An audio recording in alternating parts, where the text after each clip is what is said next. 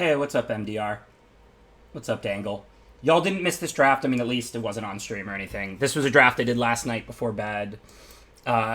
Just finishing it up, and then we'll get to the first draft, of course. Gonna do 3 drafts today, including this. This is just while people trickle in, and I'm finishing out the previous one. This is bonus time. Sorry about the late start. Dangle can tell you he lives like 10 minutes from me. I went out for like my usual coffee and lunch, and I just got stuck in storms, so I just sat there.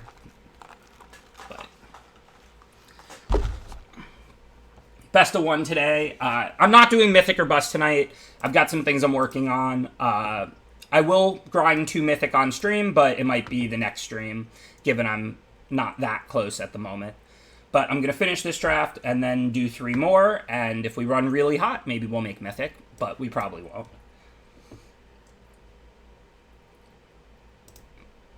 I'm going to call Lifelink here because I've got a handful of removal. So I feel like I shouldn't need Death Touch to get through. Loris is always very interesting. It's an incredibly powerful card. But of course, you normally play lots of permanents that cost 3 or more in draft. So when you have to draft only permanents that cost 2 or less, it's pretty interesting. It wasn't raining all day, or I wouldn't even have gotten stuck in the rain. I wouldn't have went out. It was bright and sunny when I left my house about 2 with the plan of getting coffee and lunch and coming home.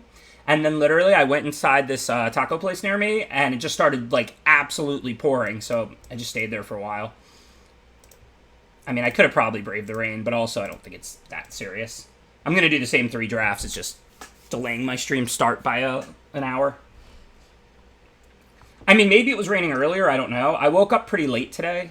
But when I left my house at 2 p.m., it was bright and sunny. And then at 2:40, it was pouring. But I don't know what it was like before 2. I woke up at like 12:30, 1 o'clock today.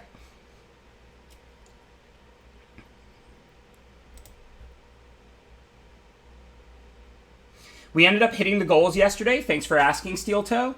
All of them. We raised right above the 3,500.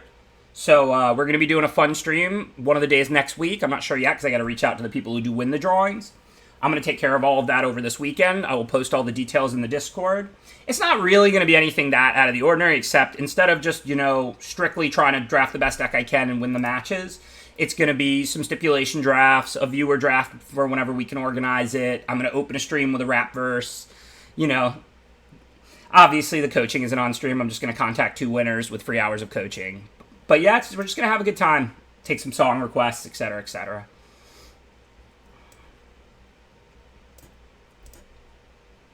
But it's not today. Today is going to be the normal stream. This one is just finishing up what I previously did, and then 3 more drafts. And then, like I said, I'll take suggestions, reach out to people, take the whole weekend to coordinate that stuff. And then one of the streams next week will be like the fun stipulation drafts, viewer drafts, you know, song requests, rap, etc. stream. What's up, Janice? We don't do puns on the stream. They're officially banned. I'm sorry. Good afternoon to you, Crispy. Good afternoon, Buy a Canary.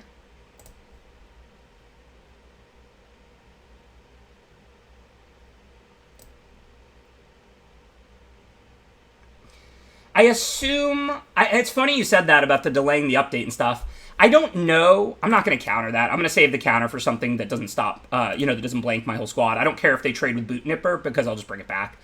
I don't know what would have happened, actually, if the update kicked in and I was mid-draft with a companion. I actually have no idea what would have happened. You would think they would grandfather the previous ones in and only start it in new drafts, but it would probably have to do with the programming more than the practicality or whatever. So I actually have no idea what would have happened then. What's up, Burnator? Ben's doing pretty well. I did not check any of the previews today. Anything interesting? So I'm going to wait to bring back Loris. I know I could slack Sleeper Dart. I don't care about tapping something and draw a card. But right now, I got Whisper Squad. I want to kind of use that before it might die or something. I might Loris as early as next turn. But for right now, I think I'll just use Whisper Squad and see what they do. I also have Blade Banish up, but that's probably going to take care of the 8/8 token at some point. The update did get pushed, but it did, yeah. But I just don't know the answer as to what would have happened had I drafted a companion like I did last night, and then the update happened while I was already mid-draft with a companion. I have no idea what would have happened. I don't really follow the previews. It's not like you can't talk about it. I just personally, like I said, I try not to think about it and stuff like that. It's not like if I hear, oh, this common, or I hear, it's not going to matter. You're welcome to talk about the previews. I'm just saying personally, though, obviously it's natural that I get asked a lot of questions about them, but I don't really, like, follow them. I like to kind of take the set in as it first comes out, and I can experience it firsthand. So I personally just kind of deliberately, like, avoid them and don't think about them. Thank you, Maester Gregorius. Appreciate the 9 months of support. Thank you for the subscription. Yeah, I agree. I'll be doing that. I'll be doing the sealed streams just to kick it off. Assuming I get invited to the early access event, I'll do it. If not, either way, I'll probably do sealed the first day or two on stream. Draft's more fun than sealed, but it's always good to learn the cards the first couple sealeds, where you can just read them and take your time building your sealed. Okay, well now I don't have anything else to do, so I'm going to sack Sleeper Dart. And then Loris Sleeper Dart. I assume this will probably end up dying, but they don't have Essence Scatter up or anything, so I'll at least get to draw an extra card. And I do have 2 corpse turns, so if they kill the Loris, I can get it back. Here's my deck. So there's like a bunch of 2-mana creatures. I've got a couple of Coil Bugs, like 3 of them. I'm splashing because I got Skycat Sovereign. And then, like I said, I've got corpse churns in there somewhere, 2 corpse churns to get the Loris back if they kill it. Sadly, I do not have 32k viewers. I believe it's at about 160. Would be kind of sweet, though. You didn't miss the MTG wrap. No worries. It's going to be on stream. I will announce in advance which stream. Like I said, I'm definitely going to do like the wrap and some song requests and the stipulation drafts on the same stream. And that one stream next week, I'm going to do those things, for sure. The viewer draft, hopefully, will be that stream as well, but like I have to organize and get people together, so that could be a little different. But definitely, there's going to be a stream where I open with my wrap, and then we're taking song requests, and then we're doing stipulation drafts and having fun.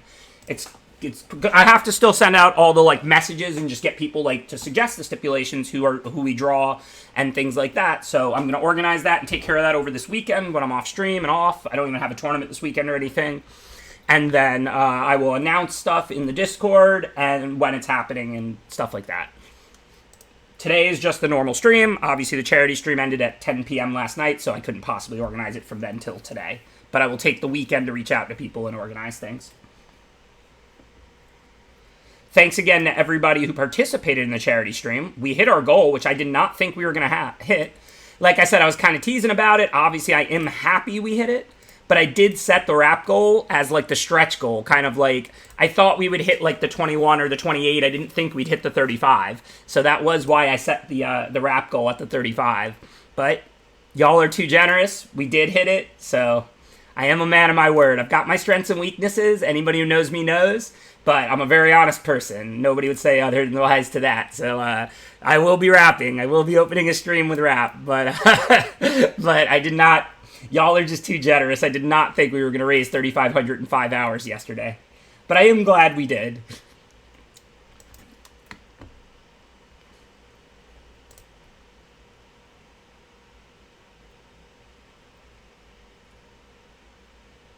It was just a little above the 35. I think it was like 3,600 or something.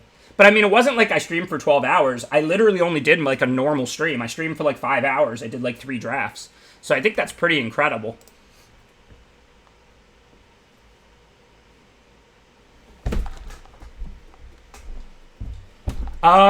This isn't Black-White Mutate, no. This is Black-White Loris, really. I have a Loris in the companion slot. So I just drafted all 2 mana or less permanents and, removal and whatever.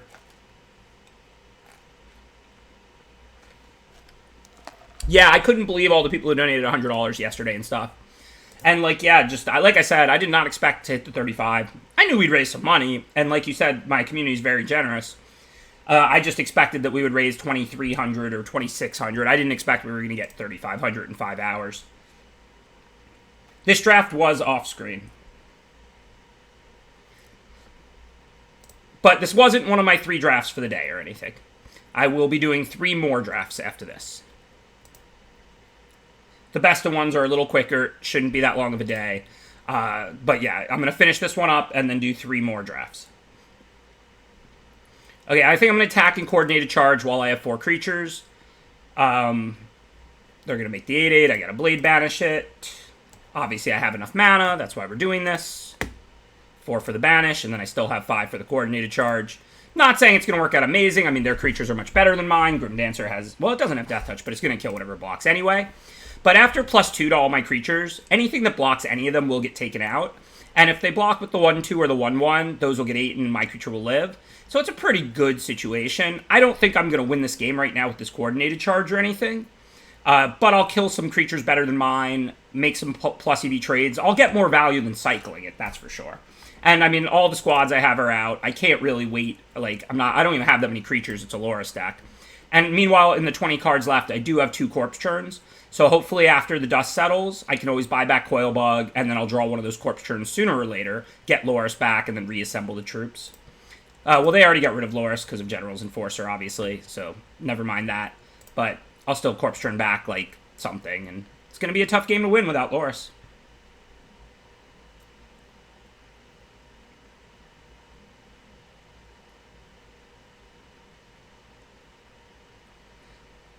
I am not ready to wrap, but it's not happening today, like I said. None of the stuff is happening today.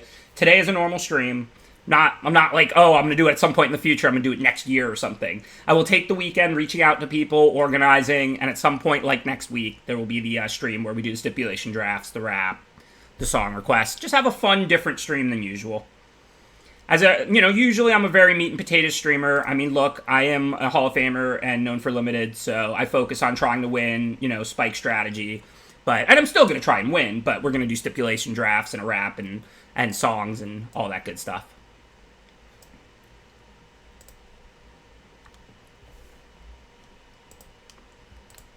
But yeah, not today.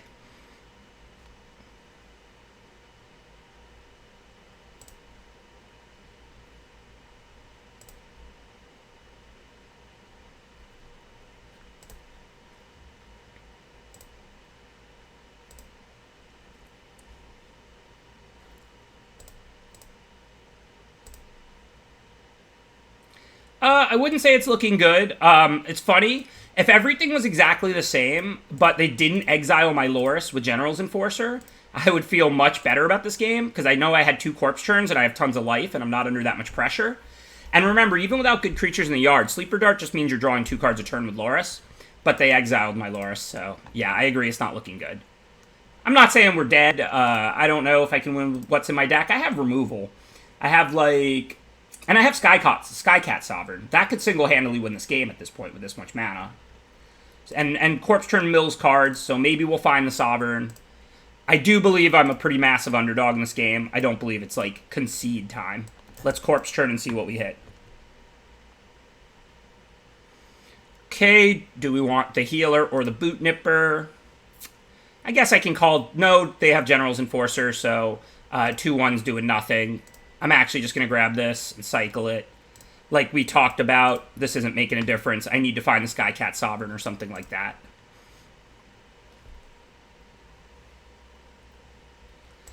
Companions did not get updated today, I don't believe. I mean, I can tell you with certain, I just didn't have to pay the extra 3 mana. But to be fair, I drafted this last night before the update or before the rules change. So it's possible they would have grandfathered it in, even if they did change it. But I don't think they got updated today. I think the logical thing to do would be to do that, but I think they might not just because of programming. It's probably not that important, and it would probably require more work. But I don't think they did the update today either way.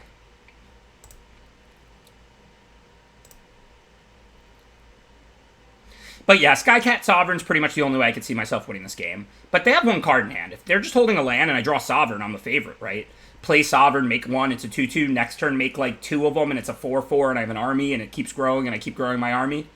So, like, I'm certainly a massive underdog in this game, but I do have Skycat Sovereign. And if I top deck that, I think I'm in a winning position.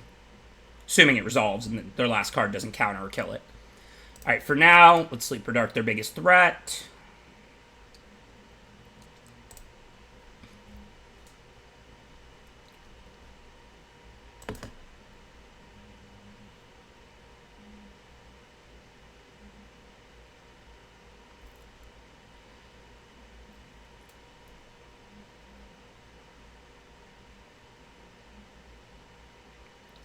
Okay, now I'm going to pack it in.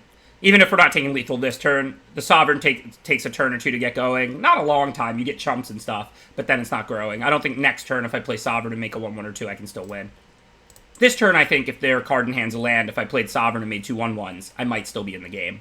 I can basically take the whole next attack and then make more. And even if they're tapping Sovereign, I've got a 1/1 army to start trading off. But I think that was the last turn I could top deck it. I have not been winning very much. I will readily admit it. I mean, my record yesterday wasn't horrible, but I mean, I went what, like 5-3, 3-3, 2-3. I think the first draft, I had a decent record on stream because I was like 1-2 when we started it, but I think I went like 3-3 in that draft. I think I went like 2 wins and then a loss or something. Yeah, it's somewhat luck. I mean, best of 1 does tend to be high variance. I mean, again, if I went like 0-3, 1-3, 1-3, 0-3, 2-3 after 5 drafts, I'd be like, what is going on here? When you go 3-3, 5-3, 2-3, it's just a bad streak of best of 1. People jamming Mardu in draft or in constructed? We are not grinding up to Mythic tonight. We did not make enough progress yesterday. I've got a lot of stuff I'm working on, including taking care of all the stuff from that awesome charity stream. Thanks again to everybody who hung out yesterday and participated. So it's not a Mythic or Bust today, no. But I'm going to do 3 more drafts after this. This is a carryover draft from whatever, last night. Coilbug looks better than Whisper Squad on this board, I think. But I don't want to draw it. I'm just going to attack, and if they block, I'll search out a 1/1. If they take it, I'll play Coilbug. I mean, I think Weaponize is good. I think Mardu Tokens is good. I'm not, again, as always, I'm not really about forcing the latest trend. I think it's a good archetype. I think certainly you want to know how to draft it. Maybe I'll write an archetype guide for Red Black Sack. That's one I haven't covered yet.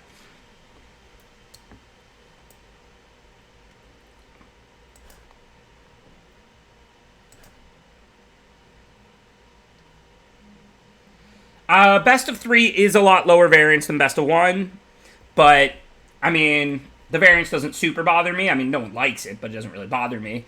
So you kind of have to judge your own threshold for that yourself. I can't really answer that question because I don't know how much it bothers you or not. Hey, what's up, Rodard Hazard? Welcome back, and thank you again for the generous donation yesterday during the charity stream. Okay, let's see. We have Loris. We have Corpse Turn. We want to wait like 1 more turn, probably. I'll happily... Oh, no, this has double strikes, so I need to kill it. So, if it didn't have double strike, I would obviously just try and trade with it. Since it does, I'm going to Mutual Destruction it, sack that Coilbug. No reason to Loris now, though. We can guaranteed at least get a Coilbug or a Squad or something back. I'm going to call Lifelink. Sometimes that doesn't work out, but especially with Loris, if they play a big creature, I can just run it into it gain 2, then replay it with Death Touch. I've drafted it a few times on stream. I think it's a good archetype.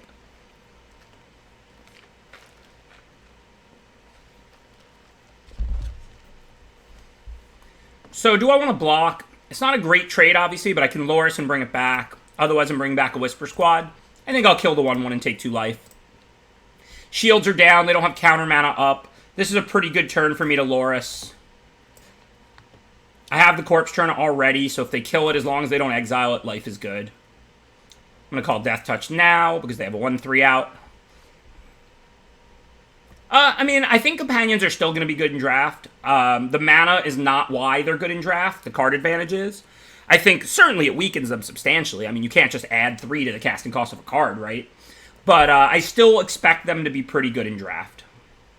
Okay, they could have Divine Arrow. Obviously, I'm going to attack with Loris. But I think let's start by playing something out of the yard, just in case they arrow the Loris. Then we'll just pass. If they play a good creature, we'll scatter it. If not, we'll bring back Coilbug. We did reach the fundraising goal. Thank you again, everybody who donated yesterday, whether it was the minimum $5 or whether it was 100 or 2. We had so many incredible donations, and in just a 5-hour stream, we hit the entire goal. I didn't even expect to make the wrap goal. Like I said, I was half joking about it the whole stream. I set it as the 5th one as like a stretch goal, hoping to hit it. but kind of not wanting to wrap. But obviously, y'all are just too generous, so I'll be rapping on stream. No, you didn't miss anything. We're gonna have a special fun stream next week sometime when I organize this, where I'll open with the rap verse, and then we'll do stipulation drafts and song requests and stuff. Today is just a normal stream. We hit the goal right before I signed off last night. Obviously, I could have had the rap ready to go, but I didn't think we were even gonna hit that. So, and most of the other stuff I have to contact viewers and donators for. So that's going to happen next. No, I didn't raffle off the coaching or anything yet either. Like I said, I'm going to reach out to everybody this weekend who wins those drawings and stuff. So, next Tuesday, you should know by then. At the moment, I haven't done anything. We finished the charity stream at 10 last night, and then I had a coaching session, and then I, played a little Magic and went to sleep. Obviously, I stream Tuesday, Wednesdays, and Thursdays. I don't even have a Magic tournament this weekend, so I will be taking care of all of this stuff all weekend. But I haven't taken care of literally anything from last night to today. Thank you, Sam Rocksta. Appreciate you gifting out a sub to Oliver. Super generous. All right, let's see. So we can corpse churn, get back Loris, but we don't really have anything to bring back yet. I mean, a Whisper Squad.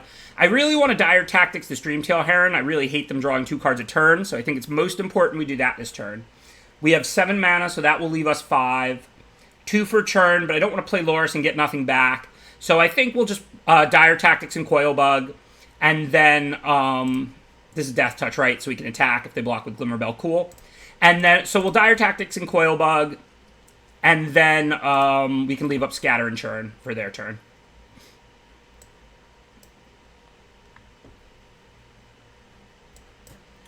I'll let them get a card. They have a bunch of mana up. Do the Dire Tactics on their turn. It's an instant, right?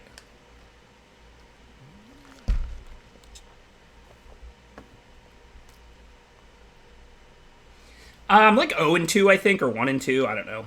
Some bad records so far. I never win anymore. Magic and Arena are trying to send my old man into retirement here.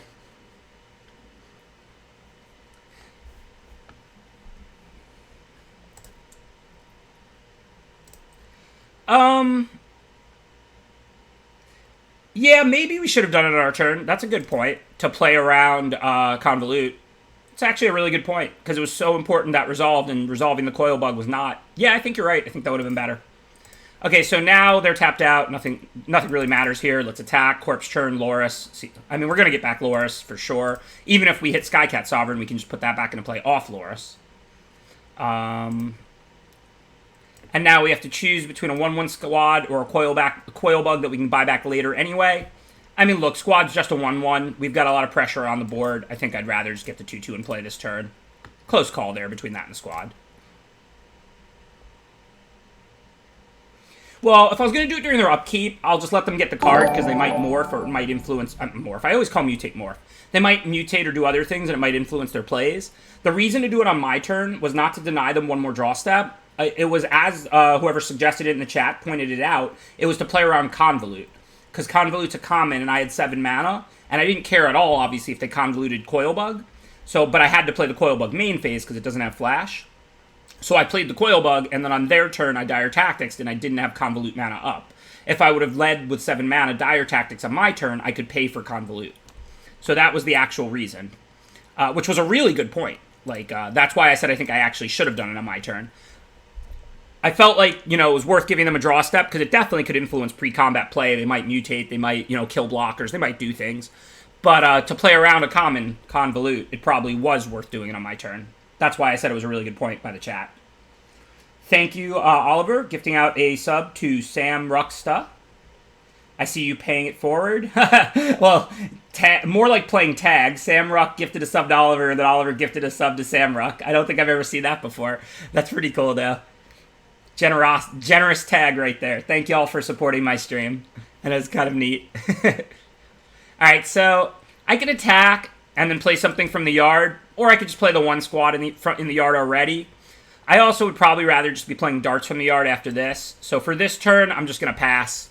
Probably get ready to alpha, accept the Loris next turn, get the extra creature in play here. Iabod draft 0. I won't be playing till Mythic, but I will be doing 3 drafts after this. 3 best of ones in addition to the one I'm currently in.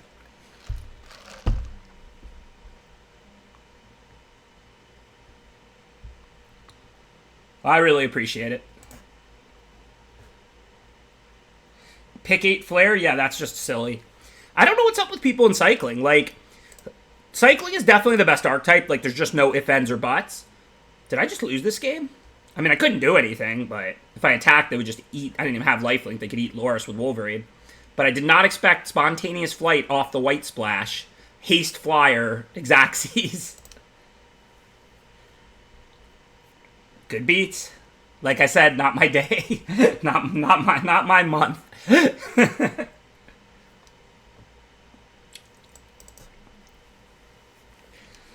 Nice quick 0-3, I think. Maybe I got 1 win. Nope, 0-3.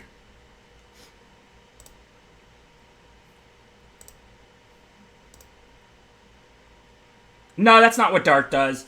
Dart doesn't tap an on-tapped creature. Dart prevents an on-tapped creature from a tapped creature from on-tapping for a turn. That's why it's not a good card. You just normally only play Dart because of Loris, really, because then you can sack it every turn and play it every turn and just draw 2 cards a turn. Thanks, Pudgy Ninja.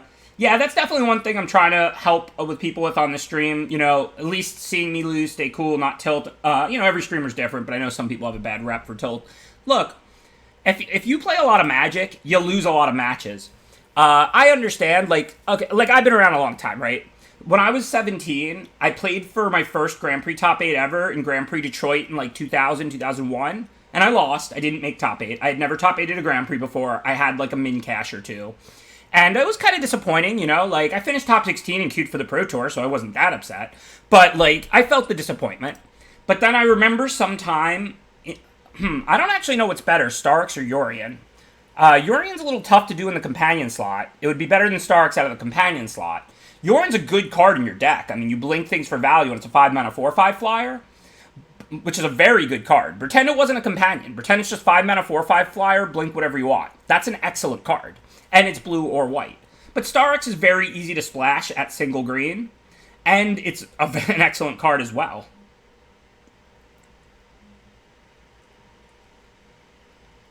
I honestly think Starks is just a little bit better. It's close, for sure. So the story I was telling, so that's when I was, you know, I played for my first Grand Prix top 8 when I was like 16 or 17. I lost. I top 16 and queued for the Pro Tour. Look, I felt disappointed. I'm a human being. But that was my first time. I came so close to a Grand Prix top 8 but didn't get there. But then, you know, come like 2013 or 14, I remember a Grand Prix. I played for top 8. I lost. You know, Martin was consoling me. He's a, you know, a friend of mine. Nothing wrong with that. You know, and Martin's not like, he's a good guy. He's not like overly sensitive. He's just saying, you know, sorry you lost, man. You know, like whatever. It's all good. Finkel was there and said, like, it's not like he's never lost before or something, you know, something of that nature. And I was like, yeah, it's true. Like, I wasn't disappointed or anything because, like, at that point, I was, you know, I played for Grand Prix top 8 15 times and I had won 9 and lost 6 or something. You know what I mean? So, like, everyone's experience is always going to be very different and we always have to consider that. Like, I remember, I'm going to take Omnises here. It's just by far the best card in the pack. And blue-green is a good color combination. I remember when I lost that first Grand Prix top 8 for Detroit when I was 16, 17, and I'd never top 8'd yet, and I was super disappointed. I remember when I lost that top 8 note for Oakland that I was talking about, and at that point I'd played for top 8 15 times, won 9 of them, lost 6. I'm making up the exact number. And I just didn't... I mean, look, I would have rather won, but it didn't sting. I didn't feel bad. I was just like, yeah, it wasn't my turn. Congrats to my opponent. Good luck to them in the top 8. You know what I mean? So everybody's situation is just different. Wolf Bear can be good if you draft humans. The only one I really like in green-blue is Naturalist. I don't really like Facet Reader in this deck at all. Obviously, if you get the Mentors, they're great, but they're uncommon. Gust of Wind is pretty good in this deck. I think the Wolf Bear is probably the right pick. It is second pick. Thank you, Pudgy Ninja. Really appreciate the resubscription. Thank you for supporting my stream. Wolfbear is an overperformer because Naturalist is common. So anytime you curve Naturalist into Wolfbear, it's just incredible, right? You're just attacking with 2 4/4s on turn 4. So yeah, Brushwag is the obvious on-color pick. The only thing is we have 1 blue card, and there's lots of good blue commons, and we're not really seeing any. So we might want to consider Boot Nipper. Green-black is also a pretty good color combination. Brushwag is not Garb. Brushwag is good. Brushwag is a card that performs much better than I would have expected. It's just a great thing to mutate onto with the pump and trample ability. It's just a board presence format. You get to use your mana on turn 1 and get ahead. I wouldn't take Squad. It would be Boot Nipper or Brushwag, which I think is close. I think I will go with Brushwag because we already have Starix. But I think Boot Nipper and Brushwag was what we were deciding between, and I think that was a close pick. I don't think Path is good. If you have a super mana-hungry deck, you could play it. I mean, it does cycle, so when it's dead in the late game, you don't have to, you get a new card out of it.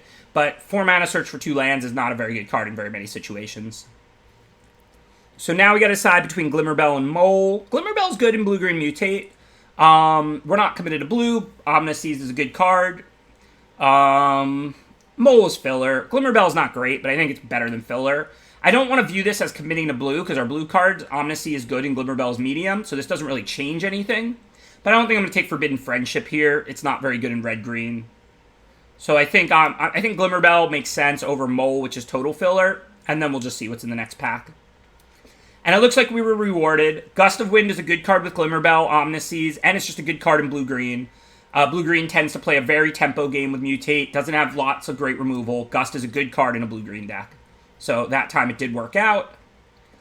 I'm never against splashing Cavern Whisperers into this deck, but of course we're going to take Thieving Otter. Thieving Otter's towards its best in blue-green. You got a lot of mutate cards, you got pump spells. You know I love Thieving Otter, I'm obsessed with that card. Just like I was Audacious Thief and Gateway Sneak. Look, I have a problem, I can admit it. I love creatures that attack and draw a card. I've been playing Magic since Ophidian, the original was out. I loved Ophidian back then. I love Thieving Otter 20 years later. What do you want me to say? I think Neutralize is better than Fertilid. I think Fertilid is better than Mole.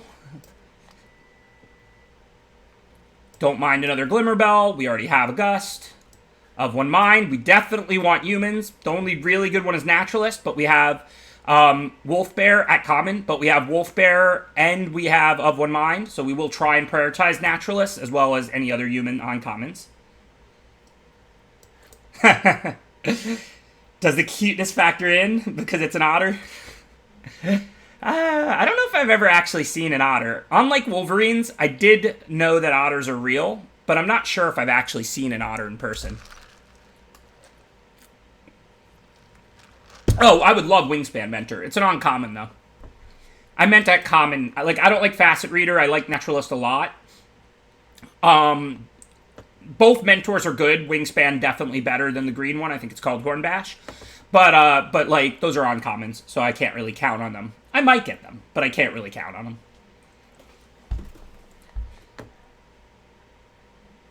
Yeah, it does look pretty cute. I'm guessing real otters aren't blue, but maybe they are. I don't know.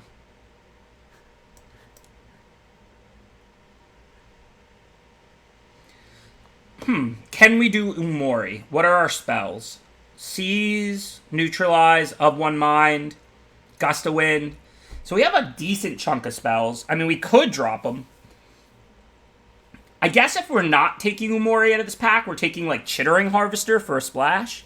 Which, Chittering Harvester is a good card to splash in a blue-green mutate. We don't have any sources to splash yet. But, I mean, I think it just makes sense to take Umori. And then we don't know whether we'll companion slot it or not. It depends on what we see. If I get 2 Ram-Throughs as the best card in the pack, I'm not going to companion slot it. But if I'm dropping exactly what I have, maybe I will. We'll see what comes the rest of the way.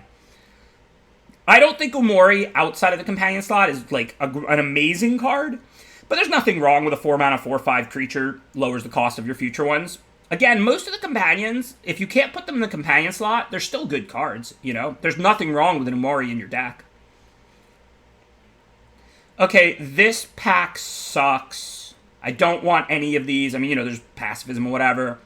I think it's more likely we would splash black than red based on what we've seen.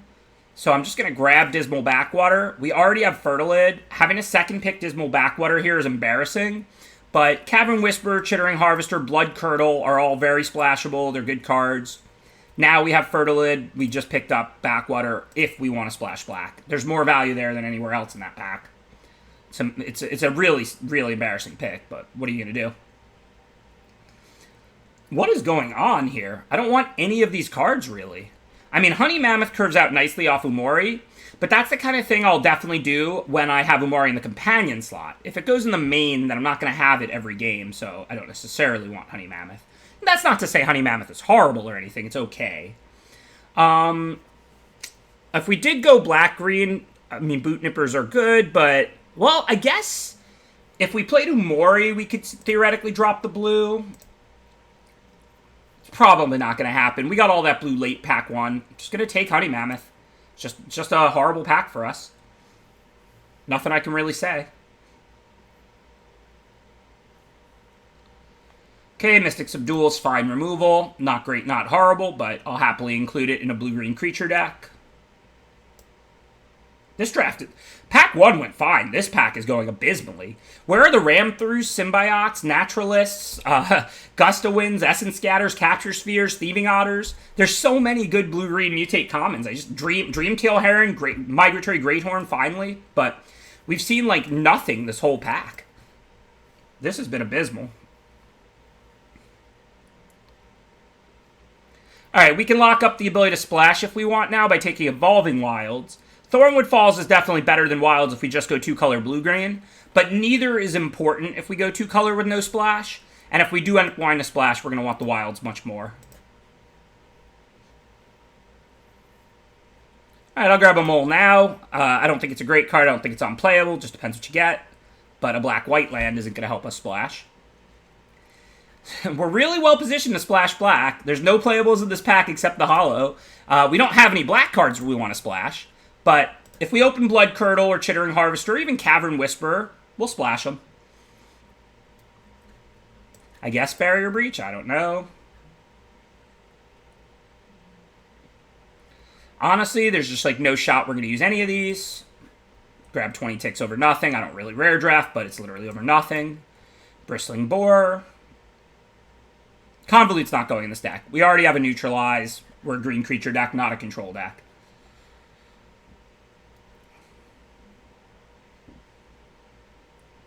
$20 ticks, yeah, that would feel a lot better than 20 gems.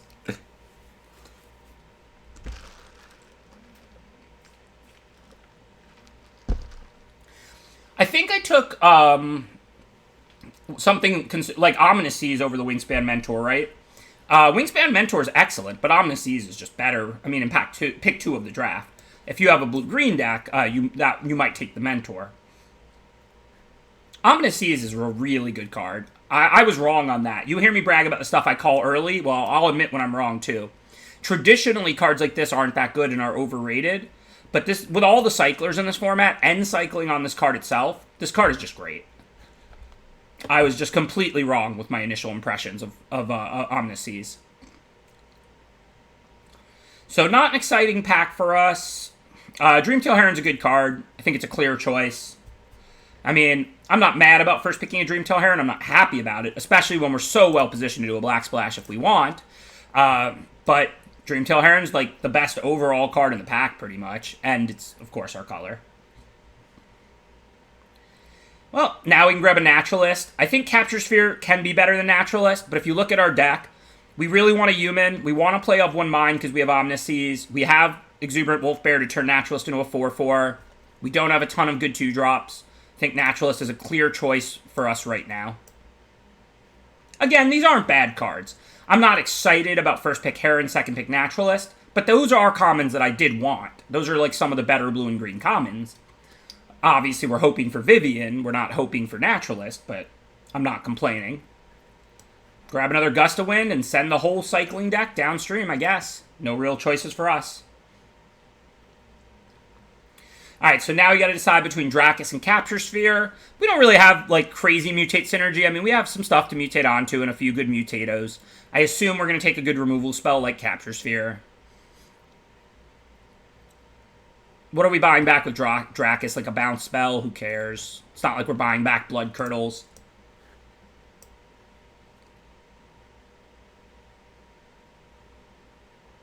Nothing to see here. Startling Development, I guess, is okay. Not good. Maybe we'll play it, maybe we won't. So now we have to decide between Lynx and Whisperer. Whisperer's good. I like Whisperer. Lynx is obviously better. Whisperer's not worth splashing for, of course. But we have like 2 black duels and a wilds and a naturalist, so it would literally be free. But we don't have symbiote. We don't really have real mutate synergy. I don't think we want to put a swamp in our deck for Cavern Whisperer. Charge, credit to Voxy. This card is overrated, but that's not to say it's bad. I take Ram Through over it every time, but it's still green removal. You still play it. Survival's Bond is good if you have good humans to get back. We do not. We have like 1 human in our whole deck. I don't really want any of these. I don't think any of these are going to make our deck. I don't think this matters. Sure, path it is. Sorry, cards, they don't matter. Again, these cards just don't matter. I mean, we have enough playables. This is 26 with 1 land that I wouldn't mind running. We're going to cut 1 or 2 cards. I would say this deck is very unimpressive. Like, it's not horrible or anything. But, I mean, it's just commons and a fine curve. Super unimpressive deck.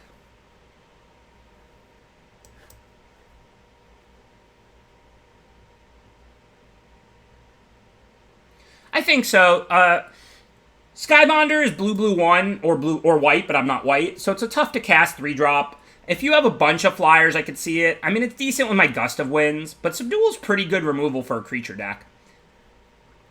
I mean, I don't think it's by miles, but I think that Subdual is just better in, unless you're like a blue-white flyers deck or something. All right, let's see. I'm guessing this is a 17-land deck unless we have several cyclers. 1, which we may or may not play. 2, but we want to cast that. So 17. I think this is a deck that could afford another tap land for the thin out and the fixing, so we'll probably do that. Obviously, I'm not going to stick these in just to gain a life. The blue-green duel and the wilds look fine. Thank you, Thomas CT. Appreciate the 17 months of support the whole time I've been streaming. Thanks for being such a great supporter of my stream. Yeah, this deck is totally mediocre. Like, it's not horrible. I mean, Starix is good. Heron is good. Umari is fine good. It's not in any way busted but in your deck, but it's fine. We've got Bounce. We've got a Capture Sphere, a Charge, and Neutralize. Like I said, this deck isn't good. This deck isn't bad. It's just, like, a little below average, probably. I wouldn't even call it average, because everybody's got rares and stuff these days. But don't forget, we do have Umari. We do have Starix. I mean, I would say the deck is, like, a 4. Like, a little below average. Yeah, we could cut a Fully Grown. It's nice to have a trick or 2 in decks like this, but I think we'll play 1 of it, not 2. We have a lot of 4-drops. Cut like a boar. Oh, you know what? This is best of 1. And I think this deck is somewhat close to 16. Like, I believe it's a 17-land deck in best of 3. But I think I'm just going to cut wilds since it's best of 1. And I'll just play 16-land. If we draw Glimmerbell and Gust, we can find lands that way. Naturalist is a pseudo land. Of One Mind, if we have 3, will help us hit land drops. I would play 17 in traditional best of 3, but I think this is close to 16, which means you probably should play 16 in best of 1. In best of 1, I usually play about a half land less than I do in best of 3. I think Subdual is fine. I mean, I don't want to call it good. Like, Capture Sphere is better. Like, and Capture Sphere is not, like, you know, amazing or anything. Like, it's not like Subdual is some kind of just amazing 2-mana removal. But I think Subdual's good. If you're a creature deck, they block, you shrink their creature and eat it. If they're building a big Mutato, you shut it off. Like, overall, I think it's a good card. The Hand Smoother helps you draw the right amount of lands. I don't know by how much. I don't know how to process that properly. But I definitely think, like, you can play less lands. Like, not a lot or anything. Like I said, I generally play like a half land less, not even 1 land less, so to speak. Like, if it's just rock solid 17, I'm still going to play 17. If it's like between 16 and 17, but I'm kind of leaning 17, I might go 16, like happened here. So unfortunately, we didn't have turn 2 Naturalist, turn 3 Wolf Bear. Fortunately, we have turn 3 Naturalist, turn 4 Wolf Bear, which is still good. You're welcome. Thank you for supporting it for 10 months, Orc Noob. Really appreciate it.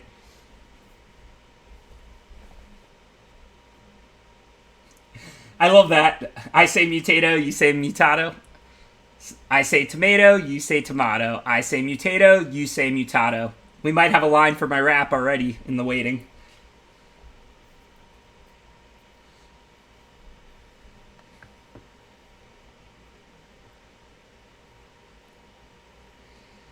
Alright, let's see. Gust of Wind is pretty good on Sprite Dragon because it resets it. We did make it Tab Eater, we did. I'm not really going to be producing one. I'm going to get a beat from somewhere. I'm going to write, like, a verse. Like, I won't cheat it. It won't be a few sentences, but I can't rap a whole song. I'm going to write, like, one verse, and then I'm just going to open my stream with, like, a little rap of that verse. Obviously, I'll wait till people trickle in, and then before we start drafting, I'll rap. Okay, so we did raise the 3,500. Thanks again, everybody who contributed to the charity goals. Okay, so I think we want to Capture Sphere this thing, Valdric. Gust of Wind is pretty good against the Sprite Dragon, because after it grows, we can reset it, and then it probably won't grow again and again. I can't let them tempo me out, so I'm just going to Capture Sphere this, hit them for 1, and pass back. I have a handful of spells. I can't just play Wolf Bear again, have them bounce it. I didn't mind playing it once. If they killed it, I took 3. But since they went Sprite Dragon, Gust of Wind, if they Gust again and hit me for 6 or something, or they Rock Slide and hit me for 6, I'm throwing away a game with a lot of cards in my hand. Yeah, me too, Cotswagon, me too. Okay, well, I wanted to bounce Sprite Dragon, but obviously that's a better target. I don't think we really have any choices here. We're falling behind on board. We need to make the tempo positive play. I maybe could have tapped the Naturalist for the Bell, because even though I wouldn't expect to be able to use the 1 mana, I could cycle the Development. That's not to say that's definitely right, though, because Glimmerbell can turn into a 4/4 with Development and eat Sprite Dragon. So, and Development on Thieving Otter could help it get through or, you know, kill something when they block. So, I'm not really sure. That's something I should have thought about and I didn't think about. I'm not going to lie to you. I'm not really sure whether it would have been optimal or not.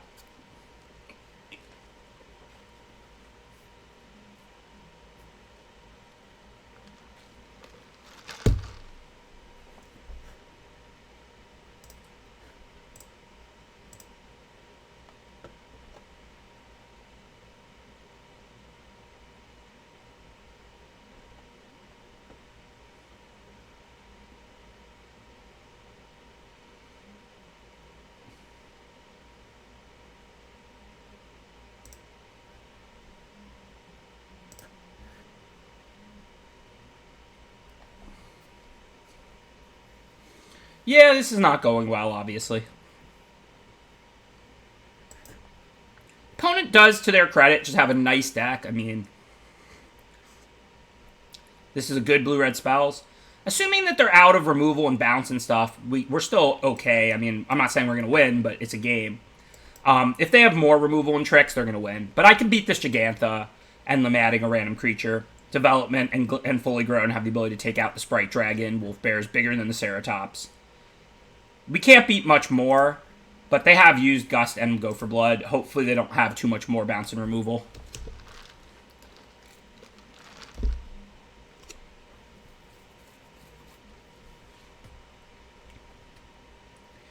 Well, now I might have to use Startling Development and Fully Grown on this Glimmerbell, and then it'll still die, but it will take out that Cloud Piercer, so can't chump.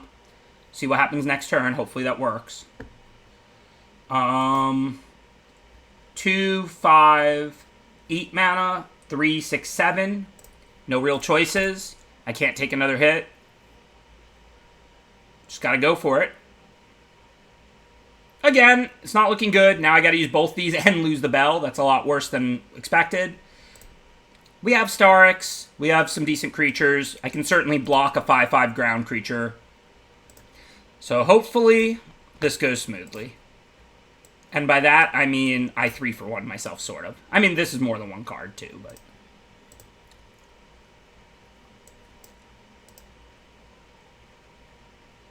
Okay, at least we're through the Giant Flyer. Now, of course, we're going to lose if we draw lands. But if we rip Starix, Umori, if they're just holding a 5/5 and a land or two, like, it's certainly still a winnable game, like I said.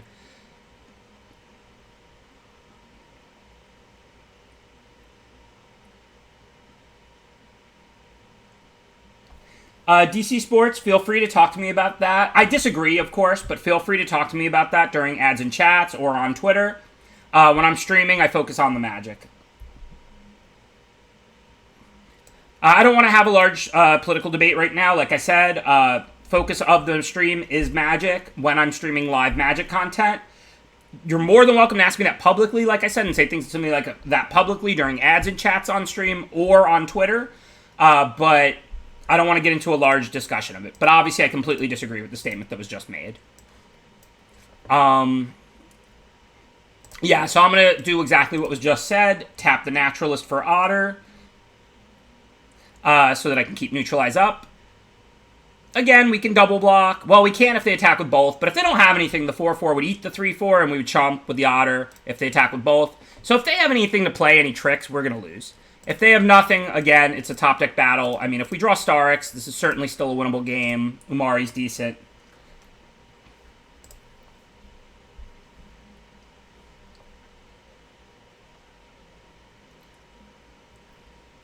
Did the order matter? Adder's real? I think if I give it +3/+3 and turn it into a 4/4, I think it would change the base stats to a 4/4 and still get +3/+3. I'm not 100%. Okay, so what can we do here? If I attack and subdual, that's not going to stop the Ceratops and the Otter from just bouncing. So I guess for now, we just chill. Listen, I mean, I tweet a lot of controversial type opinions. I mean, obviously not like I don't want to get into it, but everybody's entitled to their opinion. Feel free to debate it with me on Twitter or in ads and chats. When I'm making live Magic strategy content, I want to focus on the Magic content. Okay. So what can we do now? If we double block and subdual, it's not going to die. We can't take it. So I guess... Hey, what's up, Cam? Yeah, I guess just block with Naturalist and then subdual, but we won't have Neutralize up, so that kind of stinks. But I guess what choice do we really have? I have to do it, right? I guess I could let the Naturalist go, because then if I neutralize what they play, I can hit with Otter and draw a card.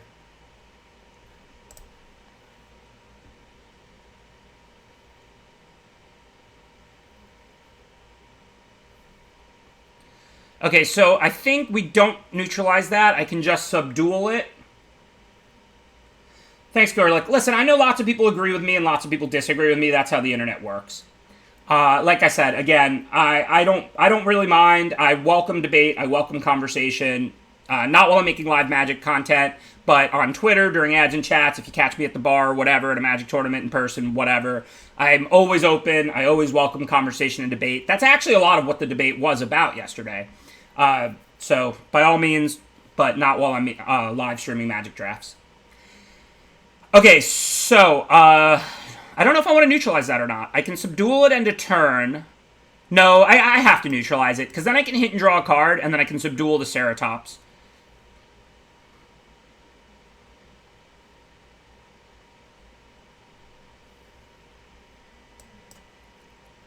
Okay, so let's hit, draw a card. Hopefully we'll find something good. It's all out there. I hardly ever delete anything. Feel free to check me out on Twitter, BenS_MTG, same name as on Twitch. Obviously, I don't believe I've ever tweeted anything that's, like, not respecting human rights or something. But people have very strong opinions these days, and by all means, it's all out there. BenS_MTG on Twitter. Please check it out. Anyways, looks like we're dead here.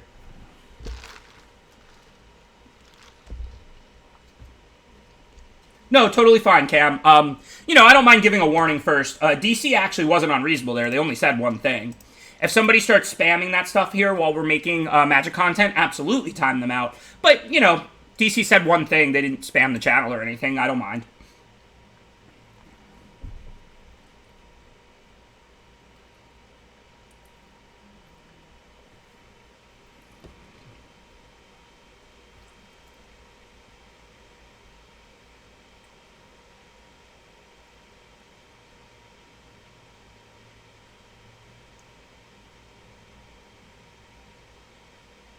Totally fair.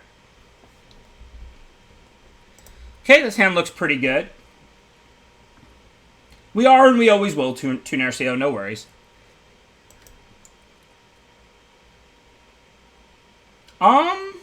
Well, it's the pump is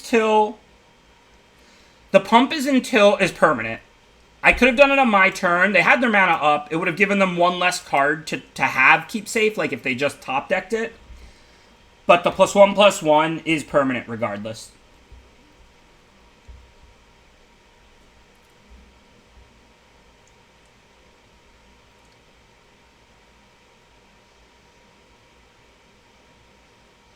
It really was. I paid DC Sports to do that, to grow my Twitter account. You know me and my paid actors. Got to do what I got to do. Times are tough. So for now, I guess we can attack. If they attack back, I can always untap it. I don't have much else to do with my mana. And then I'll just cycle the development, trying to hit land 4 for Umari into Heron and Mammoth.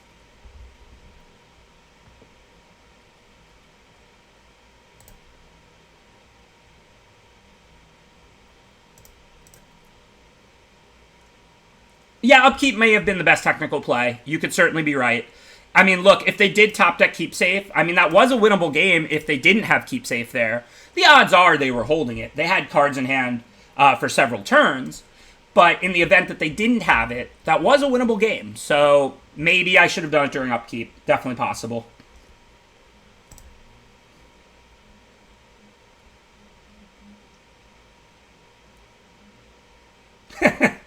I don't have an OnlyFans. Should I make one?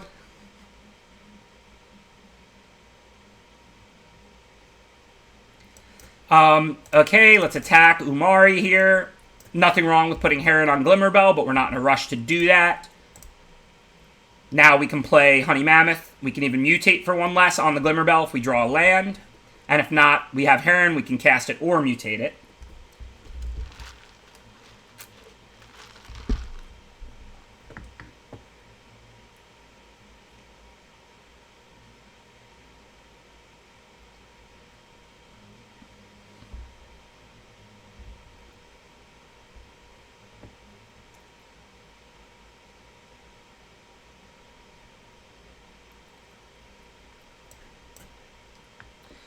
So they killed the Umari, so we can play Starix, but we can't mutate it. We don't want to do that.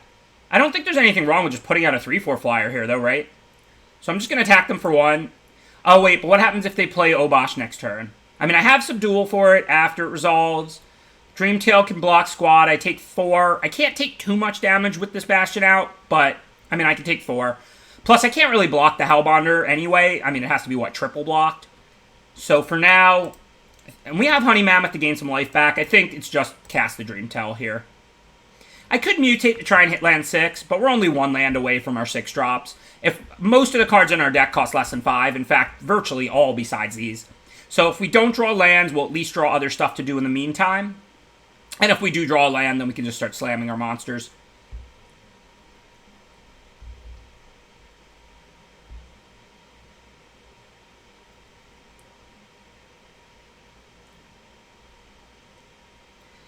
Okay, so now we got to decide which monster.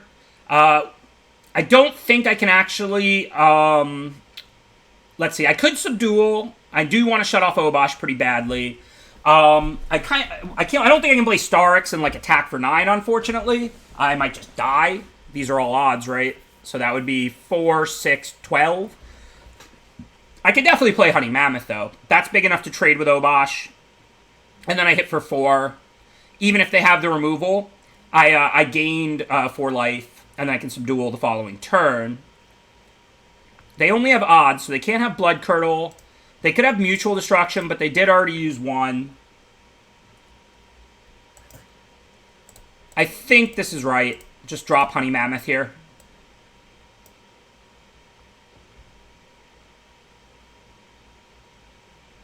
No, I haven't considered it. I will. I like stuff like Peasant Cube a lot more than like Power and stuff like that.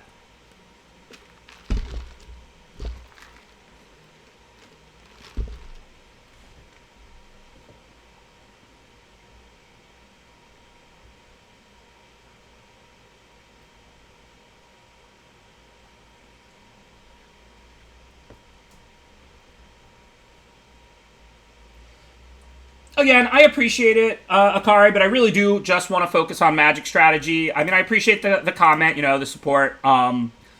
Like I said, by all means, respond on Twitter, shoot me a DM on Twitter or here or whatever.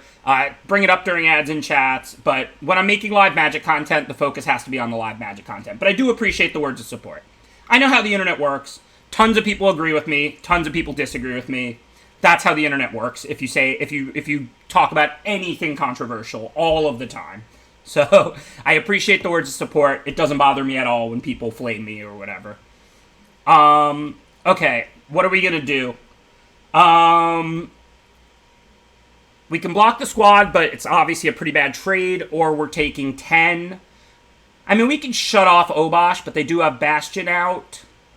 I don't think I want to trade Honey Mammoth for a 1-1, but I might have to do it to prevent the damage, right?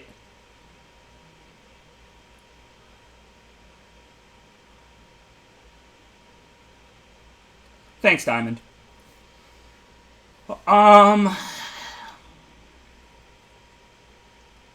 What should I do? Do I block here? It's a tough call. I have a lot of ammo, including a Starix. I'm going to block. I think it's close. If I didn't have Starix in hand, I would not block. But with Starix in hand, I think I want to save the damage.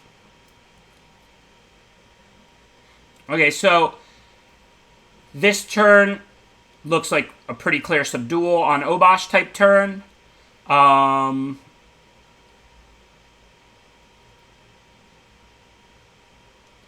can attack with Glimmerbell. I'm kind of telegraphing that I have something that doesn't matter. Oh, I can attack with Heron, and then if they attack with Tiger, I can just +3/+3 the Glimmerbell. So I can actually attack with both, I think. I have 7 mana, so I can pay 2 to untap, 3 to pump, and 2 for subdual.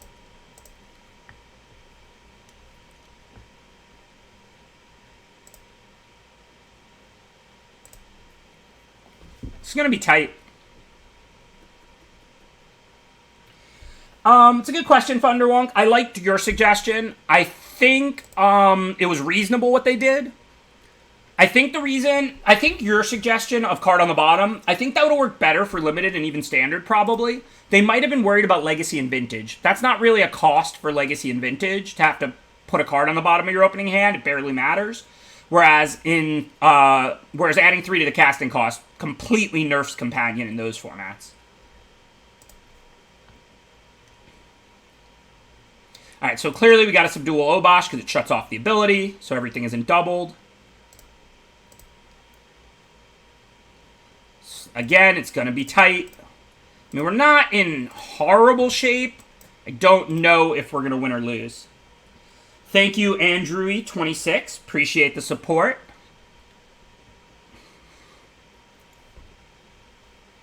I don't believe Companions are dead and limited at all, no.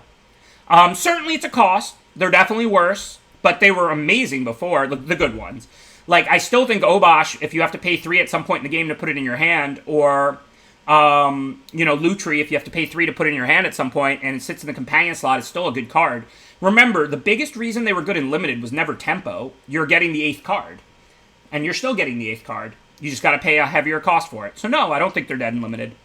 I do think they're worse, substantially, but I think they're still gonna be good, the good ones. Okay, so what do we want to do? I think I Starix the Glimmerbell. If I get a land, I can attack and then untap it and block the Tiger. If I don't get a land, I'm getting a creature, and then we'll see what it is. I can't take 5 on board, so I won't be able to attack if I don't get a land, but then I'm getting another creature, so can't be that bad for me either way.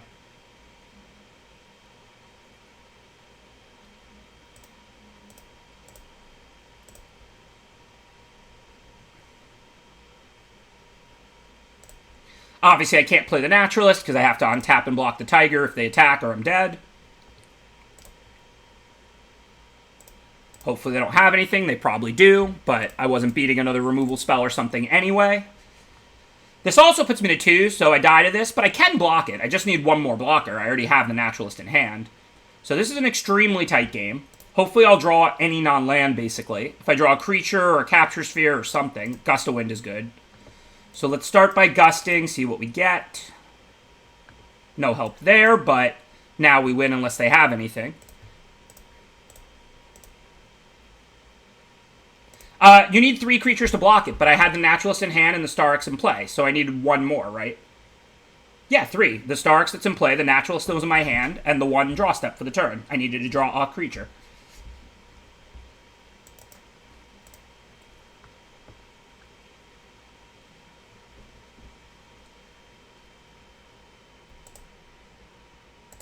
Oh yeah, 2 more on board, sure, but I was already holding the Naturalist, and I had tons of mana.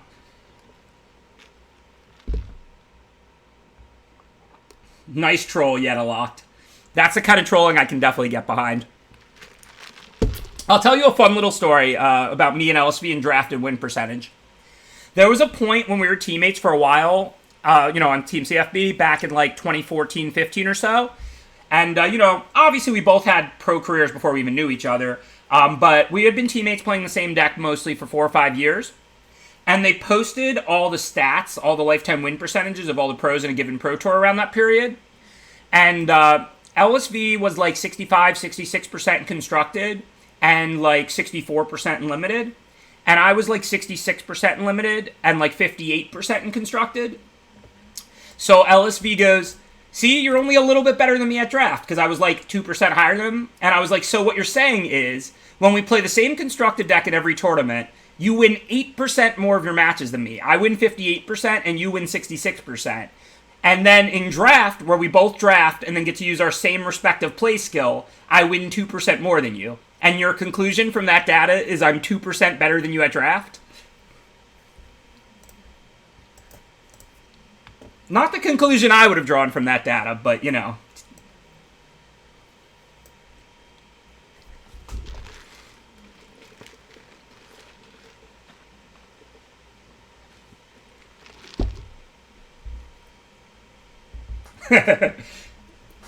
Very true, Diamond MX.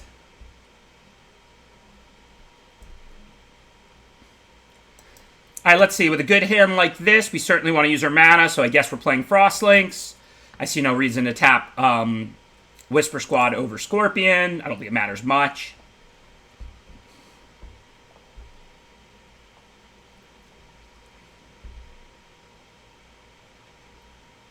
I mean, obviously I don't know how to actually math it, but clearly it's more than 2%. But also, listen, Magic's high variance. Our win percentages don't tell you how good somebody is, really. I mean, lifetime win percentage is a reasonable stat to use, but Magic's extremely high variance. And LSV, I think is the best technical player of all time.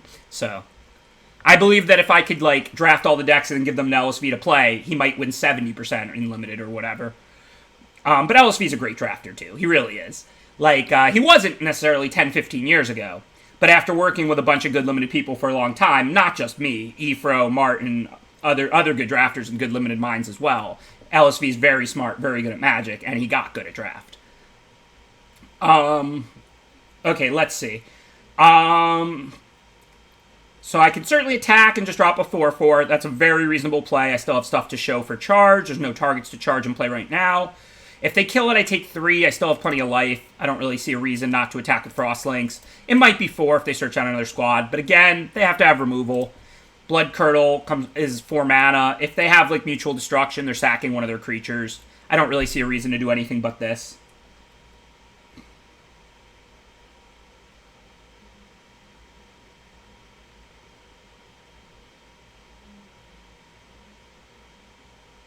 I think Ham's a great drafter as well. Certainly in the debate for best of all time.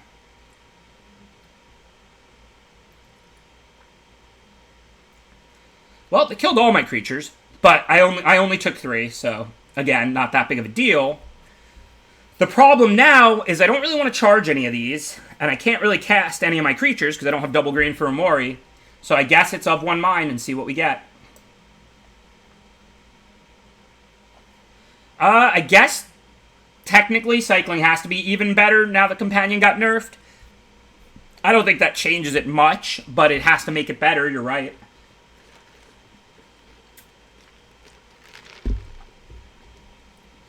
I always say this on the subject. It's totally humbling and flattering how many people, nominate me whenever there's a best drafter debate. The reality is, we have no idea who the best drafter is. None. It's fun to debate. I think I'm a worthy nominee. I'll gladly say that. But so are tons of other people. I mean, like...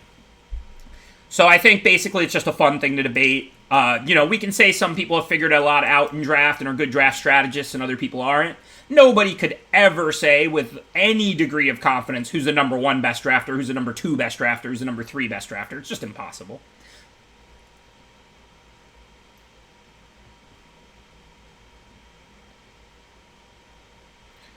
Okay, so what do we want to do? I could kill this. I really don't want to, but I do have a second removal. Capture Sphere is actually pretty good on Scorpion, since they'll never gain the life. I think I might do that. I kind of want to play Fertilid too, but I think I'm probably better off, since they still have 4 cards in hand, capturing the Scorpion. I'm going to wait. If they have good beats, keep safe, because they could mutate onto it or something. They probably won't with my mana up, but again, if they keep safe here, good beats, like... It's not that heavily played a card, and I'm capture sphearing a 1-drop.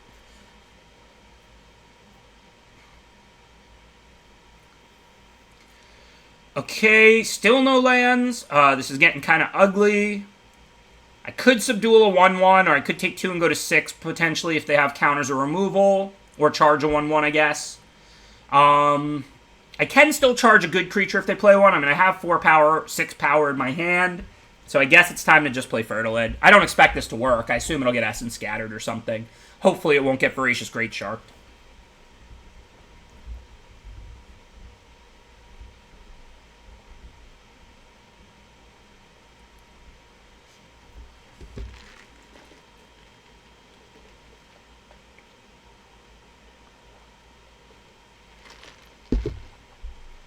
Yeah, everybody has their things. I mean... I prefer Arena to MTGO, but I was playing on MTGO when I got sick of the bots too.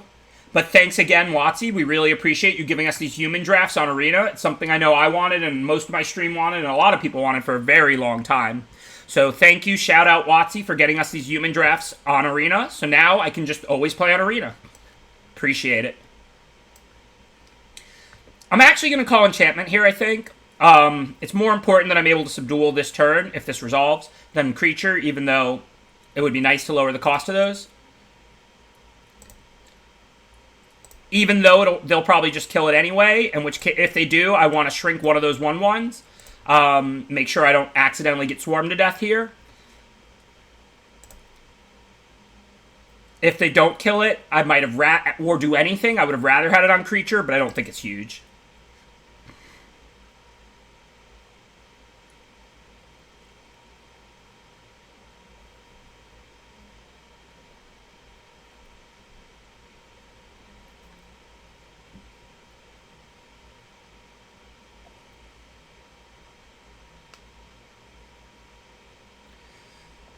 I might not. We'll check it out. Let's go, Tahiti.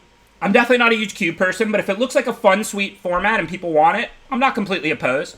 Okay, so now we're going to respond to that removal by subduing the other one, so we don't take damage.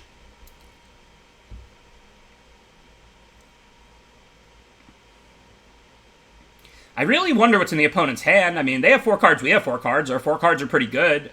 But, I mean, they've missed land drops too, and they haven't done a whole lot, so I really don't know what's going on here. I don't know, am I going to mutate either of these? I probably should play the Heron first. But, I mean, because, like, then I still hold the 6/6 for the charge. And if I do draw, like, a Glimmerbell or something, I would certainly rather mutate the Starix, I think.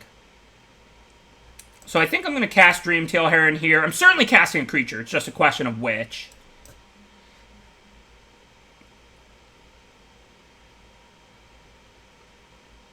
I like Whisper Squad. It's certainly not one of the best cards in the format. It's definitely a fine playable.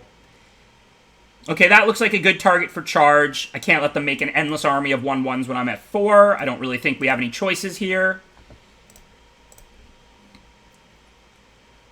And then, of course, we'll just attack.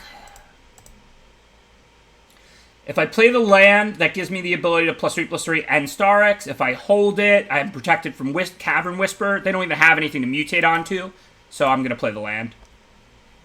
I don't know if I'm going to mutate this or not, but I might not. Might just need to be casting a 6/6 and a 3/4. Land and a creature are pretty evenly likely, right? 4, 7 lands, so I've got 9 left in my deck. And then you can't hit spells, so it's however many creatures, and there's 19 cards. So I'll probably just cast it. I guess I draw a card if I mutated on the Heron too. So maybe I should mutate. This is close. I know mutate is more fun because we get to spin the wheel. Yeah, I mean, they do have an officer now too, which can tap down the one thing. It's more fun to mutate. I don't know that it's right. Yeah, you draw a card and get a card, but remember, you're basically losing a 3/4 flyer in order to do one of those. It's 2 cards, but you're losing a 3/4 flyer to do it. Would you sack the Dreamtail Heron to draw 2 right now? I don't think it makes sense. If they did not have the officer, I would consider it a little more. But with the checkpoint officer in play, I really don't think it could possibly make sense. If I drew like a Glimmerbell, sure. I would have mutated the Starks on the Glimmerbell. But I'm not going to mutate it on the Heron. Alright, well, it didn't matter anyway, either way. But it was a close, interesting decision.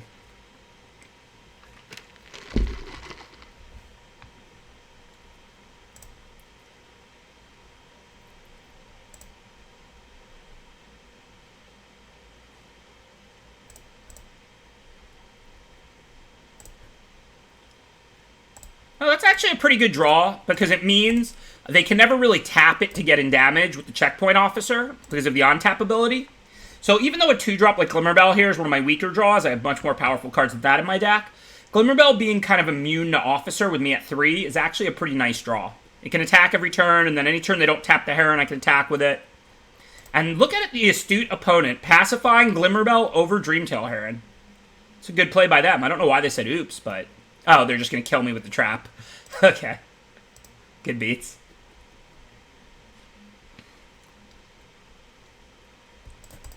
I was actually complimenting them. A lot of people would just slap pacifism down on a 3/4 before a 1/3, because I wasn't dead that turn or anything. But, yeah, Springtail Trap makes that moot.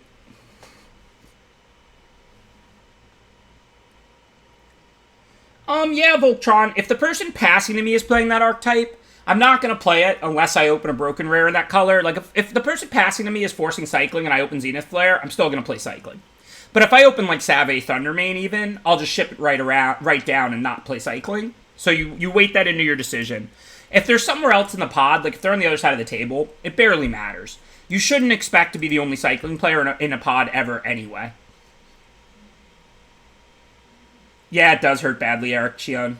Especially in a good game like that I thought I had a chance to sneak out.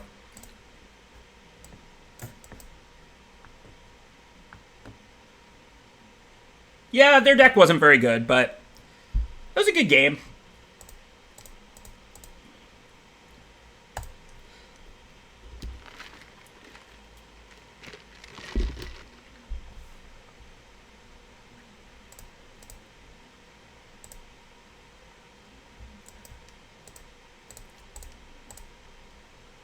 Nothing we can do yet, right? Well said, Drunken Bike. Their deck felt like a Loris deck sans Loris. I definitely agree.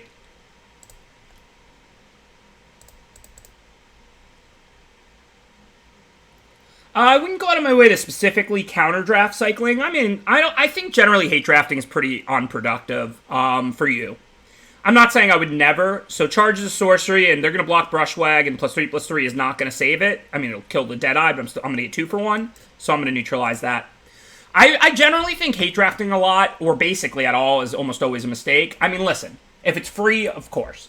Will I take a totally filler card over the best rare in the set in Pack 3 that I can't play? No, I'll hate the best rare in the set over a totally filler card.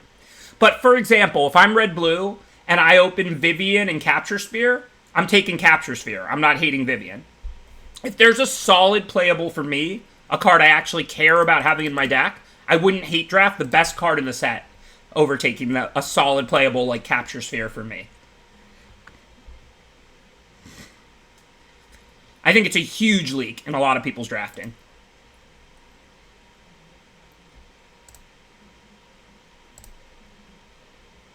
Okay, I see no reason not to Gust to win that. If we attack and go for the pump spell, they could have a trick. They could not. They left 2 open, so there's a decent chance they have scatter.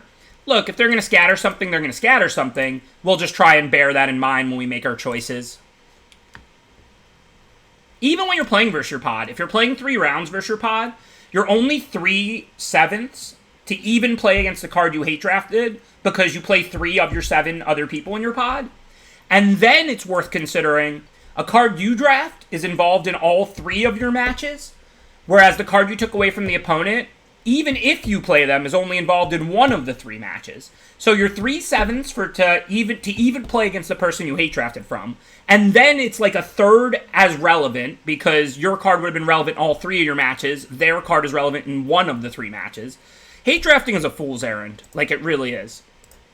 Obviously, sometimes there's nothing for you or whatever. But as a whole, hate drafting is a fool's errand. Okay, again, I'm more interested in killing their creature than playing some because they keep leaving scatter mana up. I think charge here looks pretty good. It's not like I can kill giant creatures with charge. I can charge now and show a 4.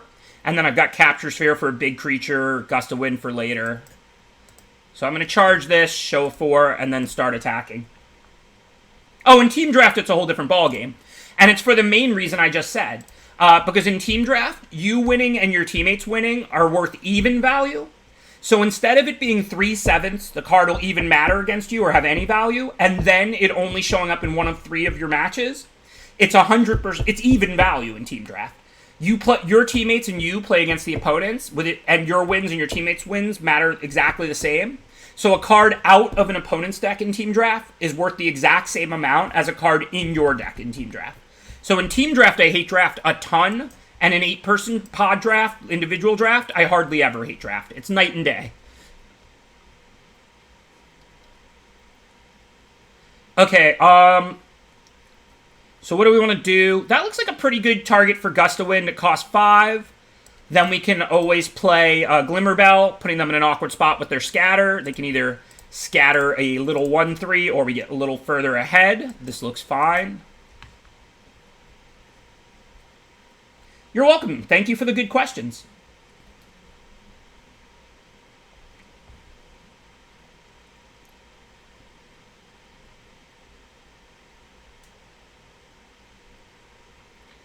They certainly have something because of the priorities, and yes, it's very likely scatter based on what they keep leaving up.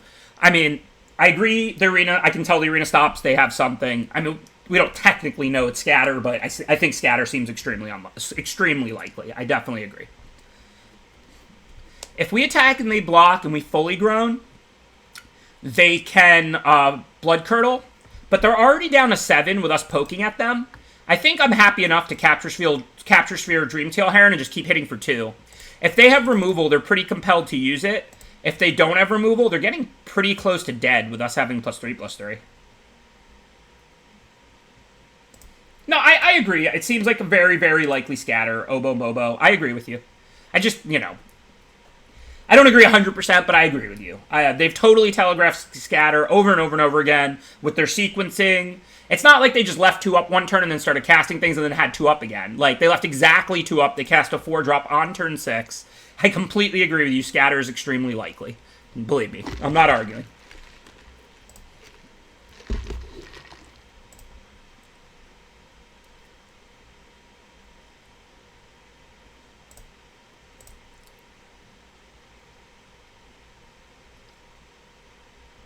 Okay, so they can't Blood Curdle. They could have, like, Heartless Act or something, but that's an uncommon.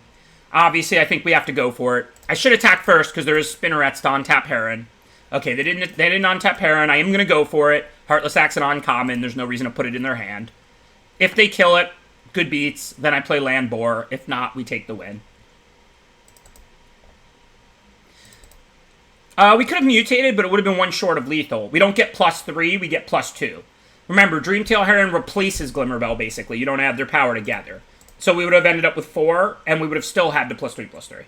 Obviously, I could have mutated one and +3/+3 to the other for a little more damage, but I wanted to play the Bristling Boar while they didn't have Scatter up, I think, there, if they did kill the one I pumped. So this is an interesting hand. We're on the draw. We only have one land, but we have Startling Development to cycle, and we have turn 2 Omniseas. Also, our hand is incredibly cheap. 3-drop that gets lands, 1-drop, card that draws a card. I kind of want to keep it on the draw. I mean, remember, we can cycle Startling Development. Turn 2 Seas. Keep and lose. I'm down. My favorite strategy. So if I draw a land, I'm not going to cycle turn 1, because I'll wait until after the Omniseas is out. If I don't draw a land turn 1, I cycle the Startling Development. But now that, even though I need more lands, it's only 1 to cycle this. I want an extra counter on the seas. So now I'm not going to cycle. But I can't be that greedy. If I didn't draw land 2, I would have cycled to double my chances at having land 2 for Omniseas. Mulligans are a scam, I do agree. I hate mulliganing. They make me, like, physically nauseous. I much prefer keep and lose to mull and lose. Okay, let's see. 3 mana. I think we just slapped down our 3-drop. No real decisions this turn. I do agree. I love the London Mulligan. But I still hate mulliganing. The London Mulligan is a great rule change, but it's probably bad for me because I keep so much. Like, and now mulliganing is less punishing. Alright, what are we going to discard? We're nowhere near Honey Mammoth, but it is by far the best card in our hand. Brushwag's the only card we can cast, but we have a handful of spells. I don't necessarily want to cast Brushwag. I'm not going to be sinking mana into it. Cycle and draw a card, so these both draw new cards. I think I'm going to discard Fully Grown. No, this has Vigilance, so I'm going to attack. I need the Fully Grown in my hand. I mean, they're probably not going to block, but I think I'm going to discard Brushwag. It's between Brushwag and Fully Grown, I think. I think it's Brushwag because this has Vigilance, so I'm going to be able to attack for 2 damage, but that's a tough bluff to make without the Fully Grown. Plus, they might block, in which case it'll be awesome for me. I doubt they will, but you never know.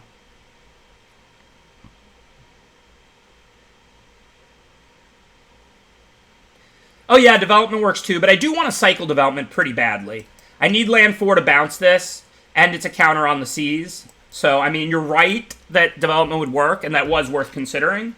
But also, cycling development does have a lot of value when I'm holding a 4-mana bounce spell that draws another card, and then a 6-drop, and I have Omniseas out.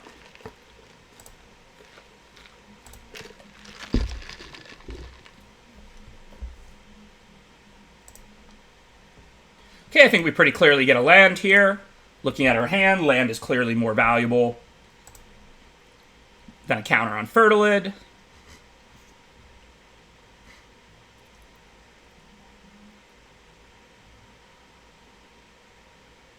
What was the misplay? I'm not saying I definitely didn't, but I don't see anything I did wrong.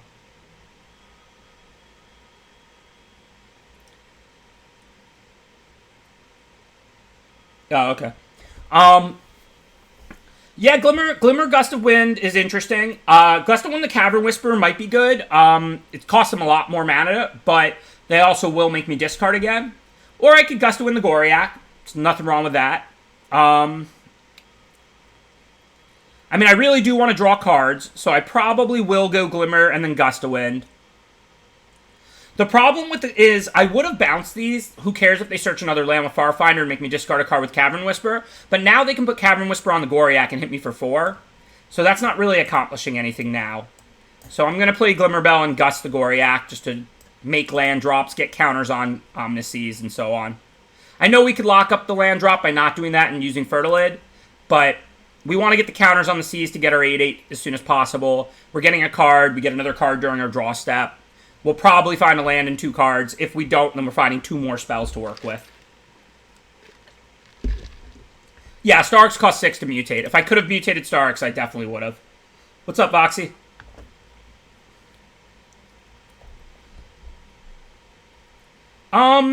Honestly, covering and streaming are pretty similar.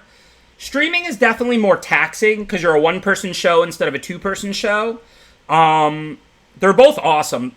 My favorite jobs that I've ever done, like in any form of Magic, poker, gaming, any work of any kind, content, anything, is definitely streaming / coverage.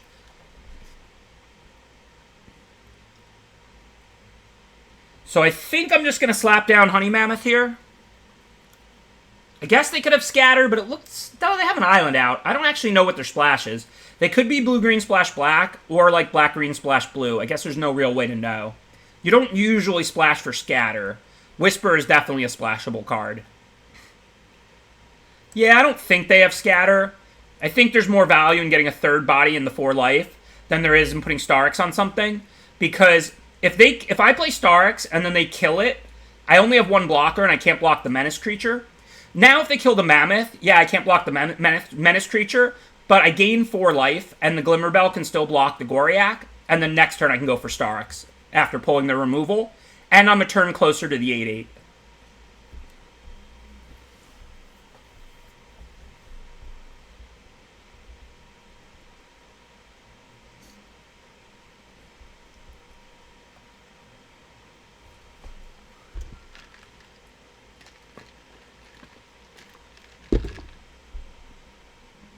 So Flying Vigilance, okay, we can just block.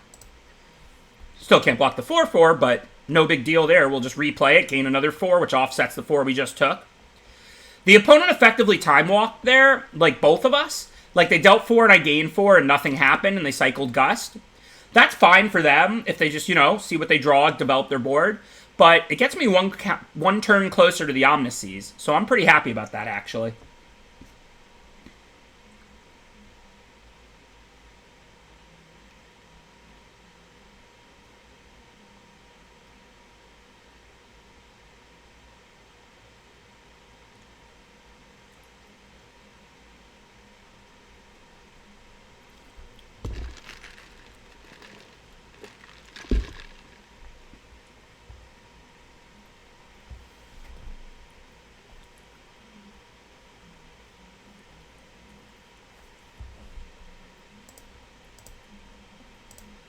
This seems pretty standard. I don't really care about any of the stuff I have in play. They're up in life. I'm up in cards. If they blow me out here with removal, I'm chumping with a 1/1. Who cares?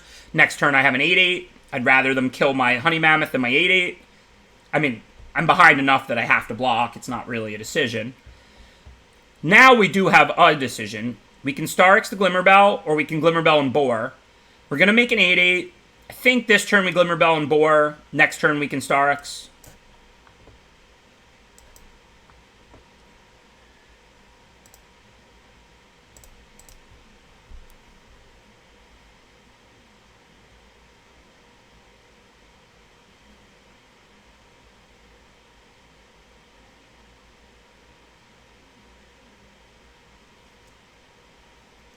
Yeah, Deathsea tweeted that he found somewhere to stay and everything. Really, really horrible. For anybody not familiar with that, check out Deathsea's Twitter. Apparently it's not like the kind of stuff I was debating, which, in this day and age saying burning cities, you don't think burning cities is good is controversial. Deathsea got kicked out for fighting against actual racism. And so that's really unfortunate. His parents just seem like they're just full-blown actual racist, and he got kicked out. So, shout out to Deathsea. Really sucks for what he's dealing with. And he said he found somewhere to stay. So, hopefully he'll be okay. Definitely, check out his stream. Now is probably... Oh, those texts were disgusting. So now is probably a great time to sub to Deathsea if you were on the fence. Obviously, he's a great streamer, and I'm sure most people who would sub to him are sub to him anyway. But he basically got kicked out of his house for nothing borderline, nothing controversial. Just his parents were just tweeting blatantly racist, horrible stuff, and he was like, that's bad, and they kicked him out, basically. So shout out to Deathsea. Hope he's okay.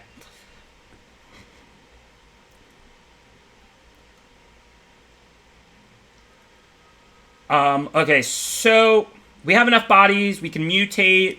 I don't know what we want to do. I mean, we could flip the switch and get aggro. I mean, we have +3/+3 and a Starix.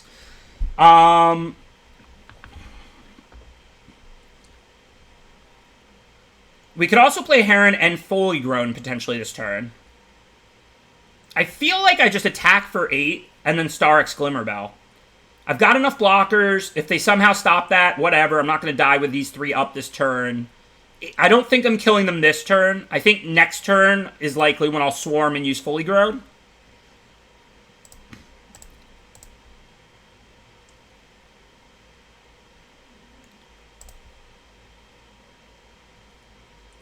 Well, if they make this play, maybe I fully grown here. Giving the 8/8 trample seems pretty good. I deal them 10 extra damage, and then post-combat I can Dreamtail Heron like Glimmerbell. And this keeps the trample token. It's on his public Twitter, if you just go check out Deathsea on Twitter. Like, the kind of stuff DC was talking about with me is all, like, splitting hairs and controversial, but splitting hairs. Deathsea's parents just awful racist tweets, and Deathsea got kicked out for opposing them. And, like I said, shout out to Deathsea. He is a super nice guy.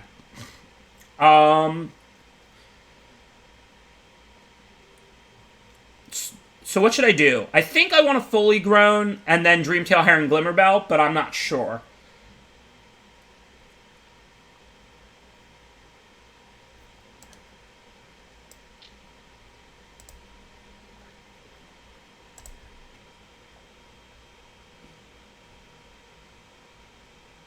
You can just stay a mod. Would you rather have the VIP logo or something?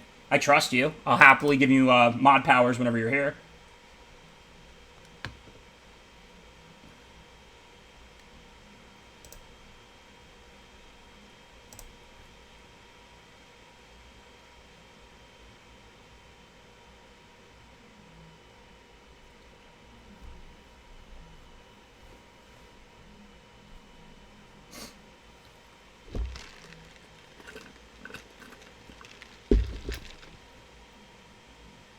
Well, thank you for the help, and welcome.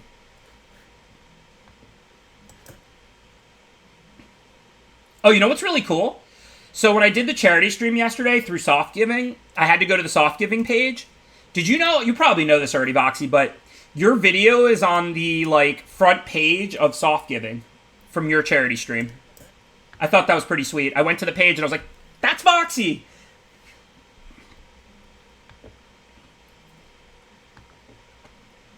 Go check it out, softgiving.com. You're literally, I mean, unless they changed it since yesterday, the video of your charity stream is just like, with a picture of you in the little video, like right on the front page of Soft Giving.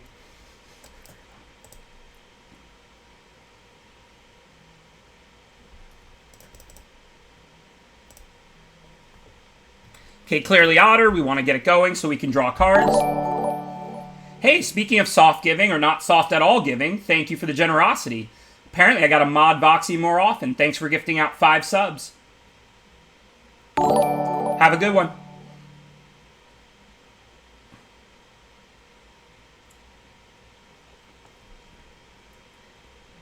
Okay, we definitely want to play Omniseas before Of One Mind, even if it's less mana efficient, because that's 2 counters on it. So this turn, I think we just play Omniseas, and then we have Mystic Subdual up. And even though Omniseas is pretty slow right now here on turn 4, this draws 2, this draws 1, so we're actually not that far from our first 8/8.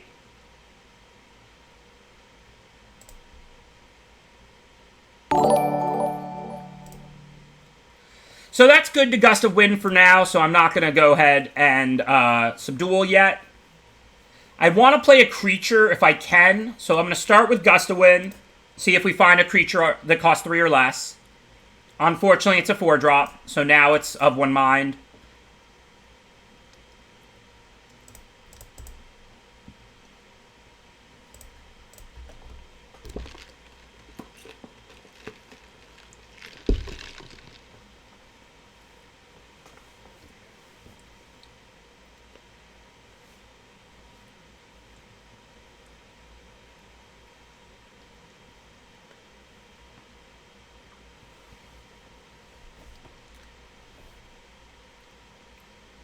Yeah, this deck's, like I said, it's actually just about an average deck. I mean, I've got Starix, I've got Umori, got some bounce spells and removal.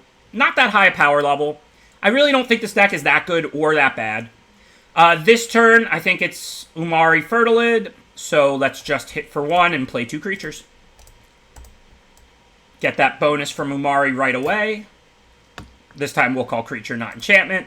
I mean, we're usually going to call creature. I only called enchantment that one time because I had exactly 5 and Subdual. The companion changes are not implemented yet.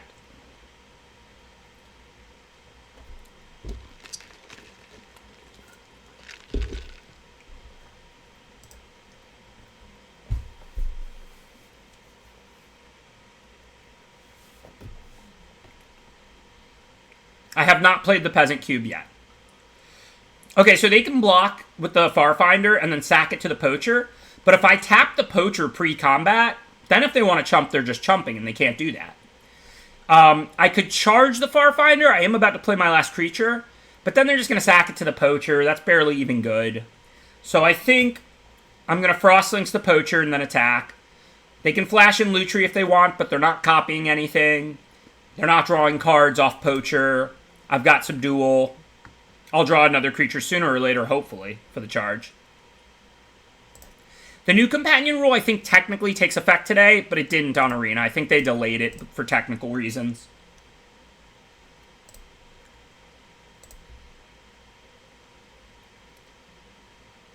I'm actually not going to Subdual the Lutri. Subdual on Poacher looks pretty good to me. I don't really care about this Fertilid. I'm happy with that line that turn because it made them play the Lutri, not copying anything. It got me in for a good attack. But I don't want them to draw cards and sack things. I'll just turn this into an 0-4 with no abilities, most likely. Got plenty of mana, though, so I'm not going to do it end of turn. See what we draw. So that's a pretty interesting draw. I could cycle right now and get an 80, but I'm probably better off holding Neutralize for that Boneyard Lurker or their next good play. If I Subdual, they don't have 8 power in play, so they don't have a good block on the Omniseas. I think this is a conservative line, but I think it's correct. Just kind of sit back now. I've got a counter. I've got an 8-8.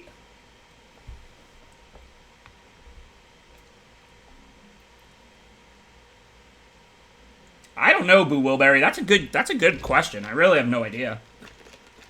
Because the trigger's already on the stack. I don't know if it shuts it off or not.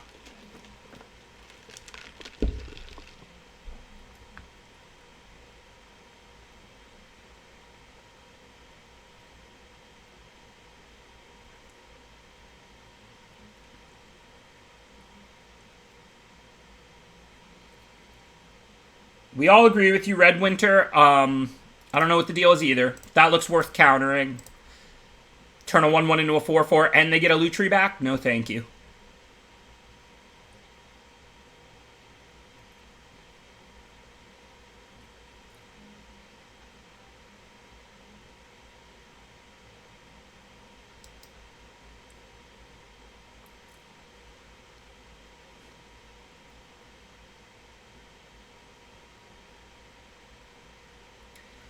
Alright, so let's see. I can Gust the 6-6 and have a pretty good attack this turn. It's not really going to accomplish much, though. They're going to gain 4 back. I mean, I can tie up their mana, but they're going to chump Umari with Poacher. Doesn't really do too much. I think I'm better off just chilling for a turn and seeing what they do. Just going to poke them, and I'll make my 8-8 into their next turn. And then on my turn, after that, I can Gust something, maybe not giving them a good block on the 8-8. I mean, I imagine if they played a 2-2 Ivy Elemental with this much mana out, they're probably going to mutate onto it. I don't know what they have. It was a weird Ivy Elemental because Farfinder's already a good target to mutate onto. I'm guessing maybe they thought I might draw a card in a turn or something and they wanted to have a block on the 8-8. But do they really want to trade these two for an 8-8? I don't know. I agree with you. It was kind of weird. I mean, look, they have a handful of spells and they've missed land drops, so it could be right to spend their mana if they have some uses for this Ivy Elemental in play as a 2-2. But I agree with you. It's the kind of play that should set off alarms in your head. Why would your opponent do this? Not because it's so horrible, but it deviates from what you would expect. So you got to be thinking, why would they do that?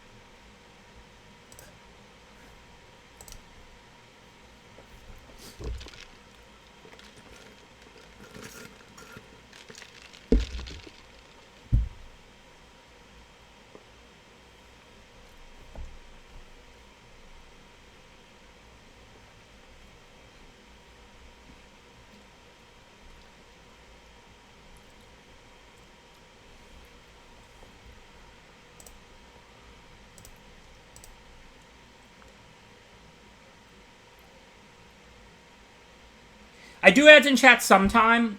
I might tonight, I might not, depending on how late the 3 drafts go. The 3 drafts vary a lot in time, right? Like, sometimes it takes 4 hours to do 3 drafts, sometimes it takes 7 hours. So I'm not sure if I'm going to do ads and chats today or not. This is draft 1 of 3. I'm not counting the one where I finished a deck from off stream. Okay, so if I don't Gust of Wind, they can double block, but that's not really bad for me. But they obviously have something. They bounced Boneyard Lurker, they didn't play it. I mean, I don't know what they have. I really have no idea. This is a really weird spot. I mean, I can bounce Honey Mammoth. They'll get 4 life back, but it will tie up 6 mana, and it is their biggest creature by far. I don't want to bounce Ivy Elemental. I think the right play is just to open by bouncing a 6/6. Even if it gains 4 when it comes into play, it's still 6 mana, and it's their only creature in play that basically stops the 8/8 and the 4/5.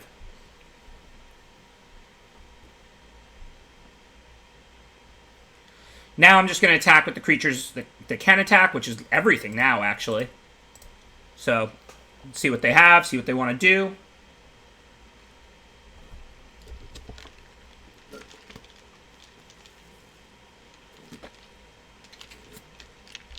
Shore Shark makes sense. Maybe I shouldn't have sent the 4/5. That's such a big blowout. That's the body that they were going to put the Ivy Elemental on. I lose the 8/8, and they can eat the 4/5. At least I can finish it off post-combat with charge for 1, though. So it's not a total nightmare. Still bad for me, of course, because it kills the 8/8 too. If they were just flashing a 4/3 mutate onto that, it wouldn't be bad for me at all. They could eat Umori, and then I'd finish it off with charge. The fact that I lost my 8/8 token makes this kind of bad, like really bad for me. But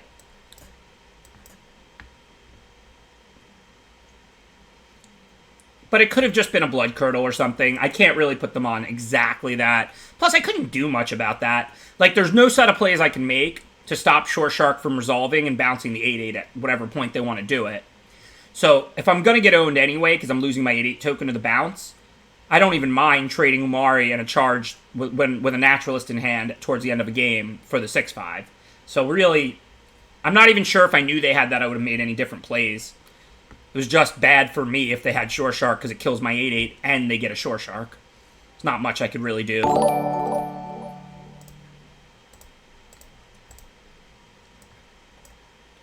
I mean, I would have made slightly different plays because I bounced the 6/6 for tempo to be able to attack, and the 8/8 was effectively dead. But again, I couldn't stop the 8/8 from dying to the Shore Shark. Thank you, Reach W. Appreciate the subscription. Thank you for the support. Probably should have untapped the Glimmerbell and triple blocked. I think I just clicked OK too quickly there.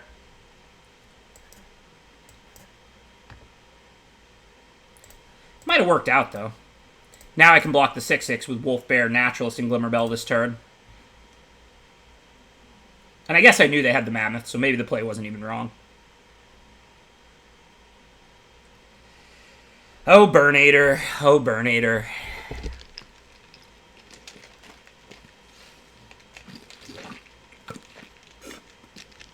You're just trying to burn me up inside with those catchy puns, aren't you?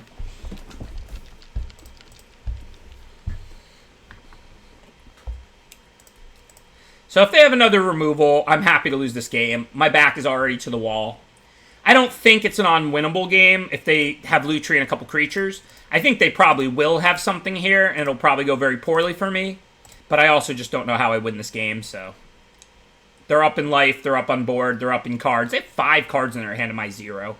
I feel like we're about to get to the next draft.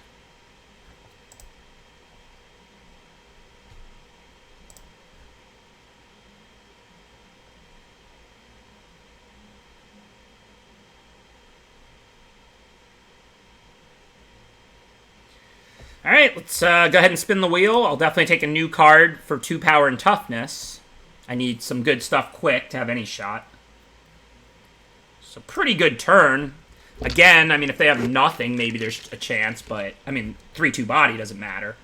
Can't really beat much.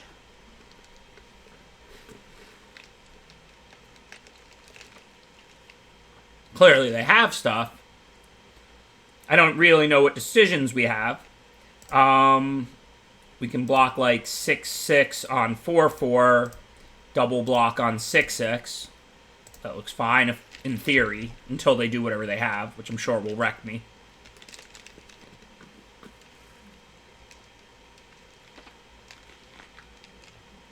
Okay, good game.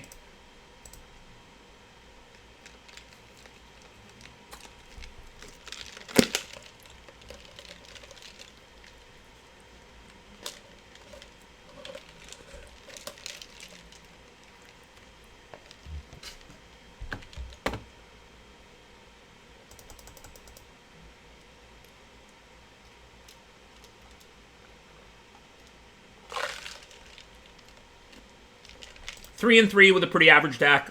Hoping to start doing a little better, but I'm actually pretty happy to get 3 and 3 out of that deck. Let's get right back in. My opponents defeated me, but I will defeat this venti coffee from Starbucks.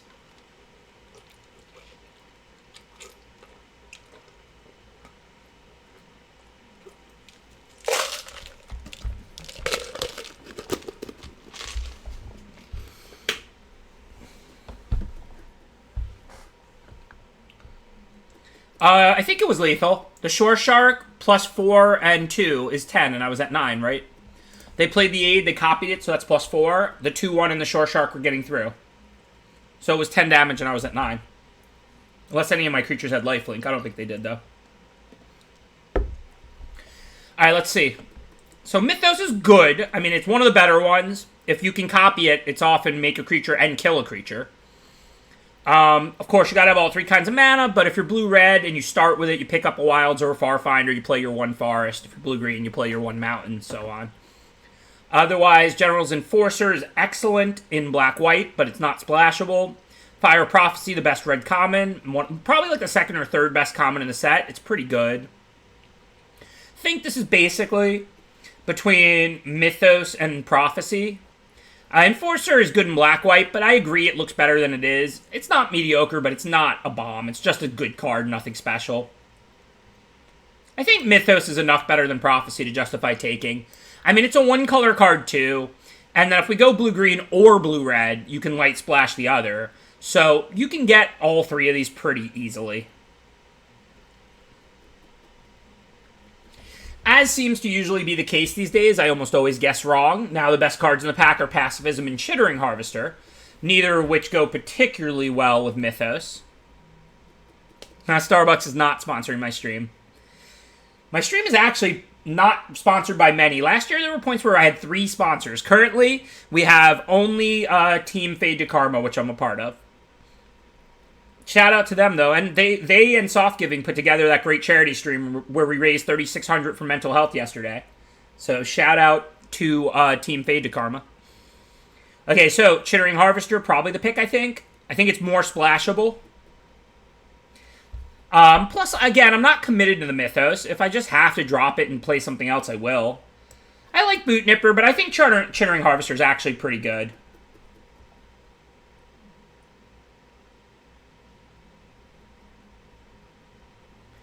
Now we have some interesting choices.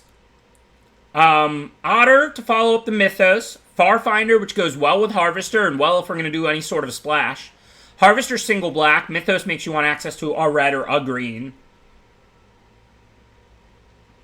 Weaponize for black-red is really good. Yeah, Farfinder just fits what we have the best, I think. I agree with y'all. People are in love with the weaponized deck. I do think it's good. I'm not obsessed with it or something, but I do think it's a good deck.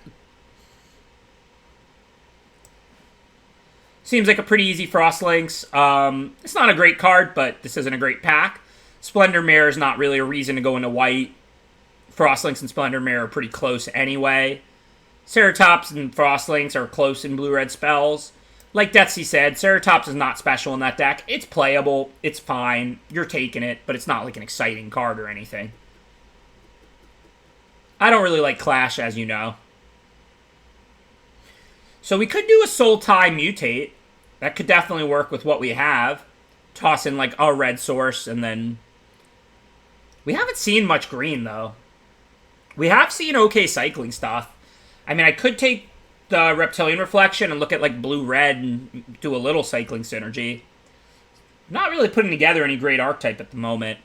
I guess if we play blue-black, we could always just light splash green and then play the Titan's Nest, use the Mythos potentially. These packs do suck. I do think the Nest is good. I don't think it's amazing or anything, but I do think it's good. Coilbug's pretty good for what we have. It's a good thing to mutate Anu, and it's good in grindy decks. Picking it up early means you can prioritize mutual destructions. I think it's pretty clear Coilbug there.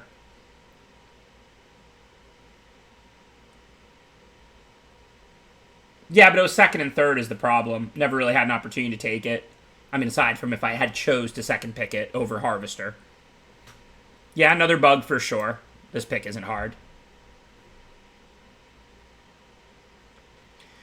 Probably not going to splash Death's Oasis 2. This pack doesn't really offer us much. I mean, if we did end up black-white somehow, we'd want the Checkpoint Officer. We're not going to use any of the other cards, so I'm going to take it just in case.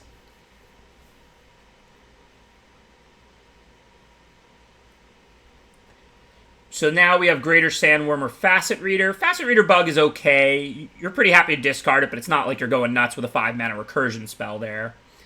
Sandworm works pretty well with Titan's Nest. Play it on the cheap. I mean, we could go blue-green splash black, but then we pretty much lose double bug. We could go straight 3 Soul Tie. There's nothing wrong with that if you get good lands, but all we have so far is one Farfinder. I don't think Facet Reader is very good. I'm going to grab the Sandworm.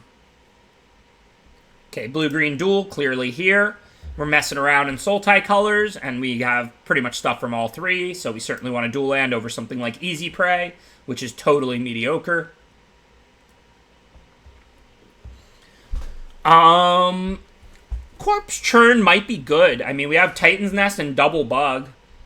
I think this is a deck that will play a Corpse Churn.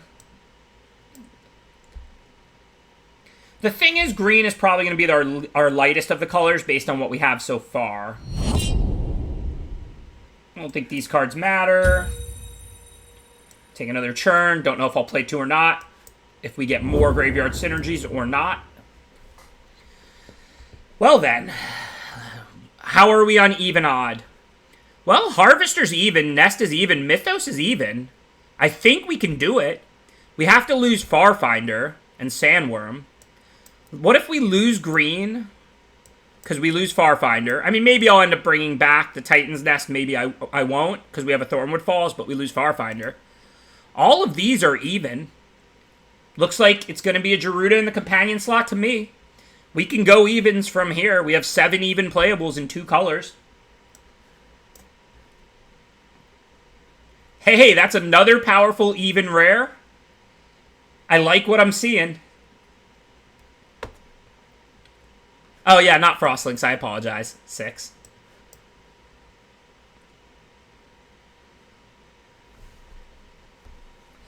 I don't think 3 is an even number. I just kind of missed the Frostlinks. Give me a break.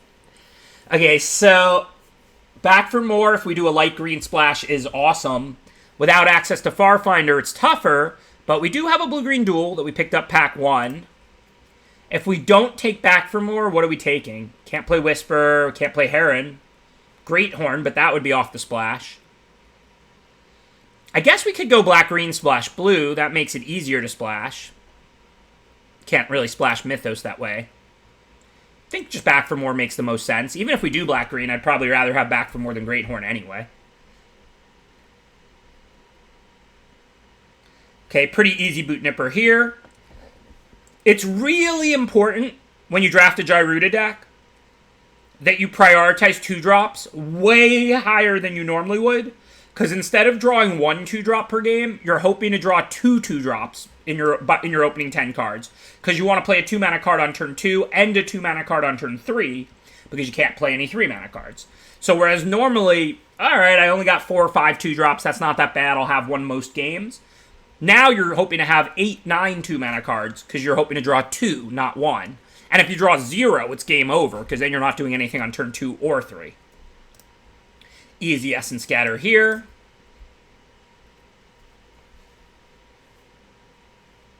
Yeah, and Titan's Nest would be good in this deck, with the Corpse Churns and the Gyruda milling us. So, I mean, the plan is to splash for back for more in Titan's Nest. I think we need a little more than one Thornwood Falls.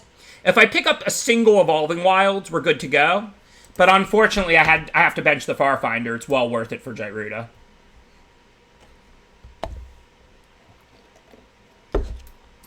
But if we can get a single Essence Scatter, then we're pretty much good to go. Backwater certainly helps as well. And there's no good evens, nothing even to think about. So we'll take the Backwater. Unfortunately, I like these two cards. I like Whisper a lot. None of these cards are even. Gyruda's worth it.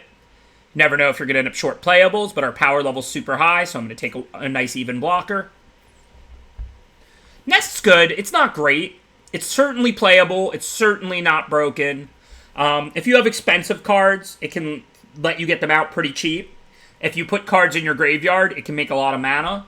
We have Gyruda every game, so that's 4 cards in the graveyard. Plus, we have Corpse Churns that are pretty good with Gyruda and Coil Bugs and so on.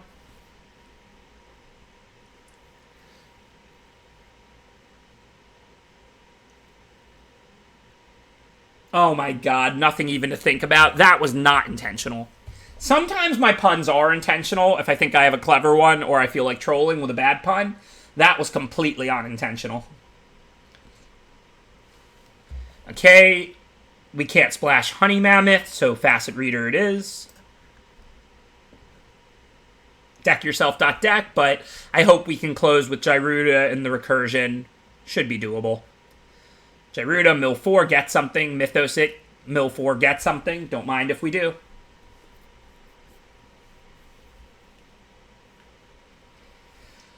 That said, I don't know how many Corpse Churns we want. Maybe we do the Rugged Highlands. I mean, it sucks to have the red and green source on the same, because in order to Mythos, we would have to draw, like, Thornwood Falls and Rugged Highlands. We're probably not going to play that. We already have plenty of tap lands. I really doubt we're going to play third Corpse Churn. I guess the land has more potential upside, but I don't think we're going to use that. It's highly unlikely. Snare if we need a playable. It's not a good card, but it cycles. It's okay. We're not playing a cycling deck. I mean, Hampering Snare is a filler. You might cast the -2/-0 once in a blue moon and it cycles. We're not red. Go for Blood offers us nothing. Don't mind a 6-drop or 2. We want some good stuff to hit off of Gyruda. Wish we could play Naturalize. I like that card a lot, but Gyruda's worth staying on evens. No question. Wasn't even a big sacrifice for us. We dropped like a Greater Sandworm and a Farfinder to Frostlinks. Okay, so we're splashing green, but Starix is odd. Kinnan Bonder Prodigy isn't. It's a 2-drop, so it's not the best splash, but it's a good late game card. Also, we make a lot of colorless mana if we draw Nest. But there is an Essence Scatter and an Evolving Wilds, so some other good cards for us. I think it's Scatter, but it could be Bonder Prodigy. I guess there's a higher chance we'll table that too if nobody's blue-green. I do think Scatter's the pick, but I don't think that was like miles away from the choice. Okay, the only even that's really even remotely playable here is Reconnaissance. This looks like an opportunity to get another dual land, shore up that green splash. Since we can't play Farfinders, and we're not playing green really, green is the splash. Pretty good to get the 3 duels, give us a good mana base without Farfinder. Unfortunately, all the cards I'd be interested in this pack are odd. We can't play this, it's double green. Really don't know if we can even use anything from this pack.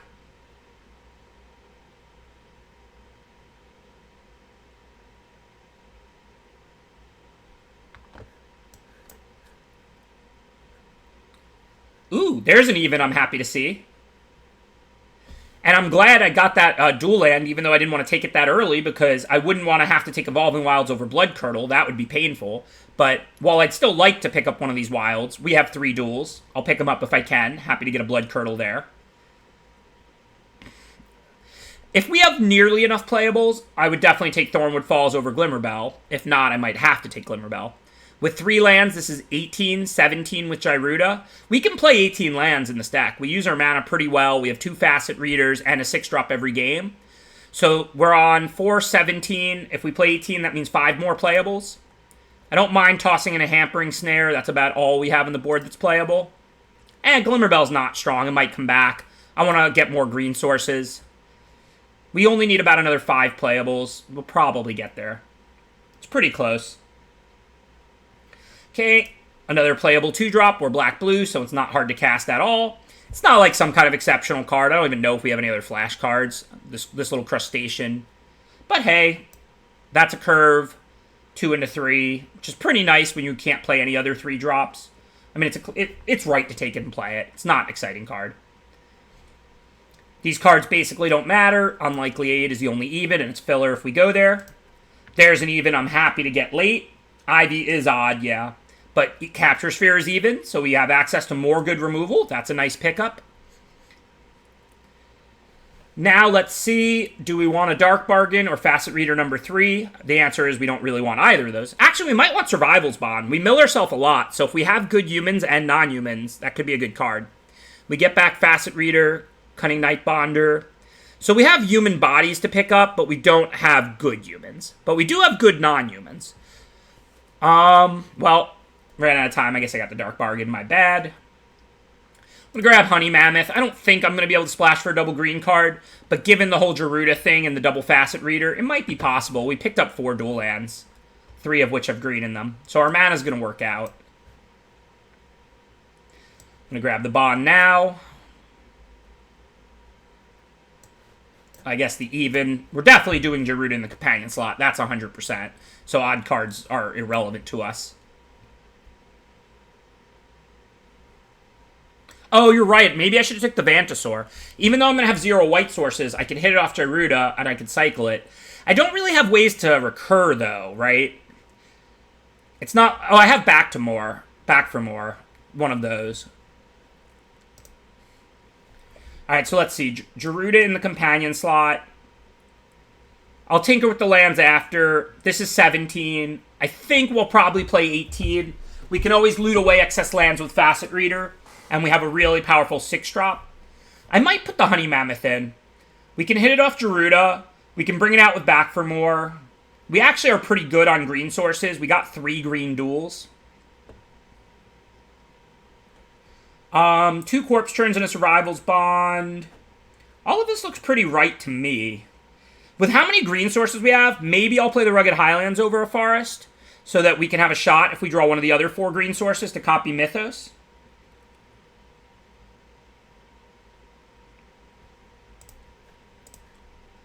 And then we're going to be an 18-land deck, so tap lands aren't that bad for us. We have all evens. We'll find turns to sneak them in. And then I'm going to play Honey Mammoth. 11, 12, 17. Oh, well, I'll put another land in. We're on 5, 7, 8 blue, 6, 7, 8 black. We certainly don't need more green. We already have plenty. I'm going to put in 1 more blue because we have our looters and our scatters. We want those right away. It's more important that we have scatter online right away than it is that we have Coilbug online right away, even though we're pretty evenly split between blue and black.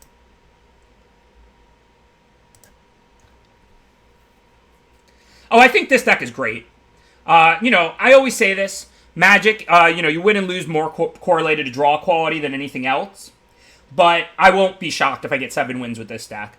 If your deck looks medium and you have Gerudo, your deck is busted. If your deck looks awful and you have Gerudo, your deck is medium. In the companion slot. Not if you have it in your deck.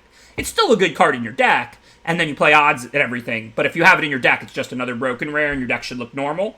But if you have a Gerudo in the companion slot and your deck looks medium, it's busted.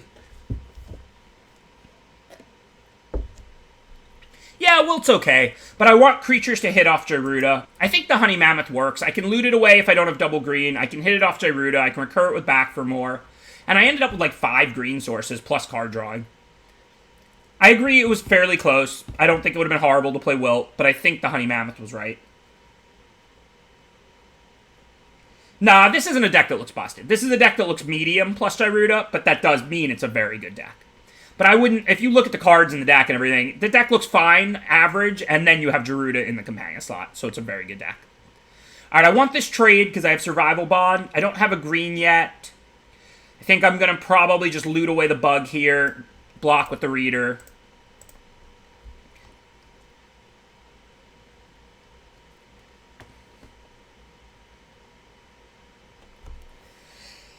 Oh, Thunderwonk. I love you and I hate you.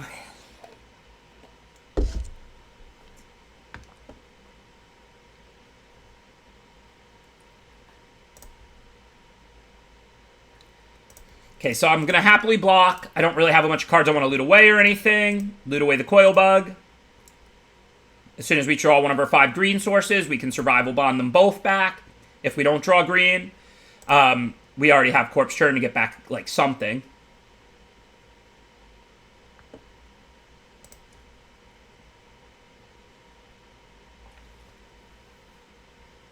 Okay, let's Corpse Churn, see what we get back. We didn't get a land yet off the Facet Reader or anything. We did draw another Facet Reader. I think this is just between Harvester and Facet Reader. They didn't play a 2-2, right? No, they played a 2-1, so Facet Reader can block if we wanted to. So I think I'll just grab Facet Reader back. Wish I could get a land back with that. That's a pretty good draw. Turns everything online. We already have a nice loaded up graveyard. Next turn we can play this.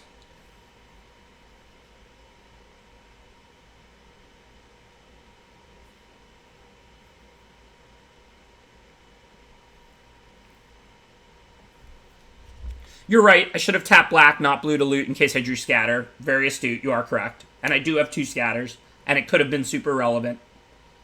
Good call.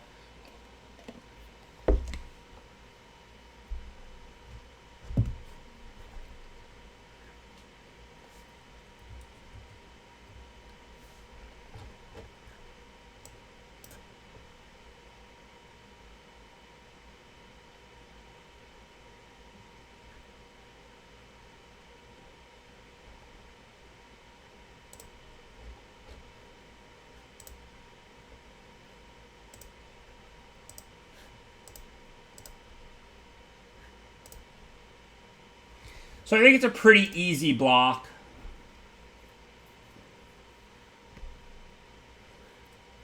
Can always recur stuff. So now, we can play the Titan's Nest. We have endless cards to exile. Just make it colorless, and then play the Facet Reader this turn. And then next turn, of course, we can Gyruda. I don't think it really matters, but we do recur creatures, so we want to remove those last, of course. The charity stream went really well yesterday. We hit all the goals. We're going to do some fun stream once I get in contact with the people I need to, where we'll do stipulation drafts, song requests, I'll rap. It'll be a good time. Thanks again, everybody, for the incredible generosity. I did not expect us to hit $3,600 in 5 hours, but that's my chat for you. So thanks again to everybody for your incredible generosity if you were there yesterday contributing to the charity stream.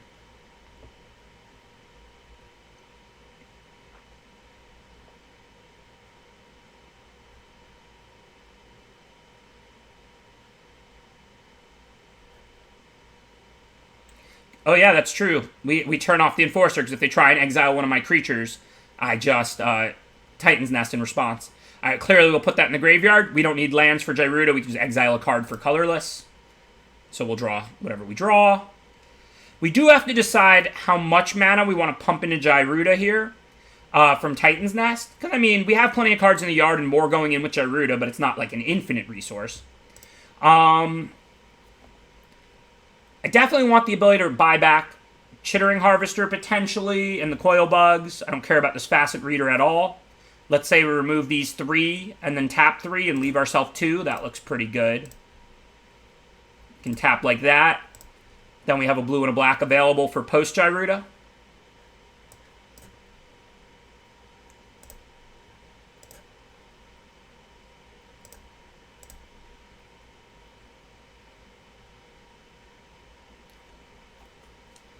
I guess I had to add more mana at first. Sorry. That didn't work the way I wanted. Okay, so I didn't hit anything, but they hit some good some good evens. Clearly, I think we take Porcupine over the other 2. Guess I might as well attack. I'm not going to block. This doesn't untap. If they make a 1-1, they can chump. Who cares? No, that's my fault. I could have probably predicted it would have worked like that. And anyway, whatever. Now we know. I haven't played with Titan's Nest in a while. I've had it like once or twice.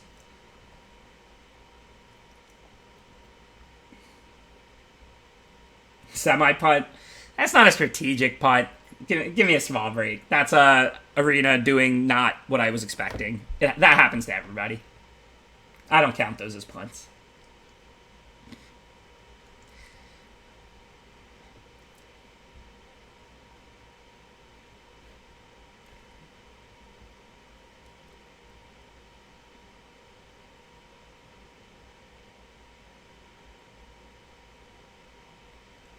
Oh. Isn't there a saying, Drew to me once, shame on you, Drew to me twice? Obviously, we'll put that in the graveyard. We have enough mana to Corpse Churn and Geruda, or Survival's Bond and Geruda. Do we have a human to get back? Yeah, just a Facet Reader. I am starting to worry about potentially decking myself. I think... Let's just Survivor's Bond here. Sorry, that costs a green. So we'll Titan's Nest. I want to do as much as I can as quickly as possible now, so I'm going to use all the colorless from Titan's Nest.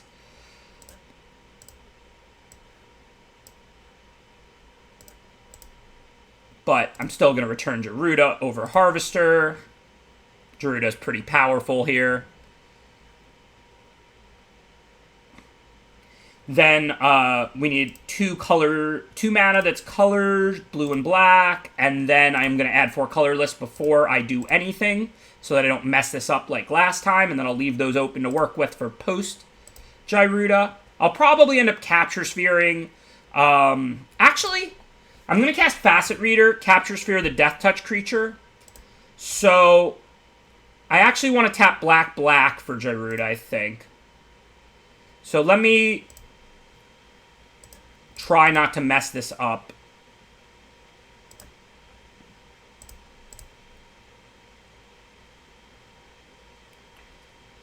So I can use the blue and a colorless if I Facet Reader.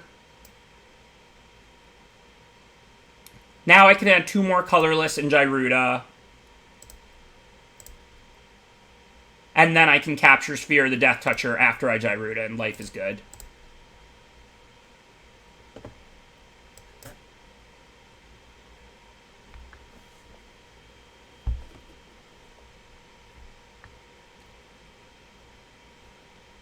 Okay, give me that 3/6. Flying looks fine. And now we need 3 more mana. Shut off that Death Toucher. They can shock something, who cares? We recur creatures. We don't do anything with spells in the yard. So we'll just remove all spells first. Yeah, Titan's Nest can be gross. It can make a lot of mana in a deck like this. With Gerudas and Corpse Churns and Titan Nest fueling itself and Facet Reader fueling it, we can definitely do some things.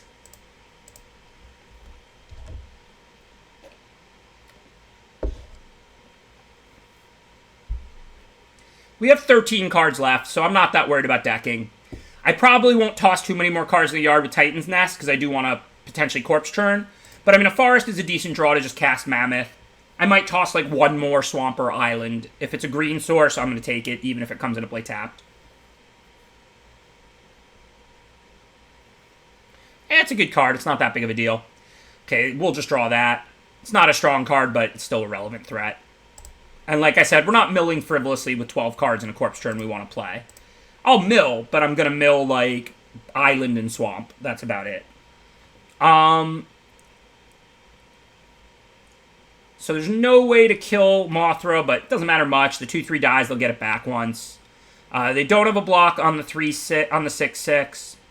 If I put Chittering Harvester on this, they can sack this and get a 1/1 token back. I'm sorry, on the Porcupine. But then I can ping. So I think what I'm going to do is attack with the 6/6 and the 3/3. The 3/6 flyer and the 6/6. If they put Mothra on the 3/6 flyer and let them bounce, then I'll make that play, and then I'll just kill the Mothra with a Porcupine ping by Chittering Harvestering the Porcupine. I think I have enough mana with Titan's Nest. If they just make this block, they get their 1/2/3 token. Nothing I can do about that. This doesn't have Death Touch, right? No. So who cares? Next time when this dies, they don't get another token. Now, though, I don't really want to Chittering Harvester them. I would just let them sack Boot Nipper. It doesn't really help me. The point would have been to be able to shoot out Mothra. So I think I'd rather use 5 to buy back a Coil Bug than 2 to play this. Do I want to do both? Sure, why not? I've got the nest going. I can remove... No, I don't really have spells I want to remove unless I cast Corpse Churn. So I'm just going to take this turn off and buy back Coil Bug.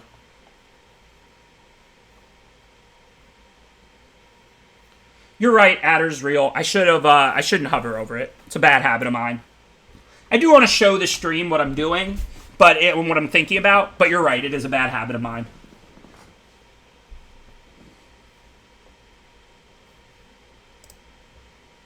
I can't shoot. You have to mutate once before this can shoot. So that's why if they block 3-4 on 3-6, we go Harvester with the Harvester ability on the stack, ping the Mothra.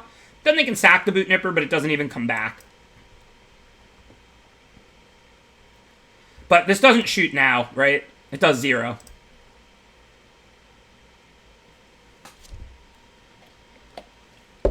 We have to put the Chittering Harvester on that. Okay, I'm not looking to mill much, but I'm going to mill Basic Island. I might not even mill it again. I mean, we're at 10 cards in Library, and I want to be able to cast Churn. But that's still 6-7 turns to close out this game. Let's see. Now, they have their mana up. I think I'm just going to attack with, like, everything. I really don't care if they kill Facet Readers. I've got a lot of mana to work with. I'm not planning to use these. So let's just pressure the opponent and see what they're going to do. And then post-combat, we can decide what we want to do with Churn or just play a couple bodies. Oh, yeah, you can't mutate on Porcupine. You need to own it. You're 100% right. My fault. I forgot you can't mutate on a creature that you don't own. I just completely forgot that. I mean, like I said, this isn't working out incredible or anything, but I've got Recursion and more bodies. I can't really do anything about this. Mothra's good. It doesn't make them come back forever, just one additional time. If this 2-1 leaves play now trading, it'll be gone forever or whatever. I know. They can kill my 6-6. I can't do anything about it. I can't Corpse Churn and get it back, but if they do leave themselves with, like, one creature, like Mothra, I can always Edict that with Chittering Harvester.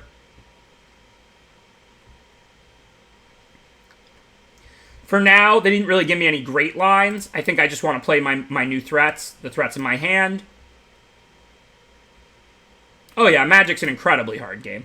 Clearly Death Touch, not Lifelink.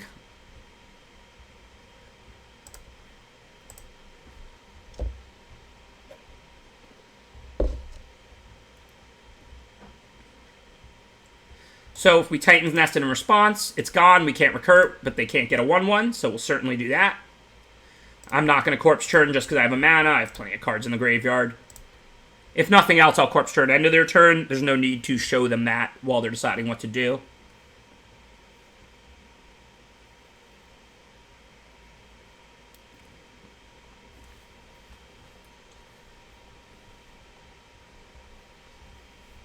Oh, we still have plenty of time. I don't have to cast this Corpse Churn.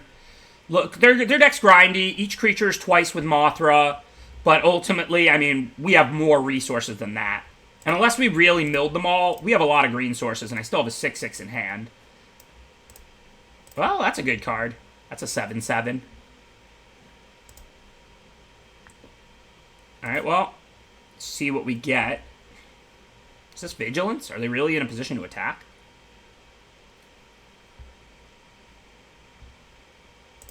Okay.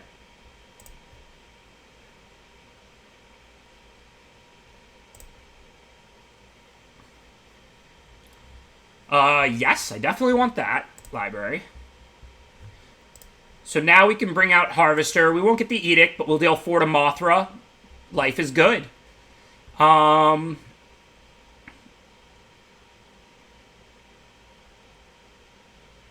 then I guess just attack in the air. I don't really see any reason to do too much other than that. Doesn't a ground attack help? I can trade the 2-1 for their 2-1. Then I don't have a blocker for the 7-7. So yeah, they can shoot 2 damage, but whatever. So I think just going to bring back Chittering Harvester, and then I'll try and win this game in the air. Kill the Mothra with the 4 damage. Oh yeah, they could sack this in response and get a 7-7 flyer. I mean, I can't really stop that, so I mean, we have plenty of resources to work through that. I gotta get rid of Mothra before I let them keep milking it for more and more value. Yeah, they can sack Artisan in response, you're right. But again, what am I gonna do? I can't stop that. I guess I could pass the turn, hope they sack or something, and then respond. Maybe. Well, they didn't do it, but they did give themselves a Death Toucher. But I think I'm cool with trading my 3/6 for their 2/1. I don't really have removal, but I do have the ability to recur this. This game is getting tight and fun. Oh yeah, the nest is doing serious work for sure. And I can recur the Terran here with the Corpse turn if I want to. I don't want to mill myself excessively, but I do have plenty of mana, so that's not really an issue.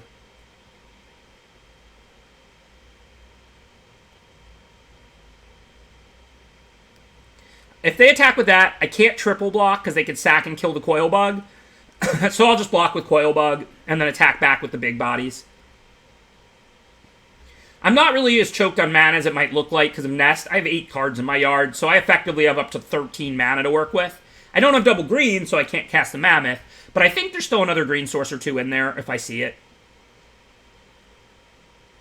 I don't think this deck wants more than 40. The opponents had infinite grind with Mothra and Weaponize and Enforcer and all kinds of recursion, and I still expect to win the game in time. This is similar to when I had, like, 3 moles. Like, it looks like you mill yourself a lot, and I do, but, like, unless they're milling me also, it takes a lot to go through 40 cards. Alright, I'm going to Grave a Swamp. There's a green source, that's nice for next turn. For this turn, the only problem is how do we get through this giant ground 8/8. We really cannot. We're going to have to swarm. I think for now I want to get a 3/6 flyer out to start attacking with again. Even if it costs me 3 cards. Probably won't mill myself anymore, of course. I'm going to have like 3 or 4 turns to win the game. It's going to be tight. I might deck. But I think it's worth it to get back a 3/6 flyer. And then we have Honey Mammoth to add to the ground. I don't have enough mana, I don't think, to get a Coil Bug out too this turn. So let's just remove 2 cards.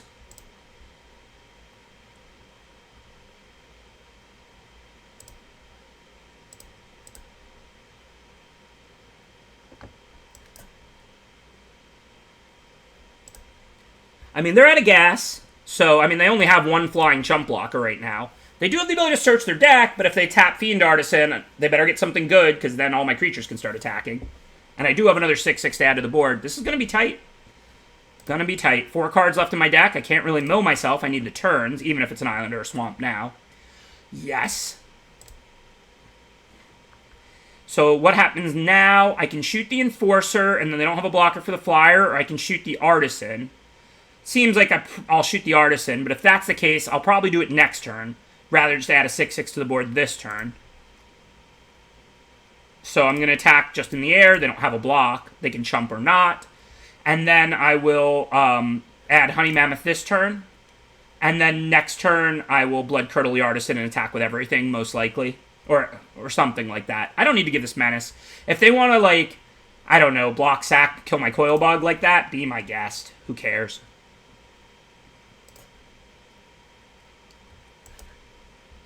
I'm more interested next turn in giving Menace to the 3/4 so it can better attack past a 4/4, let's say.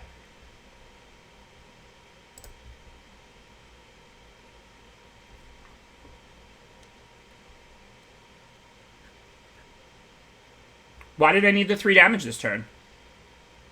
I have 3 more attacks. And I don't need to win in the air with this either. I mean, after I kill this 10/10, I have a 6/6, they have to chump. I have 3 more turns. I have 3 cards in my deck. This isn't like that the blue-green enchantment, Empathy or whatever, where you have to draw 2 a turn. This is optional. I just won't mill any more cards. Could I have done both? Yeah. Maybe I have enough cards. I should have done both. I mean, they're going to help me buy back Curdles. The 6/6 wasn't in play yet. So if I killed the Artisan this turn, I don't really have a great attack. With the Porcupine, they can double block it. Don't forget, they also had mana up to sack it and deal 2 to the Harvester. I don't think I had a great attack yet. I think it makes more sense to wait a turn. The reason is because I don't think it made more sense to Curdle last turn.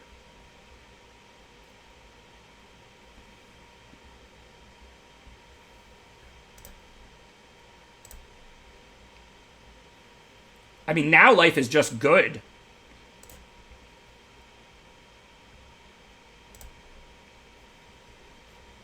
Okay, I'm not bottoming cards anymore. Library. I don't think it matters, really. We're not really recurring. Obviously, I won't get rid of Coil Bugs. But I don't think it matters if we get rid of other creatures. We've already used Back for More. We can't cast Corpse Churn, obviously, or we would deck.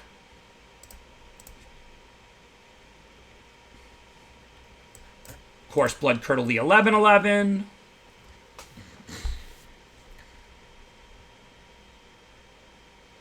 Oh man, Eminem is my favorite rapper.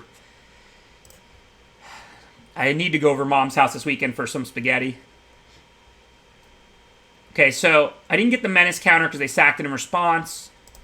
But this doesn't have damage on it, so now I can attack with these two this turn, and they have no profitable block.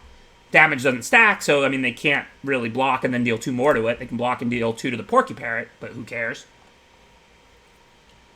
We're not going to cast Bargain with 2 cards left in our deck, but 2 turns is more than enough to close this game out. I want to play Coilbug and Nightbonder, so let's go ahead and use that Nest a bunch.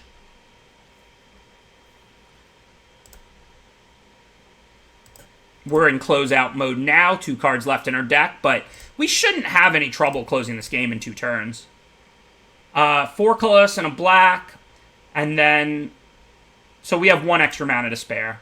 So that now we buy Coilbug back with that. What? Why would you use all my real lands and not my colorless for that? This time I do blame Arena. How does that make sense? How does that make sense? Why would I want to use the real lands instead of the colorless floating in my pool? Oh, Nest can activate Bug? Oh, I didn't know that. Okay, my fault. My fault. I screwed up.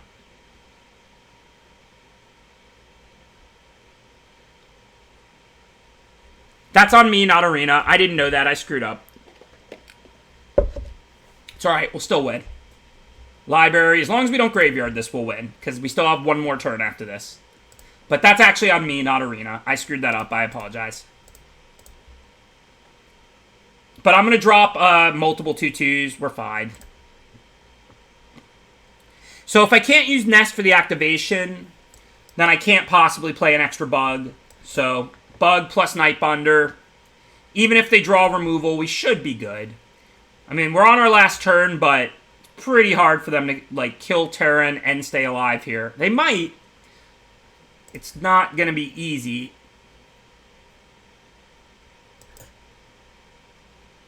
Oh, wow. I think we can only put them to 1. They can go block, block, sack, shoot, go to 1. They just conceded the game. They had 1. But they wouldn't have won if not for the misclick the previous turn. So that doesn't say anything bad about the deck or anything. If I had put an extra 2/2 or 2 in play the previous turn, I didn't have Menace. If I had put a previous 2/2 in play the previous turn, we would have won. So the misclick should have won them the game. Or the misplay or click or arena usage of Nest and whatever. Whatever you want to call it.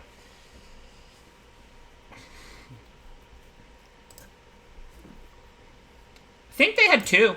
They had 7 lands and they cast a 3 mana and a 2 mana card.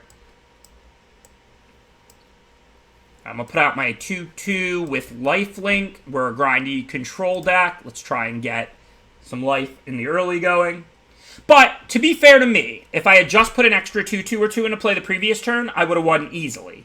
So, I mean, let's be fair all around. Not a good trade, but otherwise I'm trading with the human, or it's just sitting there doing nothing. I did give it lifelink, not death touch, so I'm going to go ahead and make that block. We would have lost last turn on the following turn. The opponent should not have conceded. They didn't realize it. Listen, after how bad I've been doing, you want me to pay my actors, right?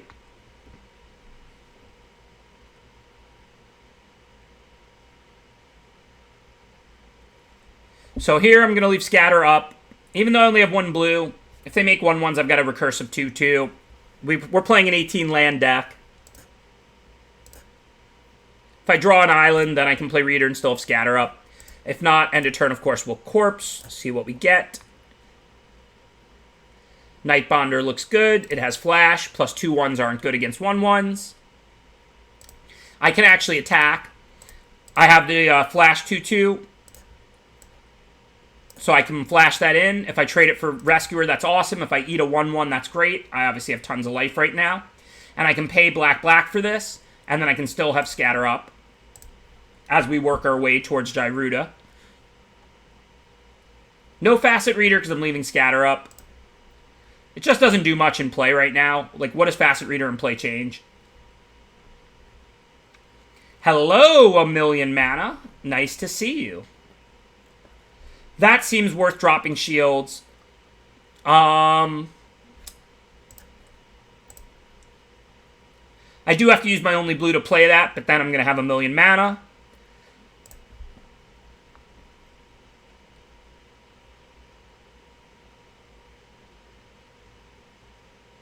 Thanks, Thunderwalk. Yeah, it was a great game. And like I said, even though I actually should have lost on the last turn, if I just didn't mess up Titan's Nest in the auto tapper, we would have won for sure. They were going to exactly 1, and I could have played like 1 to 2 more 2/2s the previous turn, and I got by Titan's Nest in the auto tapper. So the deck did produce a win. I just kind of threw it away there by messing that up. Okay, I'm just going to drop Nest now. I don't really want to just cast Harvester by removing my whole graveyard. That seems unnecessary. Granted, the auto tapper prevented that anyway, but I wouldn't have done it anyway. Next turn, we'll Gyruda, we'll Harvester, we'll leave Scatter up, we'll do whatever we want. Next turn, life is good.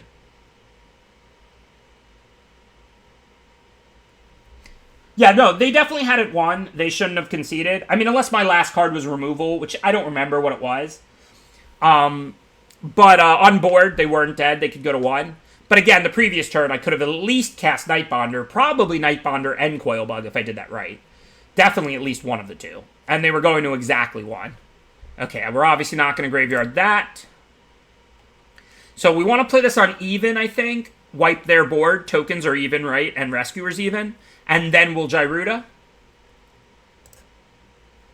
We have enough mana, right? 1, 2, 3, 4. Yeah, we have to remove the whole graveyard. Oh, yeah, but we get Extinction in the yard, too. So this is well worth it. No, Dark Bargain was in my hand already. I have no idea what the last card of my library was, but it wasn't Dark Bargain. Dark Bargain was in my hand. Uncastable, but in my hand.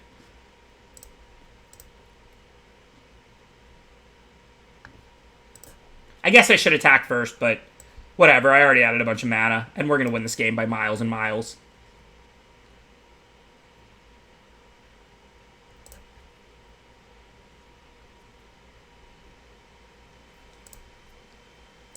I don't really want to remove excess bugs. Obviously, I'm going to remove one of them to cast Gyruda this turn.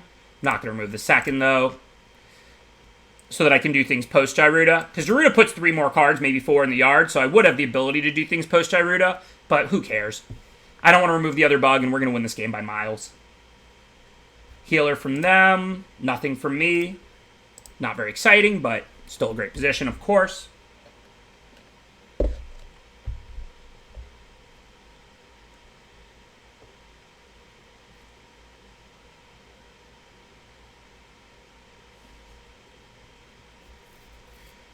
So, if we want to get Gyruda back, graveyard, of course, still have tons of cards in the library now. We would have to find a way to sack it. I don't think there's too much to do right now. We still only have that 1 blue. I'm just going to attack, leave Scatter up, and then recur Bug if they don't play anything. As soon as we draw 1 island, then we can do double spell. I know I just bottomed an island, but we don't need to double spell. Easy Scatter on that. But I've learned you can't use Nest for activated abilities, at least. I think we want to draw that. We still have tons of cards. Yeah, we can mill stuff, no problem. Same as last turn.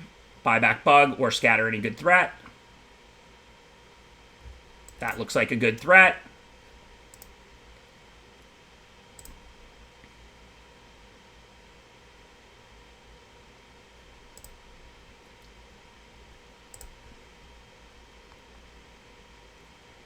Two green, so definitely top. Now let's cast some things. We have tons of cards in our graveyard, so Honey Mammoth and Facet Reader seems good. So let's make two colorless. Yeah, right, everybody's got Mothra today. That's like the third time I've played against it.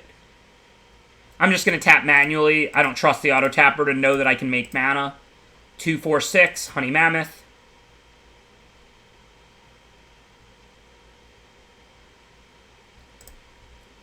One more mana. Facet Reader. Life is good. You're right. I should have cast Reader first to let the auto tapper handle it better with less clicks. I mean, the way I played it was 100% safe with the auto tapper too, I think. It was just more clicks. But you are right. It would have been more efficient to do it the other way. Cast the cheaper one first, then let the auto tapper tap your lands for the more expensive one. Y'all don't miss a thing. That's a pretty weak spell. I don't think I need to draw another Facet Reader. I'm going to graveyard that. I'm not going to graveyard too much. I mean, we have 14 cards in the deck. I don't expect a deck, but a 1-2 is just about as weak as it gets.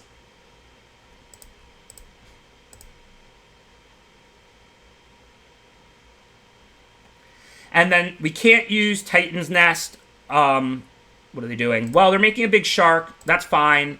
It's not big enough to eat Mammoth. We'll just edict it with Corpse Harvester. I do want to put the Corpse Harvester on the bug if possible, but I think I'm exactly 1 mana short of that, right? Even if I have enough cards in my yard, I have to tap 5 the hard way for the bug. I guess I could Corpse Churn the bug, and then play it, and then Harvester on it. And that does matter, because then I have a 4/6 instead of a Mammoth. So that looks right to me. So I'm gonna do that.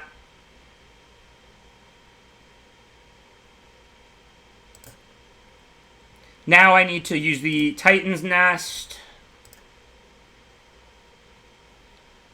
Cast the bug. And then I can just make 3 colorless. Or 2 color. This is 5, right? 2 colorless. Harvester on the bug. This way I'll have a 6/6 and a 4/6. And I'll get rid of that shark while they're tapped. And they don't put some small little creature like Drannith Healer in play. I didn't really want to mutate this onto the Mammoth, because that would kind of be throwing away a 4/6. Now I have 2 good threats they have to deal with. Life is good.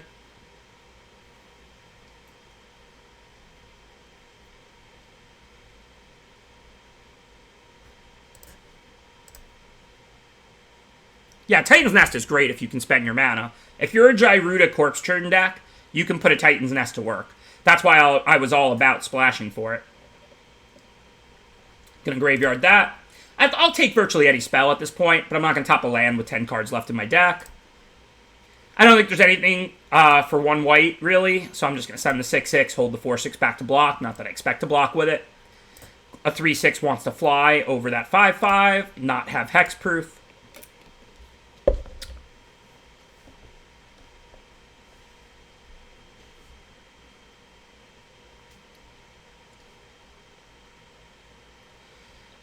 We could. I'm still going to graveyard lands. We still have tons of cards left. Survival Bond. We can get back Facet Reader. And then what's our real threat? Nothing great. We've already recurred most of it. So let's attack and see if they do anything. I'm going to attack with everything here because if they want to block here and play a trick, then they also have to play something else on the Mammoth anyway. So I can't play the Mammoth again this turn, but Mammoth is by far my best card to get back. It's that or Crustacean here. So I'm going to get back Facet Reader and Mammoth. And then this turn, I'll just play the Facet Reader. And then next turn, I have 2 green for the Mammoth. I don't have 3 green, so I can't play the Mammoth and Survival Bond in the same turn. But no reason not to do it this turn, because we have to use 1 green for Bond. Now we have 2 green for Mammoth for next turn, and we get a Facet Reader out. I don't really plan to loot with Facet Reader with 7 cards in my deck, but better to put it out than not, right?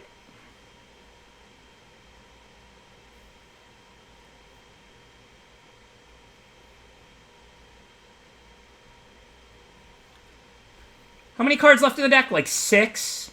think I can graveyard one more land. That's probably the last one. I don't think there's anything that really jumps their creature, so I don't really see a reason to send the ground stuff yet. Next turn, when the Mammoth is coming, I'll probably also send the Harvester and the Facet Reader. For this turn, let's just hit in the air and play another big ground threat. And then if they don't do anything meaningful, next turn we can prepare to attack on the ground with everything.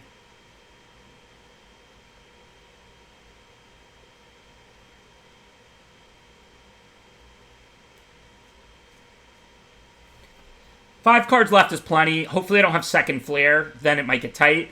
I'm not going to graveyard. I think now is the time to stop graveyarding even lands. We have five attacks left. Don't know what's in their hand. I don't really care about throwing away a Facet Reader. So I'm just going to send everything. If they like block and play like a trick or something, I want to get in that extra hit for 6. Or for 4. So they did have the second Zenith Flare, so they're back to 20. So we definitely can't kill them in the air. I think I still have back for more left. I haven't used that. Need to draw it soon. I mean, there's only 4 cards in my deck, but if it's the bottom card, I'm not going to win. Still have to library, though, because I'm still getting in 3 in the air. They have 4 cards, I have 3, so I'm decking first. They can't cycle. If I draw back for more, I kill the 5/5, I get a 6/6, the 4/6 can start attacking. This is going to be tight. Obviously, that's good. I mean, I'm not graveyarding anything, but obviously that's good. They can't cycle and pump the Marmoset, or they deck first. So let's capture Sphere the 5/5. No reason to send the 1/2 here yet. Send those 2. Stop having stuff. They have 3 and I have 2, so they can't cycle a single time or they're decking first. But obviously they can block an arrow or something like that. They've already played 2 Zenith Flares. I'm hoping they don't have a third. And I do believe we still have back for more. Granted, it looks like it might be our dead bottom card.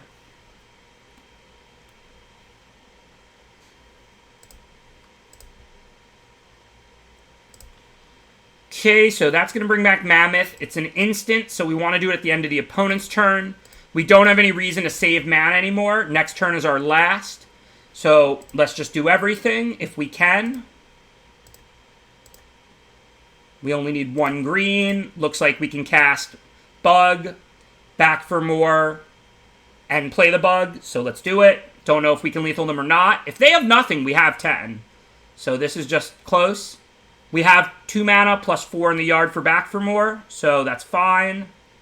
Black-green on tap, plus 4 colorless. We can use this on either player's turn, right? Yes.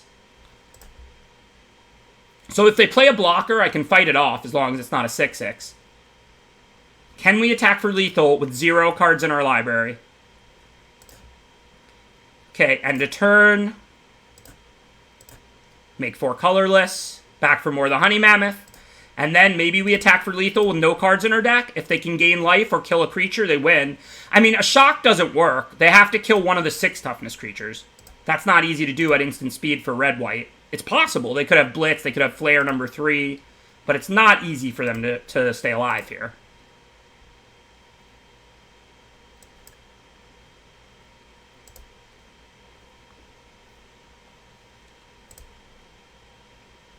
I don't want to fight their tap 5/5. Maybe there's something that on-taps it, but it's more likely there's something that just does a point of damage. They say good game. I don't know which one of us is winning. Could be either. Lethal with no cards in the deck. Back-to-back games. Maybe we should have played more than 40.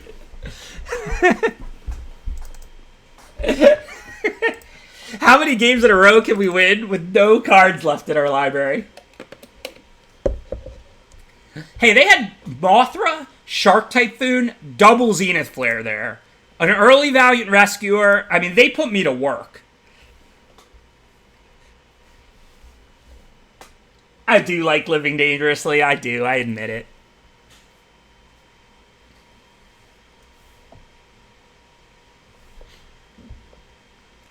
Alright, so let's see. We're on the draw. We don't have a black, but we do have our green. I think we have a lot of black sources. Let's take a look. 6 swamps, backwater, and hollow. So we have 8. We also have the Facet Readers and Essence Scatters that are good draws, though. So how many good draws do we have? 8 plus 2 and 2 is 12. Night Bonder, we can't cast. That's not a good draw. So we have 12 good draws on the draw. 18 land deck.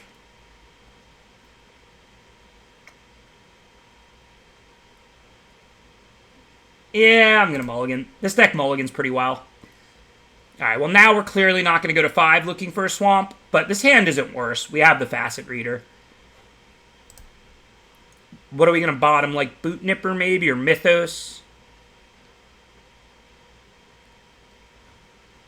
I mean, if we draw an island, we'd still have to draw another non-black source to cast Mythos. Boot Nipper, if we draw a single swamp and get stuck on 3, could be useful. I think Mythos is the bottom here. I guess it could be Honey Mammoth, too. I'm just thinking with the Nest, if we draw a green source, we can ritual this out. I think it's one of the expensive non-Nest cards. Like, it's either Mythos or Honey Mammoth. I won't be greedy. There's a lot more blue sources than green sources. Maybe copying a Death Touch 2-1 will keep us alive until we Gyruda or something.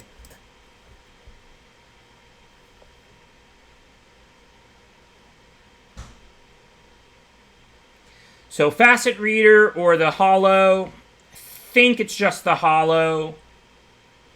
If we don't top deck a swamp, we can't cast Boot Nipper next turn. Anyway, if they put out like a decent ground attacker, I can play Boot Nipper. If not, I can play Facet Reader. I just want to get my lands going. Well, there we go. I think now I'll just put out Boot Nipper with Death Touch in case they mutate onto it. Again, it's an 18 land deck. We're about 50-50 to draw land every turn. 48% as you can see. Should happen sooner or later. Not that worried about it. Just try to break even and then go off. That's what my deck does. So we don't have a profitable block on that, unfortunately. So I think it makes more sense to put Facet Reader out. We could end up dying to this thing's ability if we're not able to block it soon. Well, I guess if they don't have anything next turn, we could even double block it. I don't care about getting 2 for 1. So if I play Nest, I have no block on it. If I play 2 Coil Bugs, I have fine blocks. So this turn, I'm going to play the 2 Coil Bugs. This way I can throw stuff in front of the Will Bonder if they attack with that.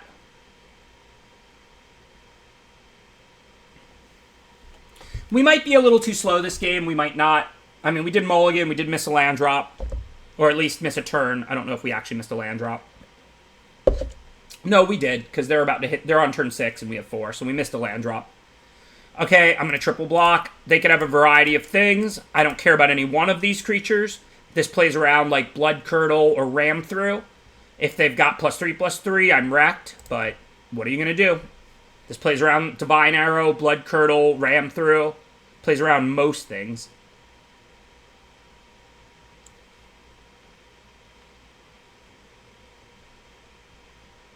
Cool. Pretty happy to trade those Coil Bugs and get that dangerous 4/3 off the board.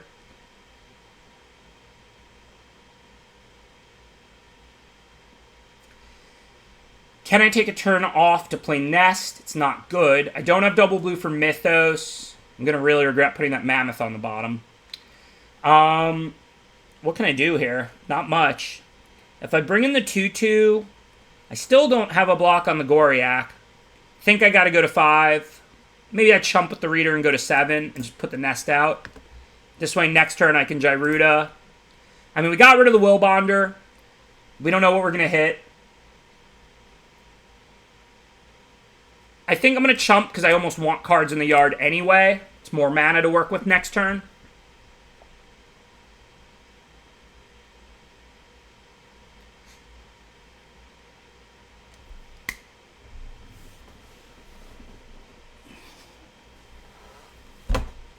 Where do these people get this stuff?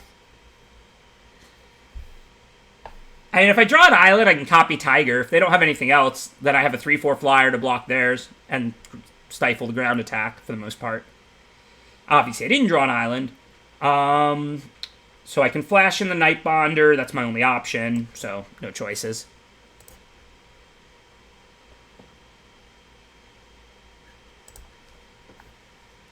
Trade with the Symbiote, go to 3. Life's not great, but again, if they're out of gas, if I Gyruda and hit a flyer or one of their flyers, it's fine. If I draw removal, I actually have the red, so, I mean, if I draw the island, I'm actually not in that bad a shape either. Of course, if I draw a 6-drop I can't cast, I literally have no castable cards in my hand, so good game. That's so disappointing. If I played Gyruda and we hit a flyer, we weren't actually in that bad a shape. If I drew an island, I could have played Mythos, copy Tiger. I mean, the fight wouldn't do anything, but block, go to 1, and then we could play Gyruda the following turn or something. Would have been sweet. How are you, Judge Jester?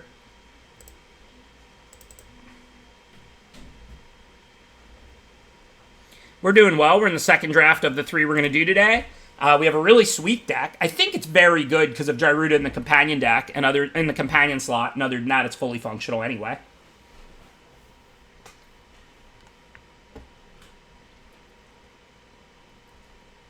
No black, but this time we have 3 lands, a scatter, sphere. I mean, I'm not going to mull this on the play.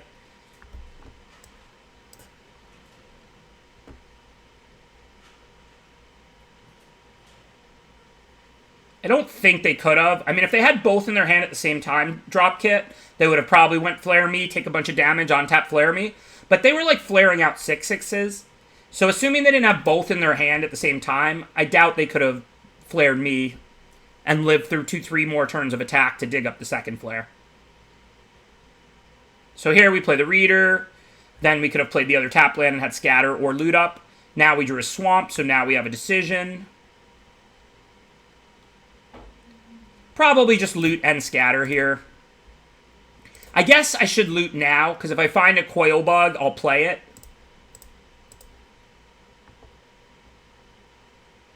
Okay. We want to work our way to 6 lands. I think I just discard Corpse Churn here.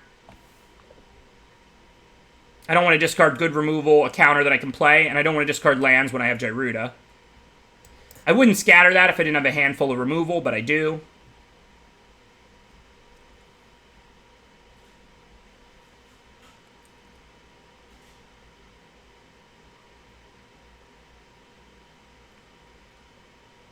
Obviously, I think I want to have a 4-mana removal spell up over the tap land. So let's just play our second black and pass the turn now.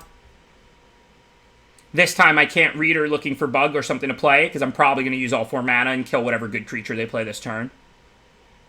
If they play one. If not, I'll Facet Reader end a turn, and it's unexciting, but who cares? We're taking 2 and inching towards Gyruda.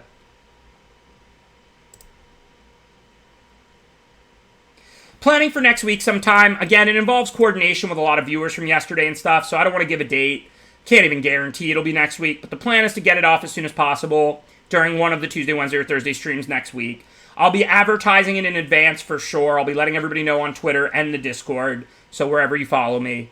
But I don't want to give dates because I have to coordinate with a bunch of people. Wow, I really don't want to discard any of these cards. I'm not going to discard Back for More because that can get back Gyruda. I guess it's just Capture Sphere now. It's kind of a crazy discard, but I think it's right. Gotta put the tap land in play. Thank you, Logic. Appreciate the subscription. I'm going to discard the Corpse Churn if I don't draw something I want to discard more. I already have Back for More to get back Gyruda. If I draw a land, I'll just discard that because I only need 6 and I already have 6. Well, it looks like we're going to have a game.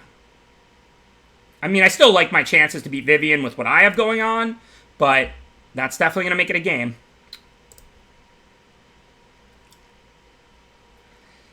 Back from Blood Curdle on a 3/3 seems fine. Then I can Gyruda, and then we have Back for More after that. Means we even get in a point of damage. Facet Reader hits Vivian.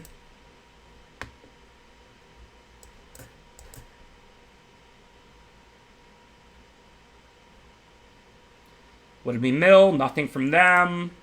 Just a bug for me. Kind of stinks, but what are you going to do? Better to put it in play than not.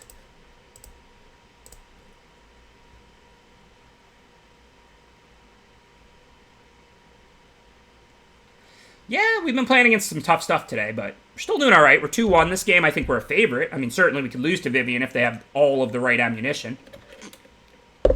But that's not even bad for us. Back for more, 6/6 fight something, and we get an additional creature. Can't really complain about that. And then if they kill it, we'll bring it back again. Kill my Gyruda all day. We can fight Vivian? No, we can't.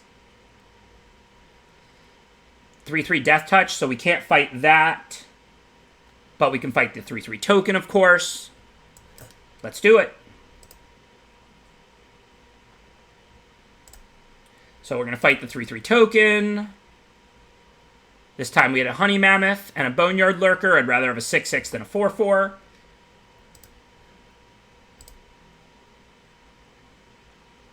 And then this has Menace, so we can poke Vivian.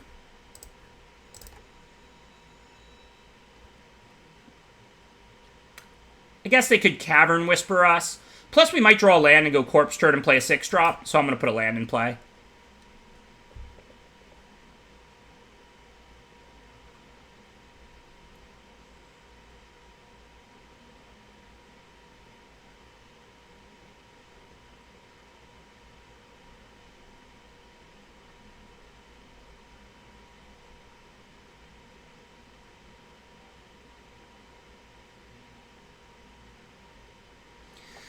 So most likely I'm going to send everything at Vivian. If they want to get a free kill on a Facet Reader, they have to literally double block it. It is Menace. Coilbug comes back to my hand, so I don't really care if they free kill it. And it's not doing anything right now anyway.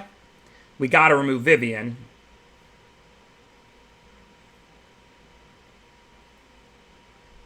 Oh yeah, Vivian's the #1 card in the set, in my opinion. It's possible, like, you know, Companion pre-change is better out of the Companion slot, but you have to make the deck-building sacrifice, so it's hit or miss. But I think Vivian is the individually most powerful card in the set.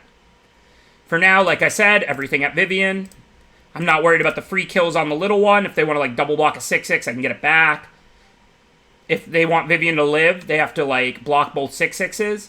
Death Touch eats something, but then it's double block or chump block. And if they want to chump block and free kill the Coilbug, cool.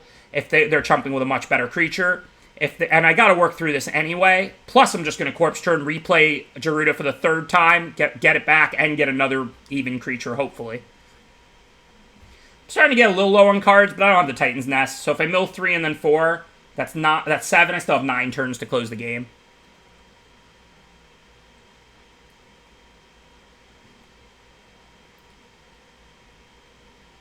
Oh yeah, I'm not saying life is great here, but what are you going to do? I'm going to try and kill this Vivian. If I kill their Lurker and their Hemophage, I'm happy about that. I know they still have a Sandworm I got to work through. I don't have anything to do right now. Let's do Gyruda again, shall we?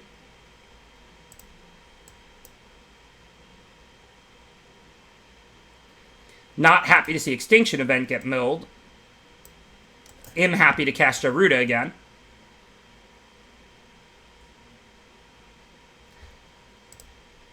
We don't get the Edict, but nothing wrong with a 4/6.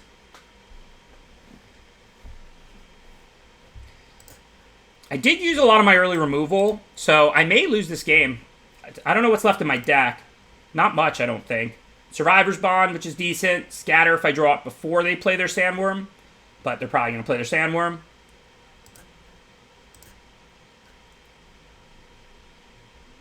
Ironically, if I lose, I'll probably basically lose to decking, but I guess I'm really just losing to Vivian, to be honest. You would think recurring Gyruda every turn would be enough ammunition, but Vivian is pretty incredible.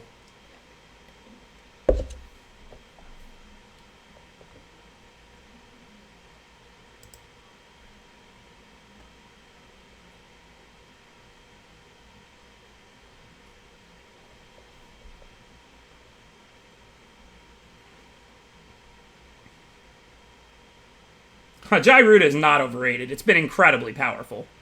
It just might not be enough here.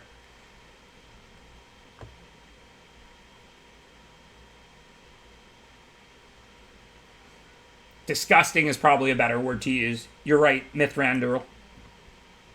Incredible isn't a fair word, but disgusting is probably the word I should have used. Right, so they don't have any Death Touch, so we can definitely attack. I guess at this point, sending the 4/6 doesn't do anything good.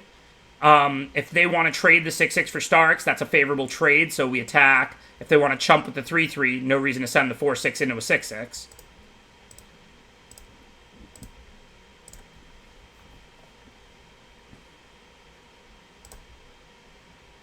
And then, of course, flying.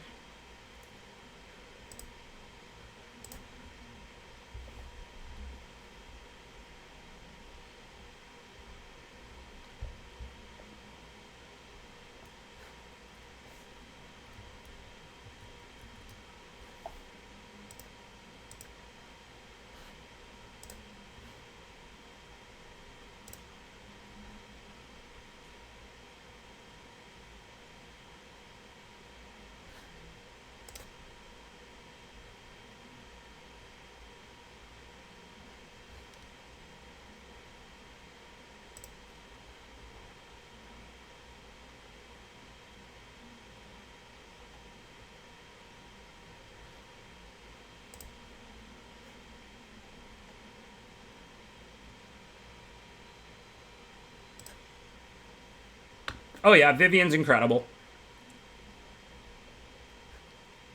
They're decking first, though. Maybe we just win by decking. I mean, Sandworm's powerful, but we have big stuff too, and we're at 21, and we have recurring coil bugs. I think we might deck them. Doesn't have Death Touch right, so we can double block that. No longer worried. Well, I do want to attack out Vivian, actually, so that they don't make 3 more 3/3s, so I lied. Since somehow they don't have a 3/3 reach now, I'll just take the hit this turn. Oh, I'm so bad. I forgot I had the Night Bonder. I could have double blocked with Harvester and Night Bonder. What's wrong with me? Got caught up in the decision of whether to double block with what I had in play. Oh yeah, I should have 100% flashed this in and double blocked. I still think we're a pretty big favorite to deck them, though.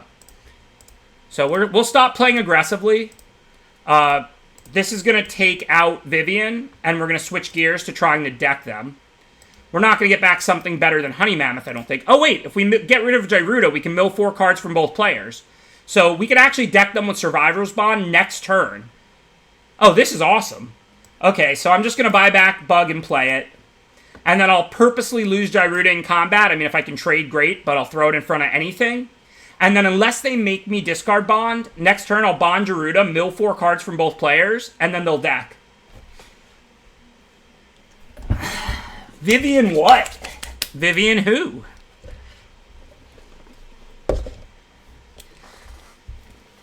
This is going to go down as one of my favorite draft runs ever. I'm so glad I drafted this deck. It's so fun. This is magic. See, to me, 2-drop, 3-drop, pump spell, burn spell. Look, I draft aggressive decks. I draft like that a lot, but that's not fun. To me, this is magic. Like, sometimes I argue with people on Twitter. They say, like, oh, long games aren't necessarily good games. Obviously, that's true. But a game like this, to me, is so much better than a curve-out game.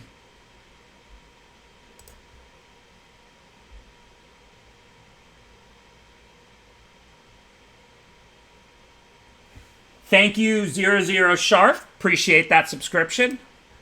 Well, they can get back any permanent. I doubt there's anything that's that big of a deal. I mean, Vivian can make a couple 3/3s before they die. Pretty weird they stopped attacking when they're decking first. I'm one of the last people to accuse people of sniping, but I mean, they don't have great attacks. I can just throw Coil Bug in front of Starix. I can double block Sandworm profitably. So maybe they didn't attack because they just don't have a good attack. But either way, they're decking first anyway. It's not like I need to Gyruda for them to deck first. They're on 2 cards left in their deck. So we might have to change Vivian's name. All it took was casting Gyruda 4 times, and then they still had enough resources that wasn't going to win the game, but we can deck them. I guess if they keep mutating on this, they might drain me out. I mean, it's not a lot. It drains for a couple of points each time. They're not going infinite. Do they have another mutate creature? No. They're not even close to draining me out right now. I'm not saying it can't happen, depending on how many mutates they have, if they have a second one. But this is only draining for like 3 or something. I could also get back Mammoth next turn and play it and gain 4. So it's going to be pretty hard for them to drain me out. I really wouldn't worry about it. They'd have to have a second of the drain creature, not just like more mutates. Like this one does 3, the next time they mutate on it, it does 4. They have to literally mutate 3 more times. But I will get back the Mammoth next turn, given it's their last turn. But, I mean, this turn, if I manage to lose Gerudo, I can deck them, so that's better. Next turn, if Gerudo doesn't die here on their turn, I will then get back the Mammoth and play it, because they have 1 card left in their deck. And if we survive their next turn, they deck and we win. I wouldn't say we need to get it back for life. I would just say it's worth doing, right? The odds that they could deal 10 to us are pretty low, but we might as well make them deal 14 and not 10, right?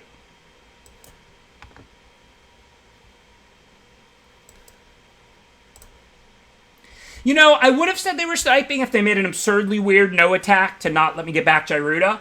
The thing is, they didn't really have any attacks. Like, if they send Sandworm, I'm blocking with like a 4-6 and a 3-6. They're trading it for a 3-6. If they send Starix, I'm blocking it with like 2 Coil Bugs and a Nightbonder, or like a Harvester and a Coil Bug. Like, any attacks they made would have been trading down. So I'm not going to accuse them of sniping. I don't know if they were or weren't, but they really didn't have any good attacks, to be honest. All right, let's just line up some blocks. Obviously, it doesn't really matter. We're not going to let anything through. I guess 3 and 4.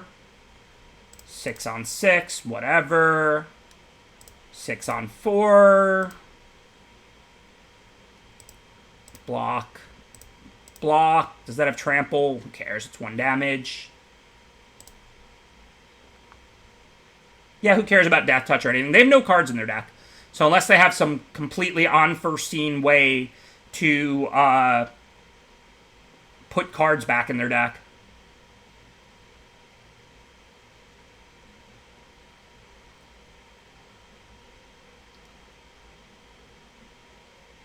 Charity stream went really well. We raised $3,600, meeting all goals.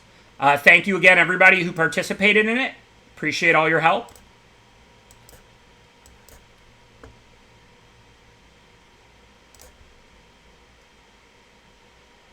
Yeah, I accidentally removed Gerudo. That was just a misclick, but whatever.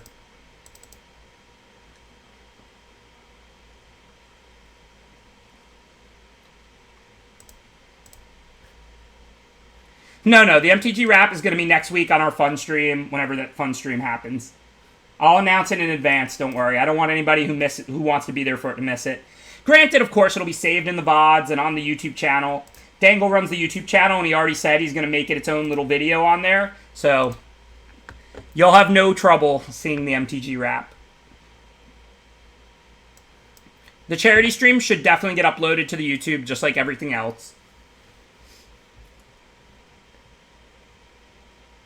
The clip's going on YouTube, Janice. Don't worry. Can't promise exact dates because I have to coordinate with a lot of people for this stuff, but I absolutely promise this will happen, and it will happen relatively soon. Like I said, I've got my strengths and weaknesses as a human being. I'm the first to admit them. Nobody will accuse me of being dishonest. Insensitive from time to time, brash, never dishonest. This stuff will happen, and it will happen as soon as I can get it together.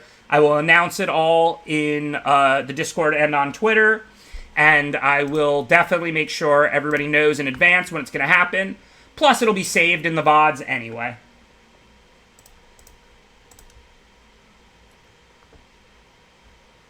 No real decisions here. They can hit back for 1 if they want. MC Facet Reader. No. Exactly, Sweet Pea. Should I scatter that? If I didn't have Dark Bargain, I probably would. But because I can use all 4 mana on Bargain, I'm just going to let the 2-drop resolve. Scatter the big thing later. Thanks, Warp Torque. Appreciate that generous donation. I'm going to grab the 2 green sources because we have Honey Mammoth, even though they both come into play tapped. We can put 1 in play this turn. And then next turn we have land 6 for Gyruda and Terran and so on.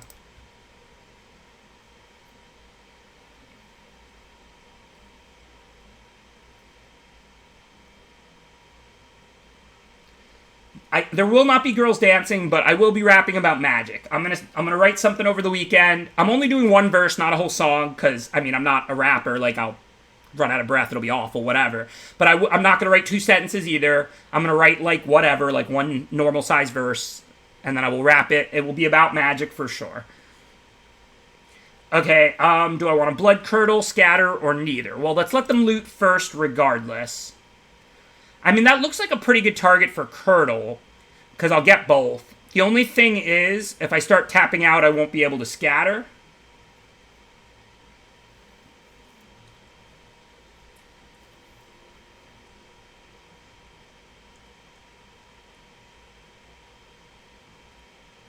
It's still such a good target for curdle. Because it's not like it draws cards, it just grows. So I can let it resolve, and then I can curdle and kill both.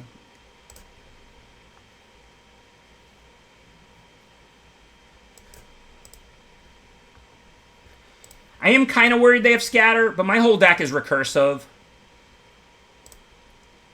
So I'm going to slam Gyruda. No clue if they have scatter or not. They've got 2 open now, but that doesn't really tell us they have it. And if they counter it, I'll just draw into my 2 corpse turns or my back for more. So if they don't have it, I want to win this game. If they do have it, I'll recur it later. Thanks for the honey mammoth.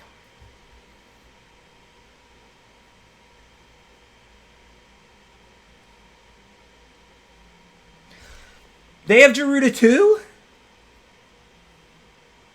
Well, they didn't hit anything in my yard. They got a Great Horn and a Porcupine. Not as good as my 6/6. Not bad for them. Okay, again, my whole deck's recursive, so we'll happily trade 6/6s. I can't imagine setting the small creatures makes sense.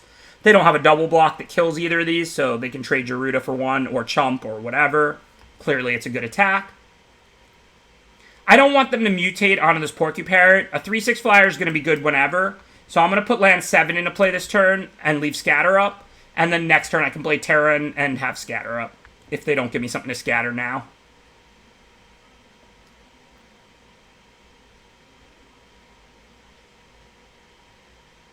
You were really hoping to take my honey mammoth, but I took their honey mammoth.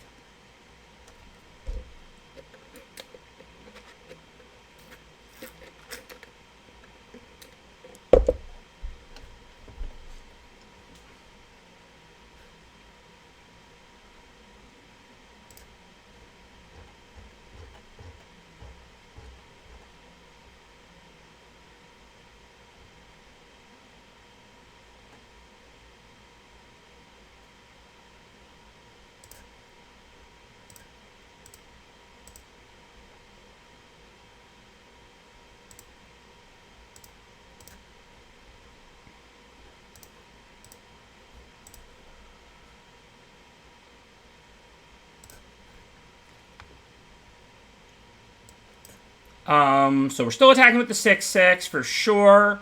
Can I send the 2/2 Menace and the other one? I mean, if they want to, like, eat the Nightbonder, they take 8 and go to 1.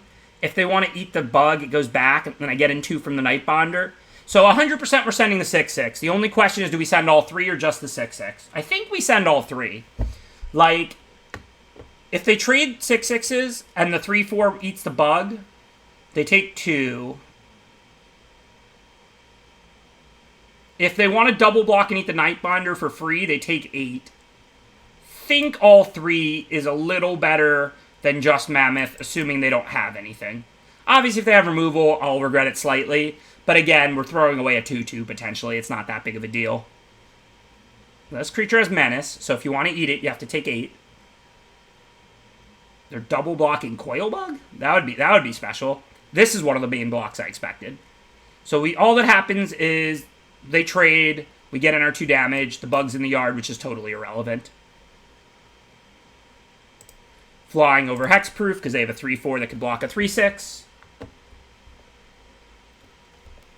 And this is good. Now we can scatter that. This has Menace, so we're getting in all 5. We'll buy back and play Coilbug. If we don't draw anything, they're at 2. Life is good. Yeah, I just didn't think sending the bug mattered. Because the reason was, if they did want to double block and eat the Nightbonder, they would take 6 from the Mammoth. If I send the Bug, they take 8. So I get in 2 extra damage if they want to double block Nightbonder. And listen, if Bug didn't recur, I might not send it. But since it recurred, it's like kind of almost free to send it there. And it's not irrelevant, because if they want to double block the Nightbonder for the free kill, I get in 2 extra damage. So I think to attack with all 3 was correct for the reasons I said. All the options were close. Sending the Mammoth is definitely profitable. The trade is good for me. So my choices were either send Mammoth, send all 3, or send Mammoth and the 2/2. All 3 choices are close. I think send all 3 was correct, though.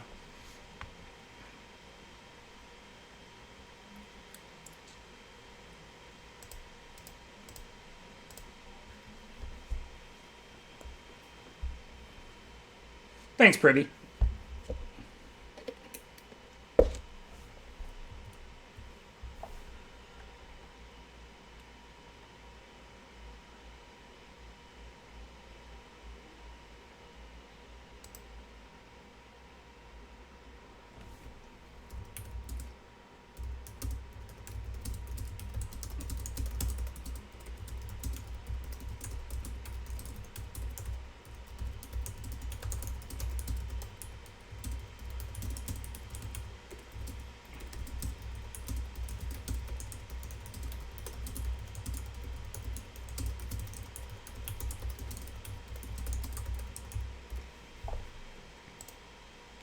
Pretty sure we got to keep this.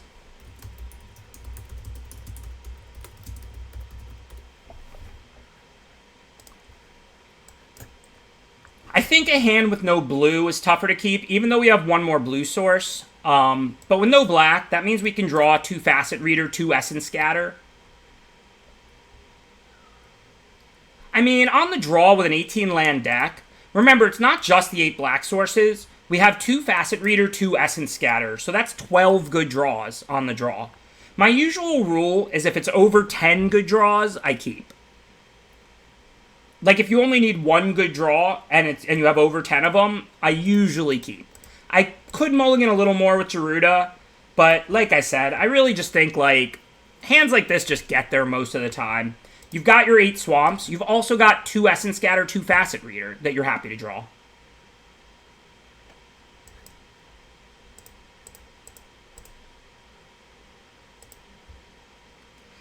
People don't bluff a lot, but the thing is, in Magic, it's not really correct to bluff that much. Magic is really a resource management game where life is like your least total resource. So, like, when you're risking throwing away a body to bluff in damage, every time they block and eat your creature, it's so devastating. Like, because you're losing power and toughness, like the most valuable resource, and you're gaining damage when you succeed, the least valuable resource. So, like, it's not correct to bluff too much in Magic. There are times people definitely bluff each other more in person, because then they know the person's fully paying attention, invested, thinking, playing slow, or looking at them. I think there's less bluffing online than there is in person, but I don't think people bluff a lot, and I think it's correct not to bluff a lot.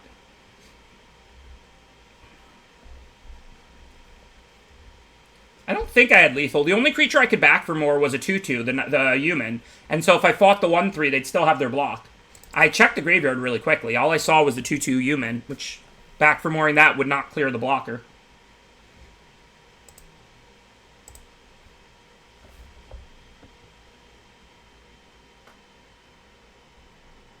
I mean, some bluffs are almost free. Like, let's say your opponent plays a creature on turn 3, and it's a 2/3 that taps to draw a card. That doesn't exist, it would be way too good, but let's just say it existed.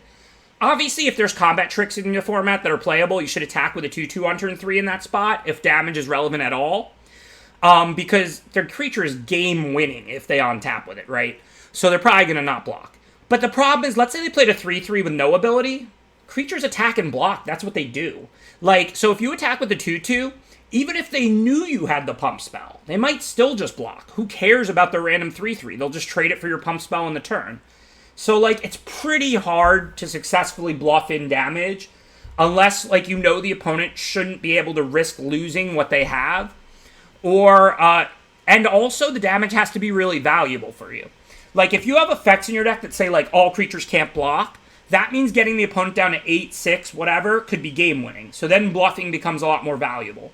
But most games are just trading resources back and forth, not racing. So bluffing isn't really that valuable in those types of games. Thank you, True J Tron. Appreciate the subscription. Thank you for the 3 months of support. Yeah, Parcel Beast is a card you can bluff into sometimes profitably. But again, you have to feel like you're racing and like you're going to win through primarily damage.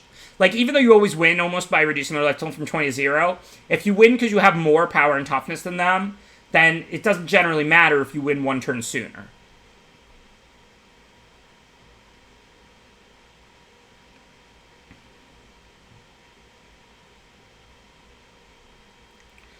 I think with this hand, I'm going to put out the Facet Reader and start looting first.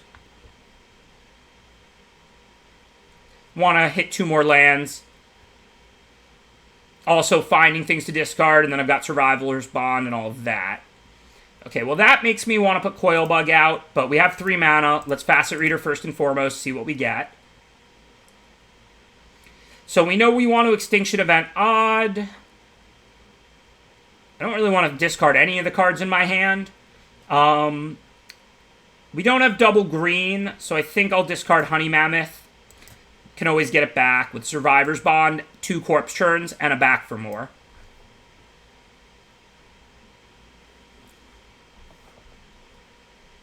Oh, I mentioned briefly we're probably going to Extinction Event Odd. That's because we know they have an Odd companion here. So we're not looking to play this turn 4. We're looking to play it after Jegantha on Odd. Not that that really affects much, except that we don't want to trade with odd creatures because our whole deck is even, of course, because we're a Gyruda deck.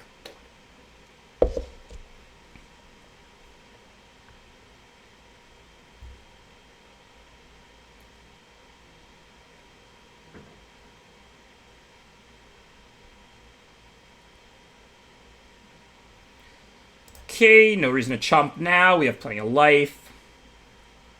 Looks like pretty easy, just pass the turn. We can Dark Bargain end a turn. We can double block or block Fertilid with Bug. Take 4 or chump with Bug. We don't really have any other plays that would be even remotely relevant yet.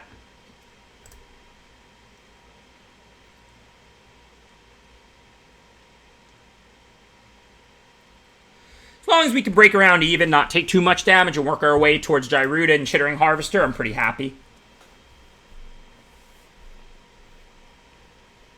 What I think Extinction Event with Mutate is just whatever the top creature is. Like, right now, this is a forecasting cost creature.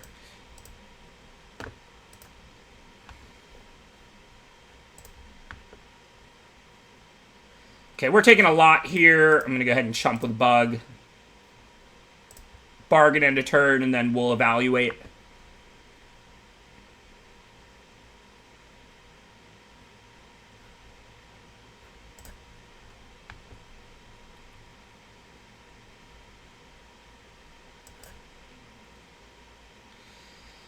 So Mythos, we copy, like... We don't get the counters, right? So if I copy, like, Fertilid or Greathorn, I just get a 3/4, I think. I don't think you get the +1/+1 counters on it. Titan's Nest looks pretty good. We have a bunch of cards in the yard. I think I'm just going to take... Well, if I take Nest, I don't have... I can take Nest and Mythos then. I mean, I've got plenty of cards in the yard, so I'll just take Nest and Mythos and not the land. This gives me land 6 anyway.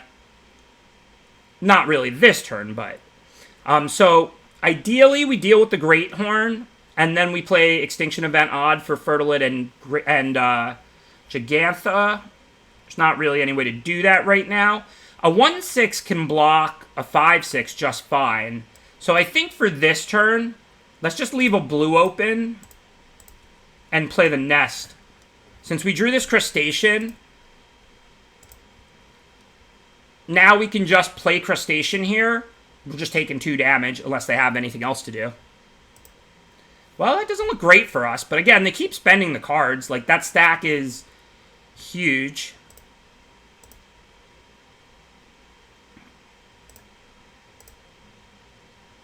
So, obviously, I have to chump. So, we're just chumping the bigger creature. No choices.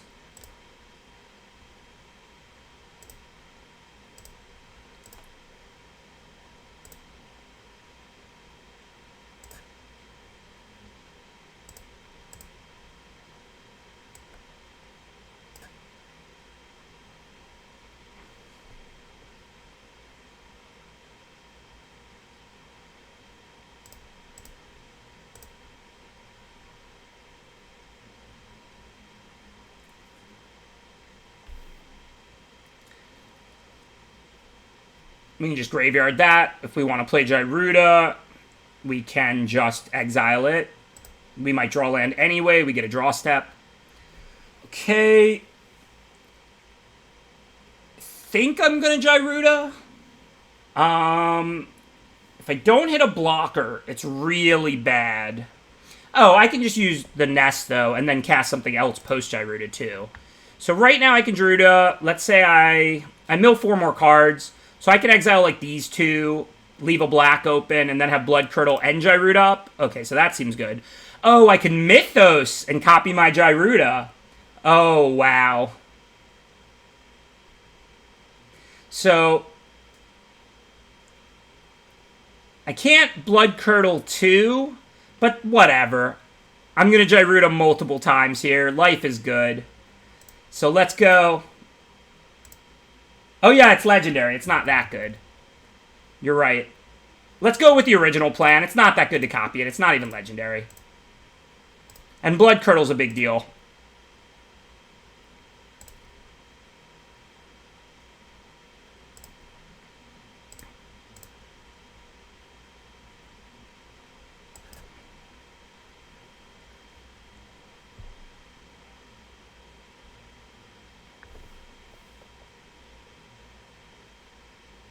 Nothing from them. Just a Facerator for me, but whatever. Still have Blood Curdle online.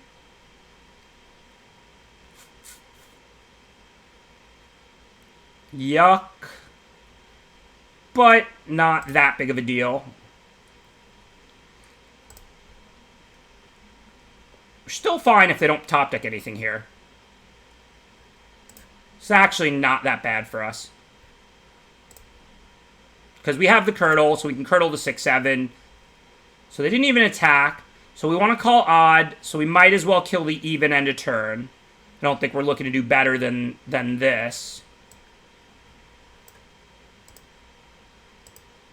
Oops, don't want to remove Coilbug, that's for sure. Yeah, it's a weird no attack. I mean, I would have 8 Fertilid, but it's pretty irrelevant. I'm just going to call odd. I can't call even. I would lose my my Gyruda. So, I mean, I wanted to call odd anyway. So this doesn't really change anything. That's not good enough to top, I think. Okay. So for this turn, if we Extinction Event and leave them with Symbiote, I can just have a blue up. And then if they draw a creature, I can scatter it. If they draw removal, 2 isn't 3. So, seems fine. No reason to spend the graveyard here this turn, I don't think. Oh, no, you know what I should do? I can Mythos Gigantha, and then... Oh, no, I can't, because Extinction Event will kill my own Gigantha. So, yeah. Extinction Event odd.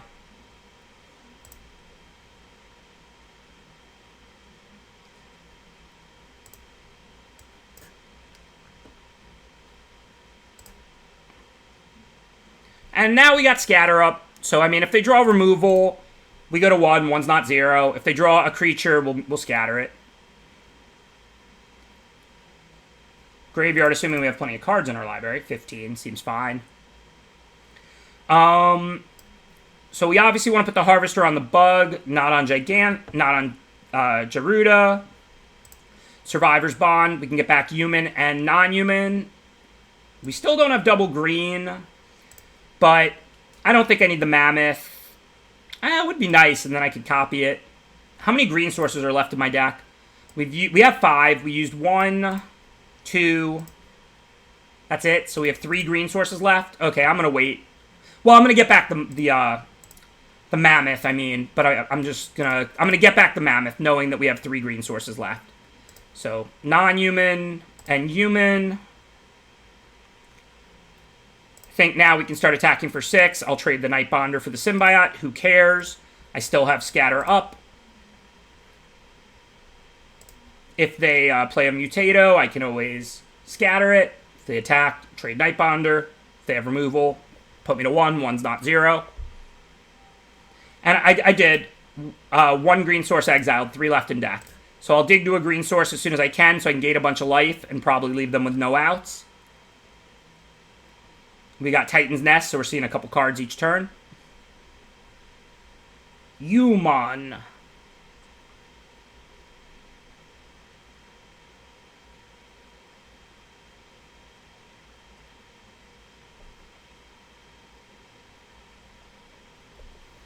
Thanks, Raz. That's one of the few I actually did know, but I'm sure you're answering the question for some people in chat, and we know I'm not the best with the rules, so I appreciate it.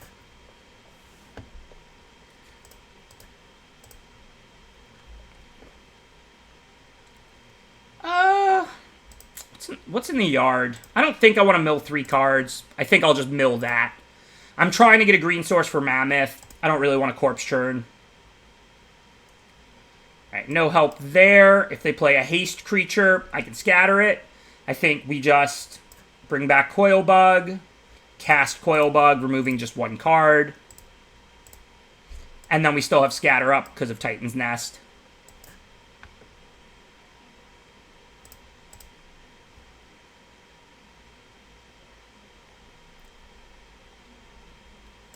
So that's game.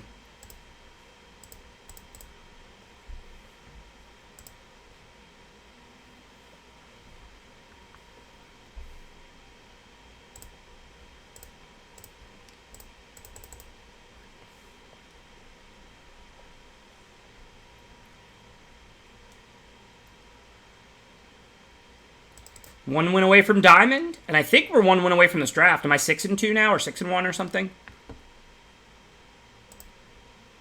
Yeah, 6-1. So hopefully we win this game. We win this game, we win this draft, 7-1, and we make Diamond.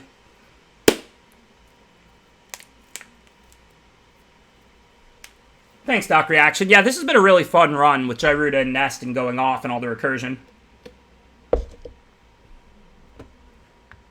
It is not Mythic or Bust tonight. I'm just doing one more draft tonight. Maybe ads and chats, maybe not, depending on how long the last draft takes.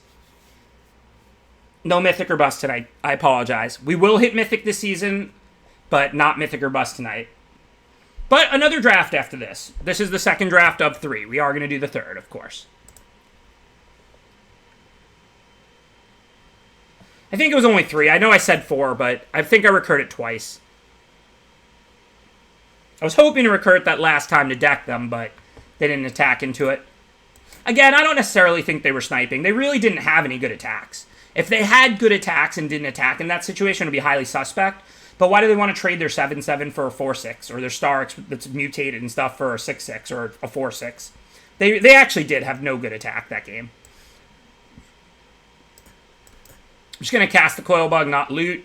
The reason being, I need to stop the 3-2 from attacking, and I don't want to Capture Sphere the 3-2 because that's not a creature I want to sit and play forever. The sniping, we were talking about the Vivian game, not the Gigantha game. But yeah, I really don't even think they were sniping. I think they just didn't have a good attack. I had good double blocks everywhere. All they would have done is downgraded creatures. I know they were decking, so they kind of needed to attack, so it looked weird. But, like, it doesn't make sense to throw away creatures even if you're decking. Like, they weren't going to get in damage. All that would have happened is they would have lost a 7-7 for, like, a 4-6, or they would have lost a 6-6 for, like, a 4-4 or whatever. They just had no profitable attacks, truthfully.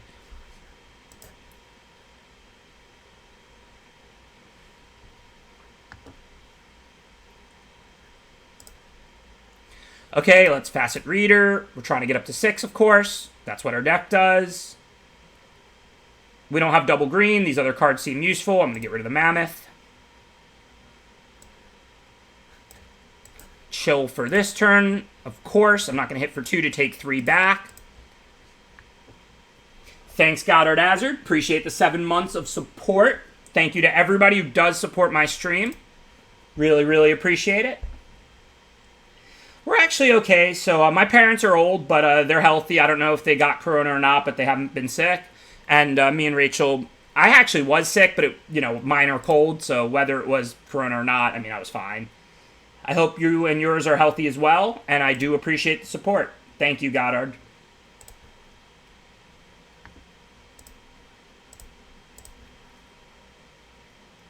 Okay, we want one more land, and I still don't want to Capture Sphere that. So let's go ahead and use Facet Reader. I think I'm just going to discard Capture Sphere. There's a lot of matchups where I wouldn't do that. But given the opponent is playing Cycling, most of the Cycling creatures aren't that good to Capture Sphere. There's like Marmoset.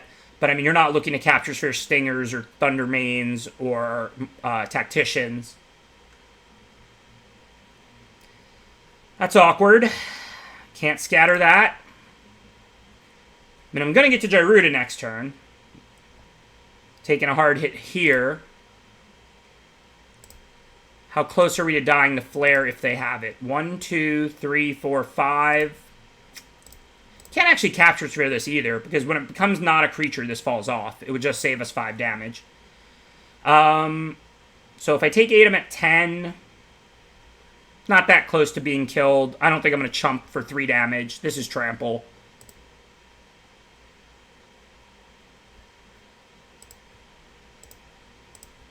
We can loot away a land because we drew more, so let's do that.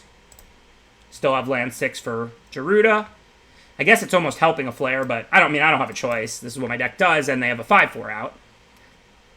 Let's see what we get. 3/6, 4/3. Nothing from my graveyard. 3/6 Vig seems clearly better. If they kill one, the other one can still block the 5/4. I think we should attack for 1 here. Seems unlikely we would need it back. Yeah, we actually didn't mill any Cyclers, but on average, I would expect to mill 1.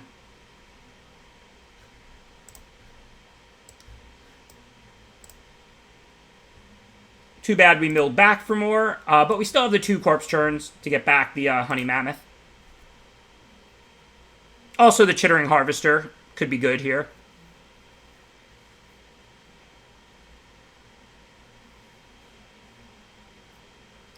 I really do want to Harvester up the bugs. Oh, I can. Okay. So, yeah, I can just go Bug, Harvester the Bug, because I don't want to throw away a 4/6. Turning a 2/2 that can be shocked into a 4/6 is pretty valuable. See which they sack. Guess it doesn't matter. I'm going to attack for 3 either way. It's Vigilance.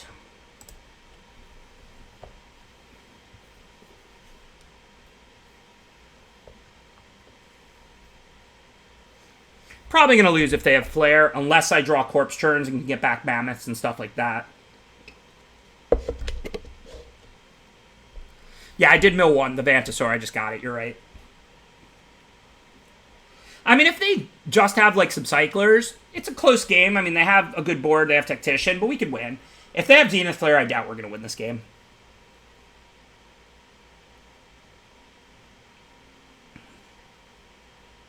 Zenith Flare is a totally busted card.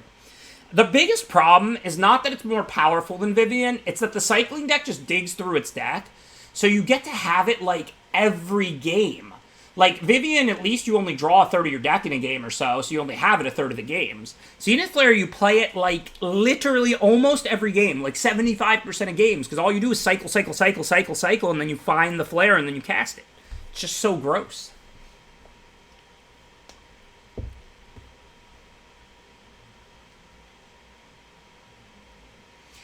I don't know. It certainly makes it worse. I think Companions will still be good.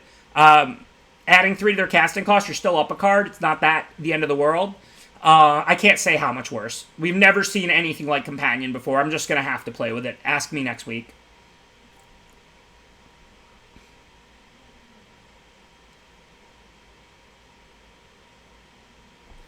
So again, do we want to chump to save 2 or not?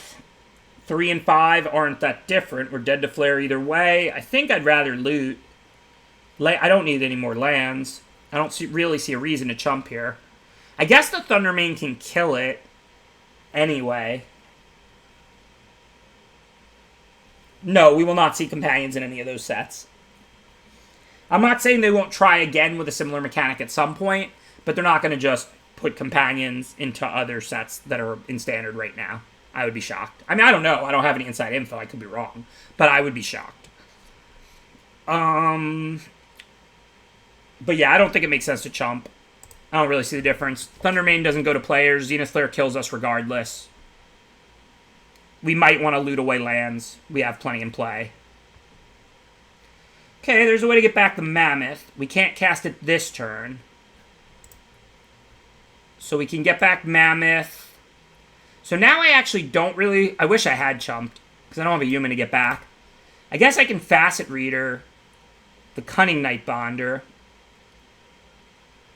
I don't want to die if they tap some blockers, though. But I'm getting another card. It has to be worth it. So we'll see what we get. Well, that's just awful. We're never casting that. I mean, we're probably going to die here, I think. Don't really have any alternatives. I can't Survivor's Bond the Mammoth and play it. Like, I'm not being greedy. I didn't have the ability to do that. So all I can really do is hope that they're pretty much out of gas, I think. Get the Mammoth for next turn. Get the 2/2 for now.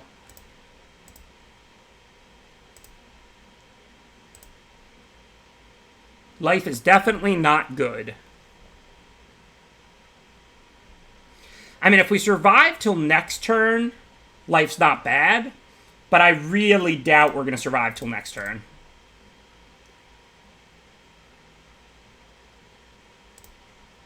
Like, if they have no cyclers or something, we'll probably win. And I mean, they have used a lot, but that's not to say they're just not going to cycle. They probably are. They'll probably just tap our blockers and kill us.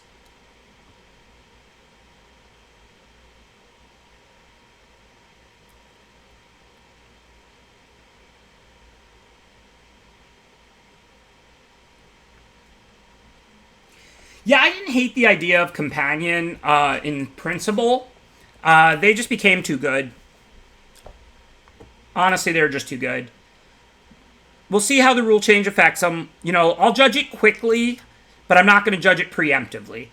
We'll play with them this weekend, we'll play with them next week, and then we'll start to form our opinions. But I do think Companions were too good. I don't think it was a bad idea, like, in theory. So if they have another Cycler, I'm just dead. This has Trample. Bringing in Night Bonder doesn't change anything.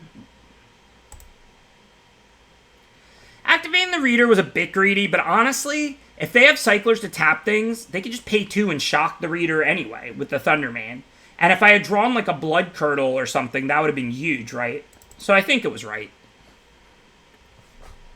So, no diamond this draft, but we're doing another draft after anyway. Let's see if we can get the 7th win. Yeah, we might have gotten the Mana Generator. I mean, like I said, if they didn't have Thundermane out, I might have kept the Facet Reader up for an extra blocker. But remember, they could just shock the Facet Reader anyway. So it wasn't really helping us. Okay, we're clearly keeping this.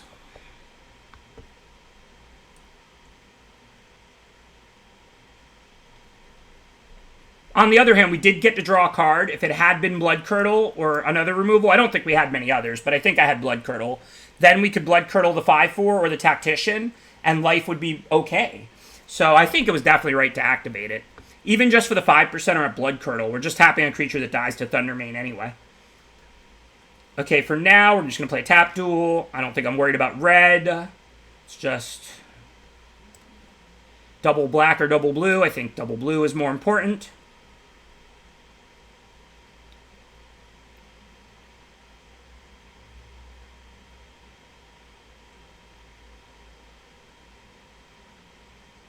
Red casts only the Kicker on Mythos. But, I mean, that's pretty valuable, the Kicker on Mythos.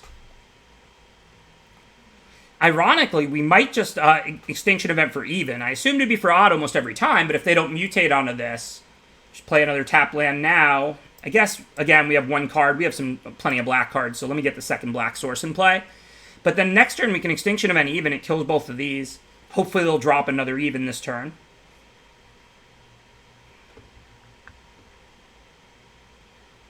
This is an 18 land control deck, so I wasn't really that worried about tap lands. They're less punishing in a deck like this. I'm not saying we had to include the Rugged Highlands. I think it was fine. Alright, I won't be greedy. We can always Blood Curdle the next threat. Let's just kill their 2 creatures.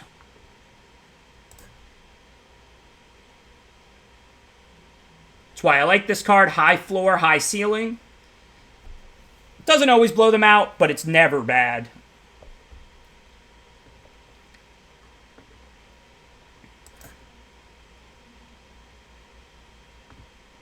Life is good. They play a good Mutado. We Blood Curdle it. They do nothing. We Dark Bargain. And then it's Gyruda time.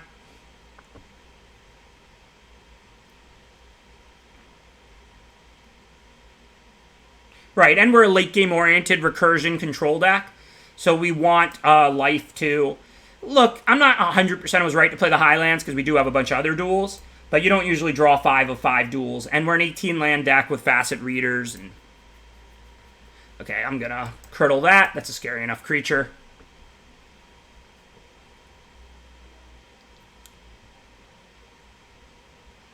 And it's everybody's favorite time. It's Gyruda time. Spin the wheel.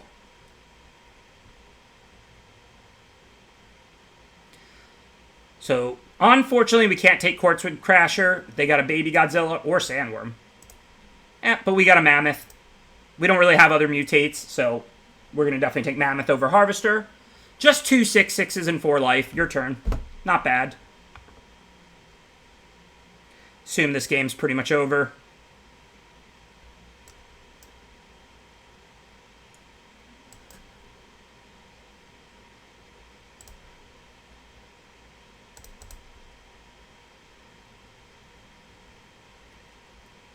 Oh yeah, Gyruda is disgusting. Companions are disgusting. Companions are broken. First 7-win draft in 2 days. Thank you, Gyruda. Alright, we're going to do one more full draft tonight. I'm not sure about ads and chats or not, but I'm going to do another draft, play it all the way through. I got to use the bathroom, so I'm going to use the bathroom. And then I will come back, and we will fire another best of one premier draft and play it all the way out.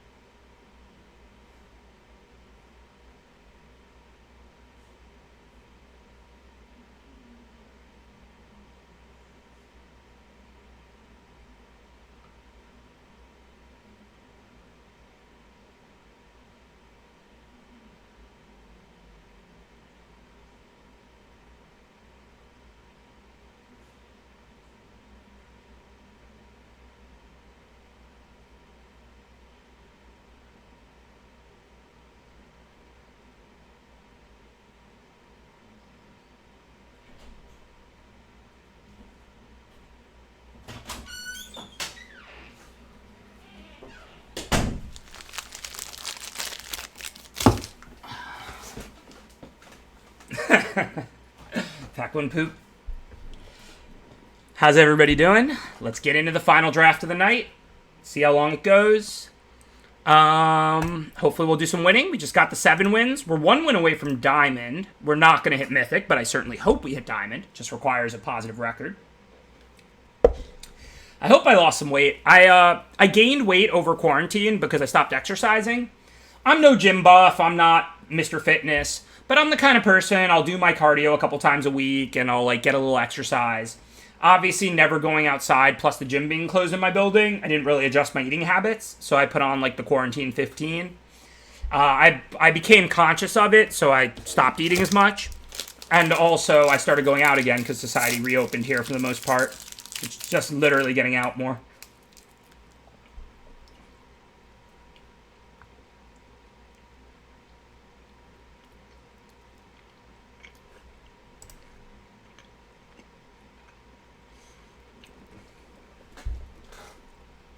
Okay, let's see. Will-O-Wisp is good if you're blue-black Flash. There's plenty of cards with Flash in the set, and drawing a few extra cards from 3-mana 3/2 is really good. That said, you have to be blue-black. You're not looking to splash. Wingspan Mentor is a nice uncommon. Not broken. Nothing wrong with first picking it. It's not Starks or Short Shark level, but it is quite good. Grim Dancer's good, a bit overrated. Certainly a good card in any 2-color black deck, but also it still just dies and gets blocked. I like Weaponize. I like the red-black sack deck. I don't like first picking it. I'm not unwilling to. I do think that deck is good and Weaponize is good in it, but I don't think Weaponize is good in a lot of the other red decks. In red, white, and red, blue, I think it's just playable. Fire Prophecy, best red common. Ram through the best green common. So I think there's a close pick between almost all the cards we just talked about except Slither-Wisp and Grim Dancer. I kind of feel like Wingspan Mentor is probably the best of them.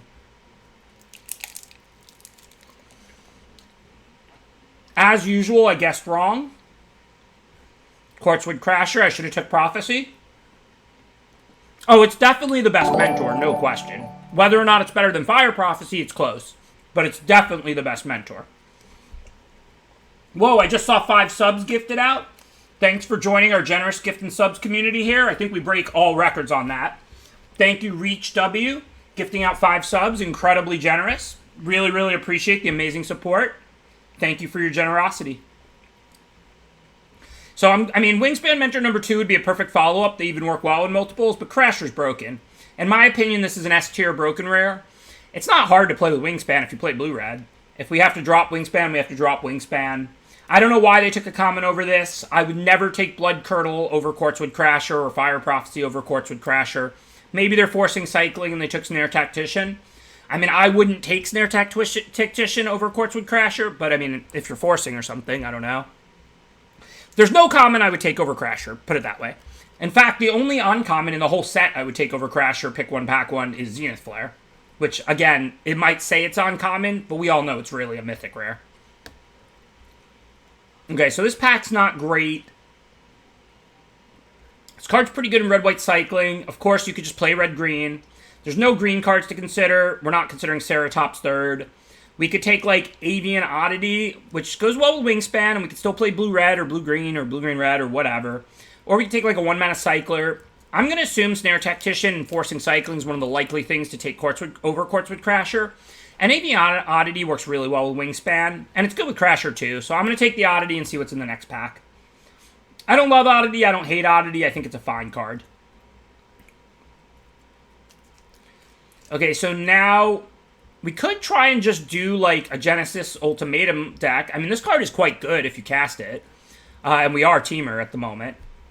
Otherwise, there's Fertilid, Ivy Elemental, Reconnaissance Mission, and Glimmerbell, all of which seem fine for us, none of which seem amazing for us. I think we take the on-color Ultimato. We prioritize ramp and lands and try and draft Teamer Crasher, right? We have a red-green gold card. We have 2 blue cards. Just draft green fixing, land fixing, ramp. I do love these old tomatoes. Tomatoes get better with age, as everybody knows. Okay, no real decisions. Avian Oddity is definitely better than Mammoth. Two on Color Crystal. I might play those in a deck like this, but no big deal. Fertilid or Scatter. Fertilid is what we're trying to do.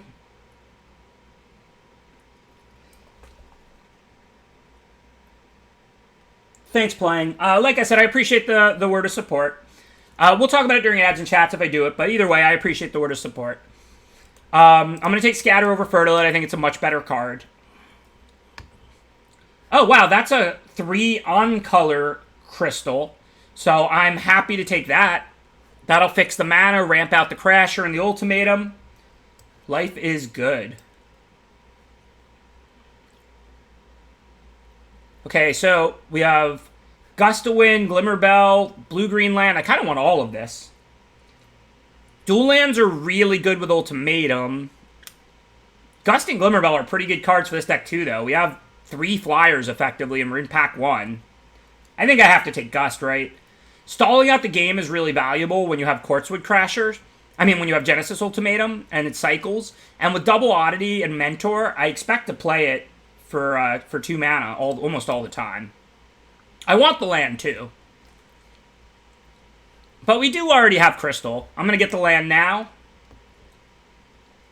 The land's not going to wheel, probably, because it's too late in the pack. But I want the land now, of course, over Nothing Good.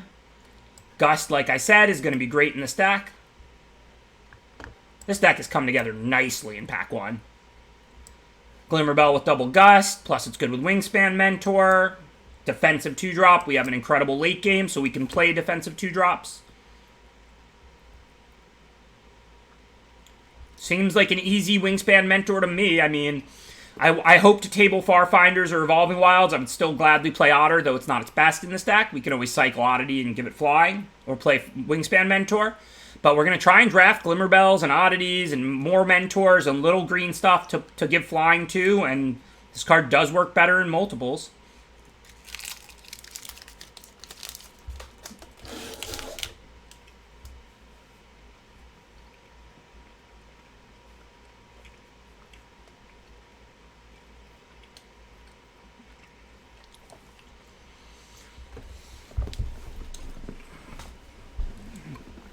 Even though Mono Blue Splash Crasher and Genesis Ultimatum isn't that pretty, every single blue card we have is single blue. We have Highlands, we have Crystal. I'm really not worried about it. We don't need more than like 9 blue sources, and Ultimatum's triple blue. So, I mean, our mana's going to work out fine. I'm not really that worried about it. I mean, I'll prioritize the land fixing a little bit where I can, but I felt like Gust with all these flyers and a good late game where we're not that worried about Flood is a pretty good card in our deck. So now, do we want Neutralize or Heron? I think Heron. Even though we don't have the early stuff to mutate onto, we're hoping to take it pretty aggressively. We want Flyers. We might want Otter. We can put 2 Mentor and 2 Oddity and 2 Gust. Otter should get in almost all the time. Neutralize does work well in this deck, too. I kind of want this whole pack.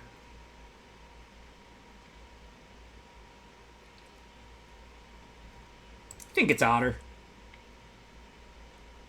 I think that was a close pick between Otter, Heron, and Neutralize. Like I said, I kind of wanted that whole pack. With double Wingspan Mentor, double Gust, double Oddity, Otter's pretty good. Alright, what do we want to do here? Now I don't really want any of this pack. Well, Wolverine might end up okay. We have like a Scatter and 2 Gusts. This isn't going to be a blue-red spells deck, really. I actually would rather be more of a blue-green deck, even though that's double red, because I want to get Great Horns and Symbiotes and the such. But, I mean, I'm not taking any of these blue cards. So, I guess it's Wolverine. So now we have to choose between Blitz and Evolving Wilds. Or the Mentor, I guess, too. I don't think I want Sandworm. I mean, I know it's a good card to hit off Ultimatum, but Blitz is just a good removal spell. No consideration of Stinger. I mean, we don't want our 2-drops to be human. You can't Mentor them. And we're not a cycling deck. I mean, we have a few cycling cards, but who cares about pinging them for 1? There are a lot of instants and sorceries I would take highly. I think we want Blitz. Especially if we're leaning in the blue-red direction, which is good, because Quartzwood's double red. I was hoping to go more blue-green ramp, but if we're not seeing green, which we're clearly not, we've seen, like, no green cards this whole draft, we'll just play blue-red and splash, Crasher, and Ultimatum. Okay, I'm just going to grab another Crystal now for the mana. I wouldn't mind Ceratops, but we're not that spell heavy, and Crystal makes it very easy to cast Crasher turn 4, Ultimatum turn 5. Seems like an easy Otter.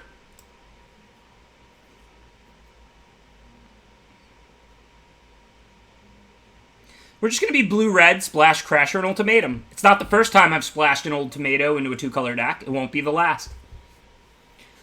Yeah, I think I like Ambush, Cycle, and it fuels Wolverine and Blitz.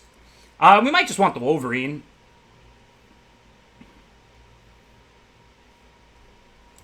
Yeah, I'd rather Cycle with this deck, I think. Easy Scatter here, though. We don't need to go for Bloods badly. I'm not against it. It's a Cycler we might cast, but of course I'm not taking over Scatter. Easy Otter. Neutralize came back. That's awesome. That's a really nice cycling spell for us.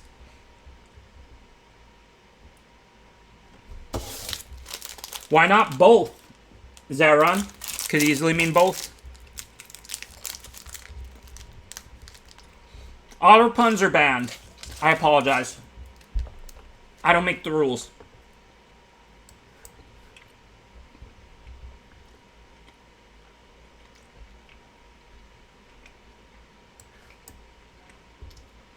Yeah, I don't really think we're seeing blue in this draft, but at least green and black seem to be wide open.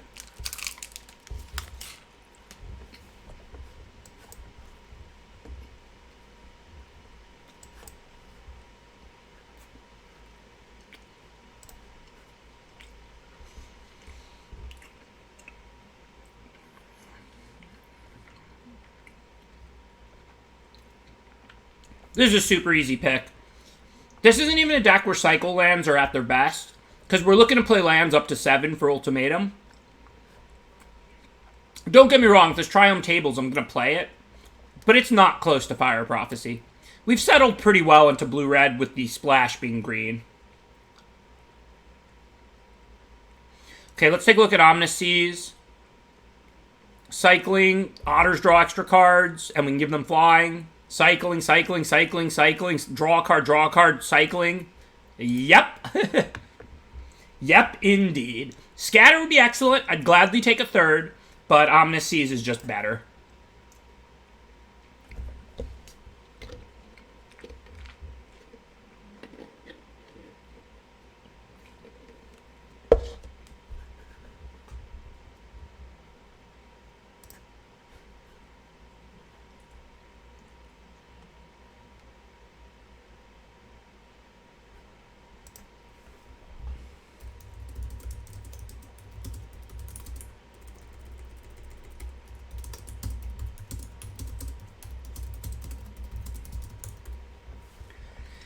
Okay, this seems like an easy Archipelagore. We have a bunch of Otters to put it on, Wolverine, Oddities, Glimmerbell, plenty of things to mutate onto.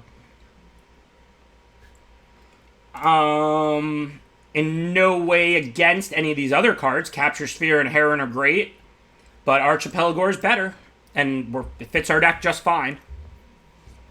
Yeah, I mean, Heron would be amazing in this deck with 3 Otters, but I already have other ways to get the Otters through. And I really just think Archipelagore is even better. Okay, so we have to decide if we're going to splash green. And we are, right? Because we have Quartzwood Crasher. So, I mean, that makes Ram Through definitely better than Wolverine then. Ram Through is a fine removal spell. It's single green to cast. It's a spell. Obviously, we're mostly a blue-red spells deck, splashing Ultimatum and Crasher. With how high our power level is, I might let the Ultimatum go. I don't want to, but I might. But the thing is, I'm gonna splash Crasher, because it's single green and we have a Rugged Highlands, and half the cards in our deck cycle or draw a card. So if I'm gonna splash the Crasher, I can splash Ram Through. And then we'll decide on the Ultimatum based on the rest of this pack.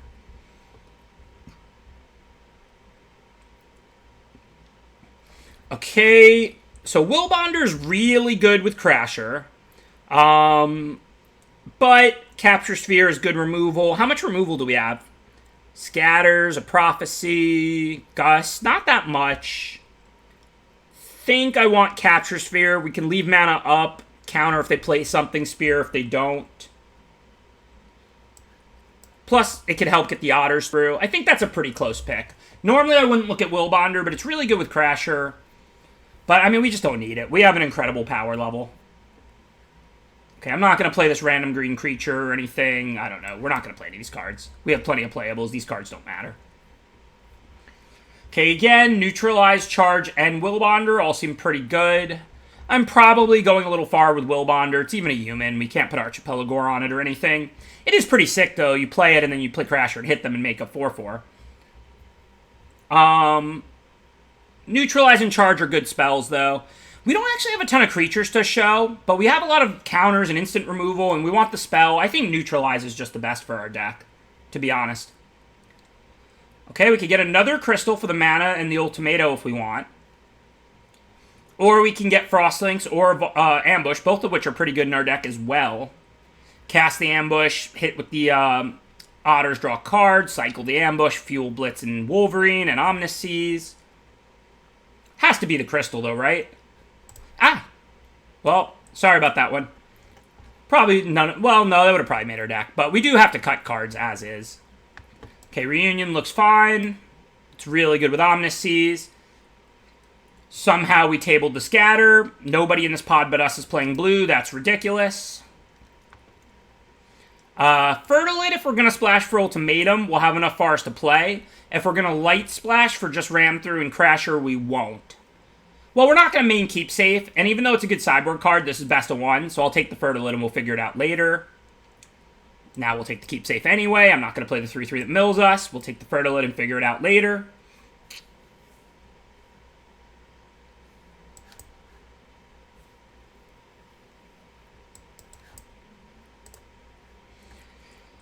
Okay, can we play this Ultimatum? Do we want to? I was hoping to get more fixing. I mean, we didn't get a Wilds or a Farfinder. Floodout can be a way blue-red spells loses, but we picked up Archipelago. We have Crasher, we have Double Mentor, even Reunion, plus Omniscience as a finisher. I know. I want to splash the Ultimato. I like doing it, and I think our mana will be okay. Like, we could dig through our deck, play like 4 or 5 forests, and then we have the 2 crystals. I really think we could play it. The thing is, I have to cut such good cards if I play it. Like, this deck just ended up busted. Like, blue-red spells was wide open. I do have the Fertilids, though. I mean, I agree with what's here. I would cut the Ultimato. The question is maybe if I put in the Fertilids and then I can Ultimatum on turn 5. All you need is turn 3 Fertilid, turn 4 get 2 lands, turn 5 Ultimato.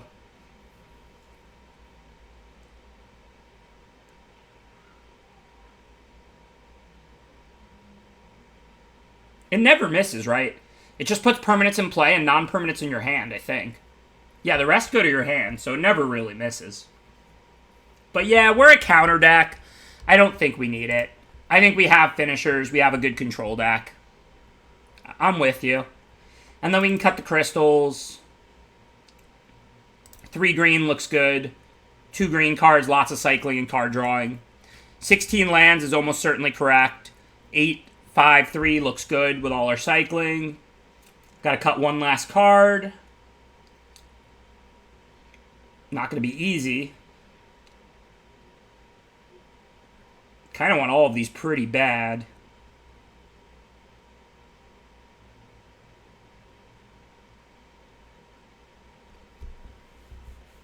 How's Ram Through? I mean, it's good with Quartzwood, good with an 8/8, but we won't have that necessarily. Yeah, I'll just take out the Ram Through. Also, this deck's really good. I don't want to have a card I can't cast in hand. I'll be disciplined for once. You know it's not my style. I've splashed Ultimatos into 2-color decks tons of times. But we just didn't get any Farfinders. We didn't get Wilds. We got hit over the head with finishers and playables. Yeah, I'm not worried about too many creatures. We have 3 good closers outside of just card advantage. We have Omniscience, Quartzwood Crasher, and Archipelago. And then we also have 2 neutralizes, so we can protect them. We have 3 scatters and a prophecy and a capture sphere to kill things. I'm not worried about closing. I really doubt we'll deck unless like the opponent's milling us or something, which barely exists in this format.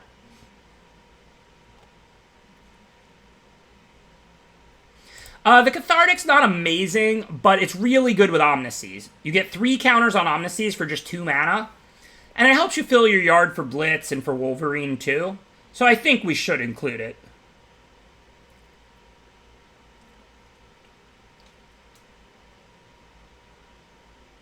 I think Omari is strong enough to companion, but you don't want to boot too many good removal spells if you don't open it pack 1. If you do open it pack 1, then draft around it. Like, if it's going to be in your companion slot, you want Honey Mammoths, because you can just play turn 4 Omari, turn 5 Honey Mammoth. You want to really prioritize 2 drops, 3 drops. You can't fall behind. Creatures that gain life are really good. Frost Lynxes, Honey Mammoths, Auricorns. Anything with lifelink is huge. Understand, if you have Omori in the companion slot, you are going to have no real ways to swing tempo, so you need extra life, but you will have extra power and toughness every game. So prioritize life gain creatures, life link, all that kind of stuff super highly. But if you open it, pick 1, pack 1. I think you can make a good Omori deck in the companion slot. If you open it pack 2 or 3, I wouldn't drop like 2 removal spells for it or something. Because you really have to draft around it. There are puns allowed in the chat, but they have to be good puns. No bad puns allowed. I can't answer the questions about the nerf. I've never played with anything in my entire 26 years of Magic like Companion before Companion. We're just going to have to experience it and see how it goes. So they're probably red-white cycling here. So I'm going to scatter because you might want to neutralize like a Flare or Reptilian Reflection or something. And against red-white cycling, you don't want to be too judicious with your scatters. They're not really a creature deck. Plus, Prophecy deals with all the commons anyway. Like, this hits Marmoset and Tactician and, like, all the other common creatures, basically. I could, but I didn't have anything I actually wanted to bottom. That's why I didn't Prophecy. I'll get more value if I hold on a Prophecy for later when I have something I want to put on the bottom. Yes, I know they might have Arrow. I don't care. I would never neutralize it. We're just working our way up to Archipelagor. Counter their threats. Prophecy their threats. Chill out.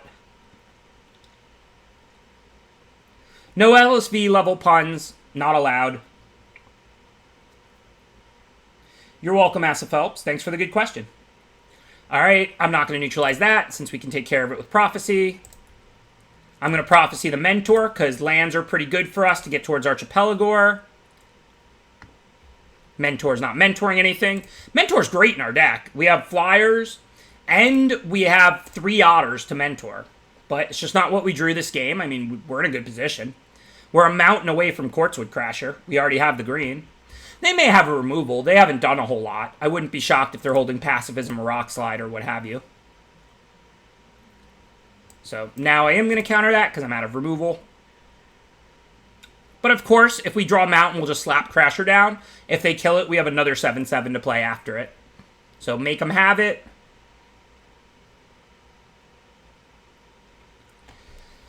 Island's kind of disappointing. I can't really reunion because I don't really want to discard Crasher or Archipelagor. I guess I could discard Archipelagor and an Island. I am only playing 16 lands. It's kind of hard to flood too hard. And I'm not mutating it. It's just a 7/7, even though that's pretty good.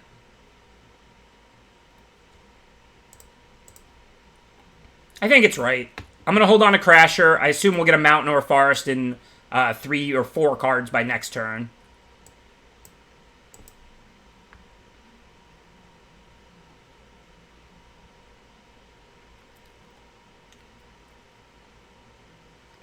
I am kind of worried they're just going to kill it, but I mean, our deck has pretty good late game. I'm not that worried about closing.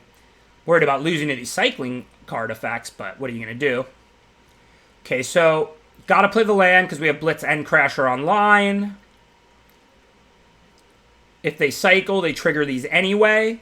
I'm definitely not looking to do better than Blitz on Rescuer against a cycling deck. I'm at 21. They can ping me with Stinger a couple times. Who cares? So I'm going to Blitz, and then I can still go Mountain and Crasher.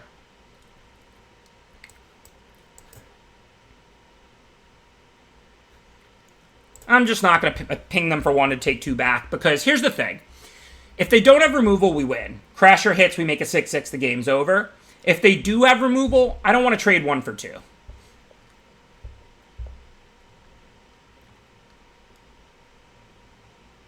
So even though we might be sort of missing a free damage, we win if they don't have removal.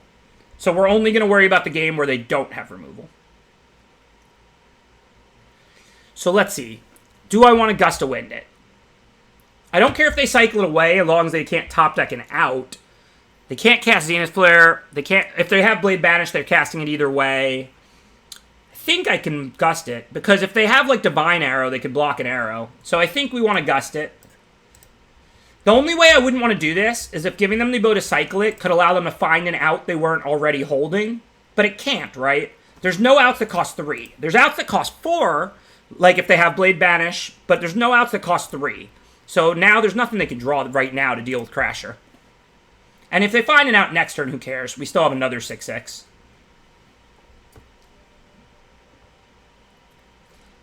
Yeah, if they flare the Crasher now, we get through their flare and we still have another 6-6. Life's pretty good.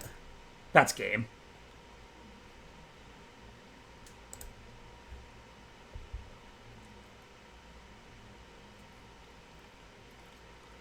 So, not Mythic, but we are up to Diamond. It's nice to know we at least have a winning record.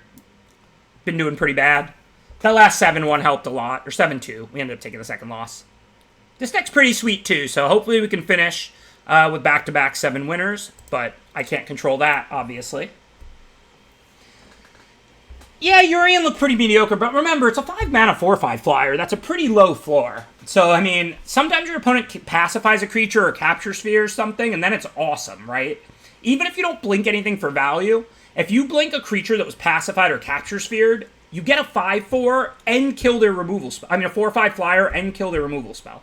Now, if it's just a 5-mana 4/5 flying, that's not a great card in a cycling deck, but it's not like it's a bad card. It's a 5-mana 4/5 flyer. Like, it's acceptable, right?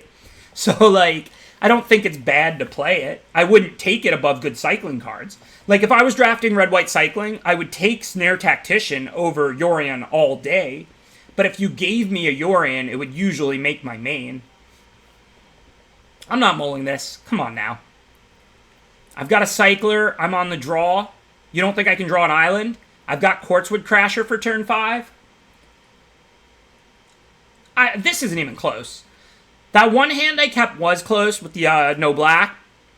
But this hand, I'm on the draw. I have a cycling card. I have so many cards to find a blue. And then I just go bounce, draw another card, and Crasher. I would never mull this hand. Like, I'm not saying it's an amazing hand, but I would never even think about mulling it.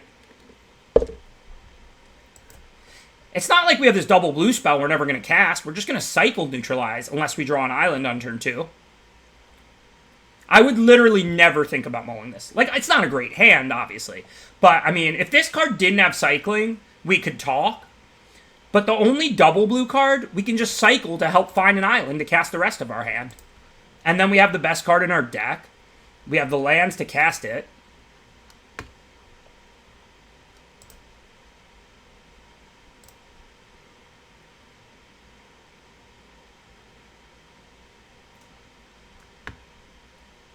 Every other card is single blue. In the whole deck, for that matter. We have 3 double blue cards, I think. Frostfall Ambush and 2 neutralizes. They all cycle. I blame you for this, chat. Why did you have me keep this hand with my mono blue deck with no islands? Why did you tell me to keep this?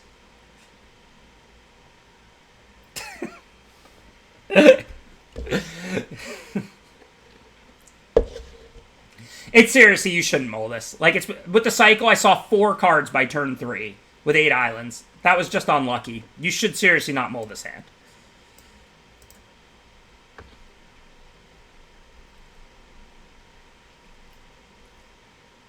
I told you it was right to keep. After you draw the one island you need, you can Gust of Wind to draw another card. You're probably going to find a land for Crasher and your deck is on. Why did you ever doubt keeping this hand? Obviously, it was a keep. Be reasonable.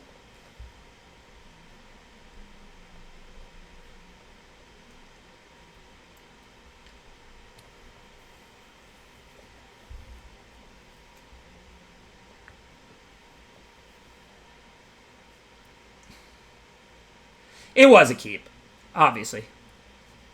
All right, let's see. So we can blitz for 2, get rid of the coil bug before they can start sacking it. Can't kill the poacher, but I can leave scatter up. Seems fine. I got to do the blitz now. Can't expect to blitz for 4. Obviously, I'd rather kill poacher, but it's not really an option. I'm going to leave scatter up rather than play Glimmerbell. I'm only taking 3 here, and that's if they choose to hit me for 3 rather than draw a card, and then I take 0.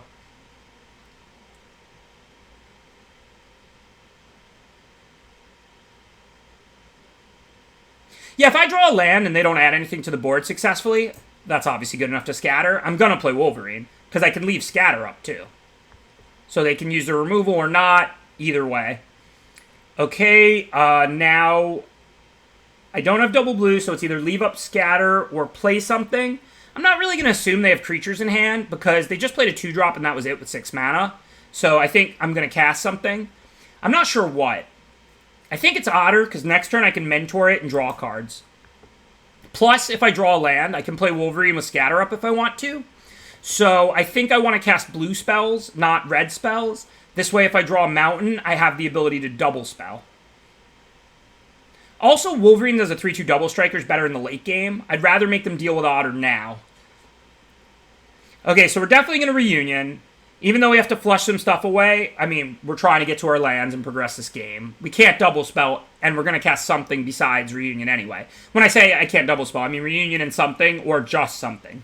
We don't have like a 2-mana red spell and scatter or something other than reunion. So we're not going to... What are we going to discard? I'm willing to assume we'll get a land, so we can discard Glimmerbell if we want to. But Glimmerbell's also not a bad drop this turn. It can block the Poacher, it can block the Farfinder. I don't know if I want to discard Mentor or not.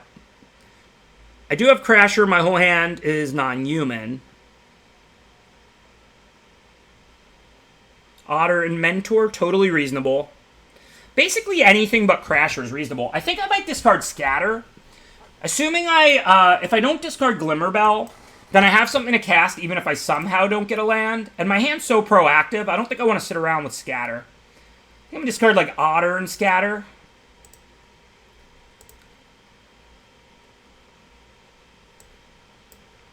Okay, I think that makes it a pretty easy Otter.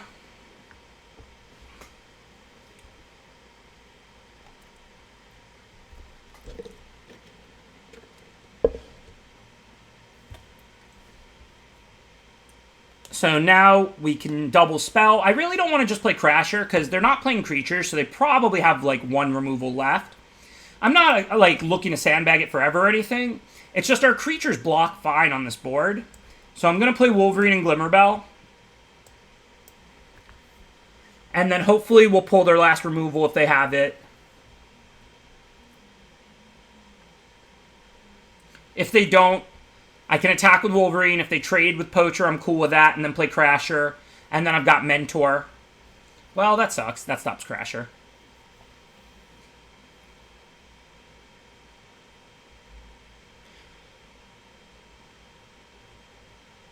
So I think I attack with the Wolverine. It's 6 damage or a good trade with the Poacher. And then I'm just going to play Crasher. I have 2 up to untap the Bell, so I can attack with the Bell too. If they want to tap Crasher and attack, I have 2 blockers effectively. I guess I die to removal this way.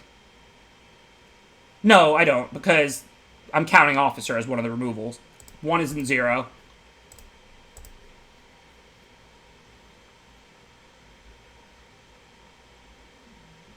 Maybe I should have mentored for the double spell reason, but I don't know. I'm not really in a super hurry, and I was kind of expecting to want to mentor the Crasher. I mean, it didn't work out because they played Checkpoint Officer, but I wasn't expecting that. It's only a little bit aggressive. I mean, remember, if they do have removal, I'm still not dead. It's tap, on tap, kill, or whatever. Like, I take 3, but 1 isn't 0. And they might be out of removal by now. I could easily see them holding nothing at this point. And if the removal is mutual destruction, they then have to sack one of their creatures.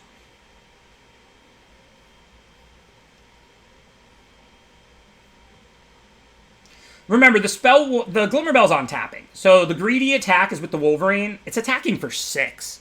It's not like I'm poking them for 2 when they're at 19. I'm hitting for 6. That's a lot of damage.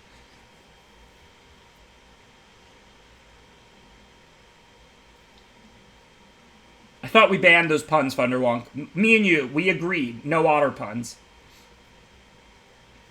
I mean, it was aggressive.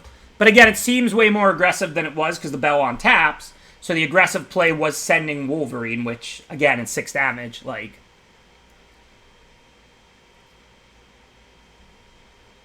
Huh? I don't know what just happened. I mean, I guess they were going to attack and then realized they would untap Glimmerbell. Oh, they didn't realize they were post-combat? Well, it's unfortunate for them. Either way, how much mana do we have? We have 8. So we can use Neutralize, Mentor, and untap Glimmerbell.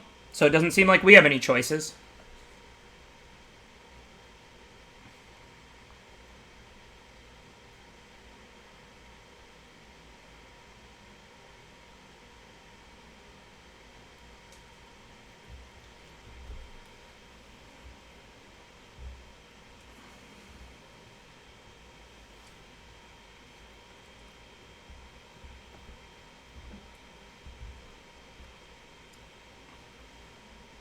I mean, yeah, I know that it's, like, kind of shocking, but how many times have you seen me misclick? How many times have you seen me misplay or mistap or whatever? And I'm usually Mythic, Diamond now, and in the Hall of Fame of actual, you know, the IRL Magic. I mean, listen, Magic is complicated, programs are hard, there's a lot going on, the games are tricky. If there was only one lesson I would want my chat to take away from this, it's to understand we all make mistakes, and to maybe play being a little less self-conscious, and, you know, just worrying a little less. Magic's hard, y'all. It's hard. Okay, do I neutralize that or not? So I make a 6/6. I have 2 untapped creatures.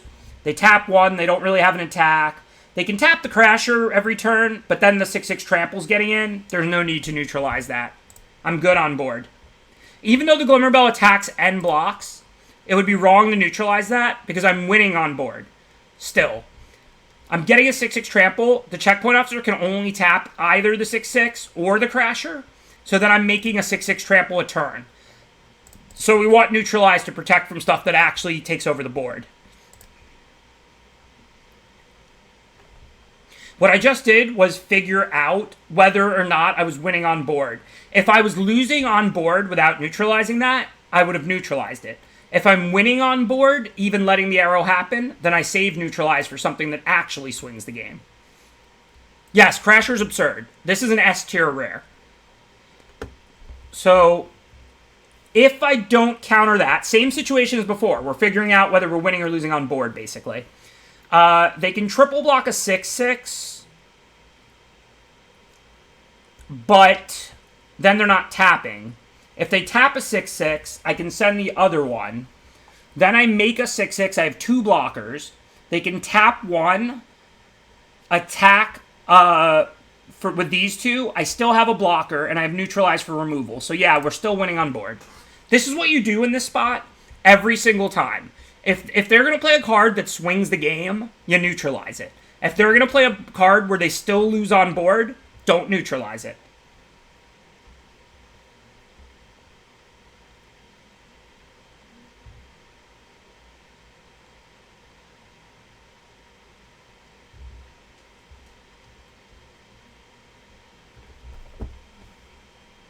Ironically, if I go to combat and they don't tap, I can't attack with both 6/6s, because then they could take 12 and go to 2, and then I make a 12/12, and then they tap it, untap, tap the Mentor, and hit me for 5.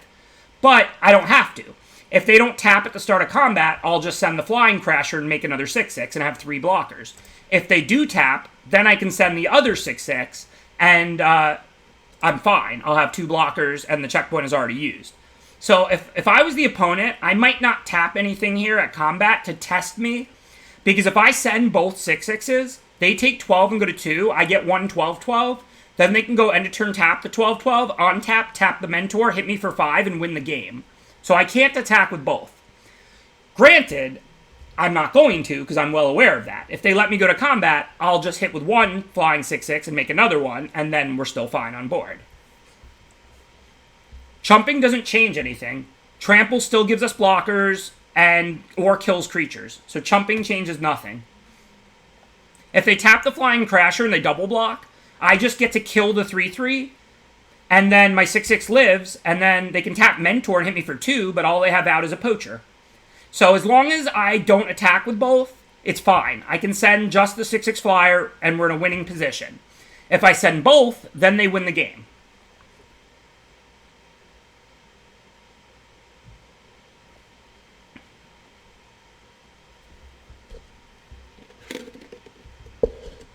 So now they tap that. We wouldn't have sent both anyway, as I covered, but the 6/6 can definitely attack. If they double block, we just get to eat a 3/3. They only have 3 power out. We have our blocker. They can only hit us for 2, not 4. We have a neutralize.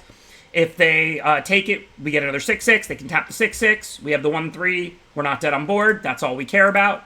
So now we can attack with 1 6/6, which is obvious because either it successfully eats a 3/3, which is the best creature it could block, or it makes another 6/6, which is the same as having it untapped. So it's clear that we attack with the 6/6. It's basically a free attack.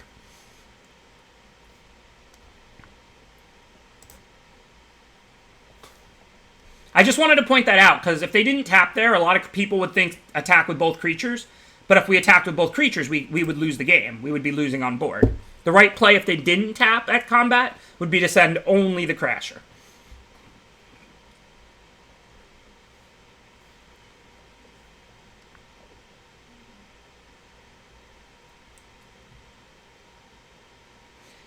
You're welcome, Final Nub.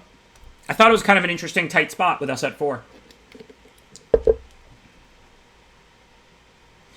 You could kill the Poacher or the 3/3. I would have killed the 3/3 because I'm not really worried about them ever sacking a creature to Poacher at this point. But I mean, I don't think it's like miles apart. The open went medium. I mean, I day 2'd and everything, and then I went 3 wins, got back most of the gems I spent to get in, but I didn't cash for 1K or anything. All right, we do need to counter that, right? Otherwise, +2/+1. They have 2 lethal attackers. Wait, no, maybe we don't actually need to counter that. If they tap a blocker, our other blocker can block the Poacher.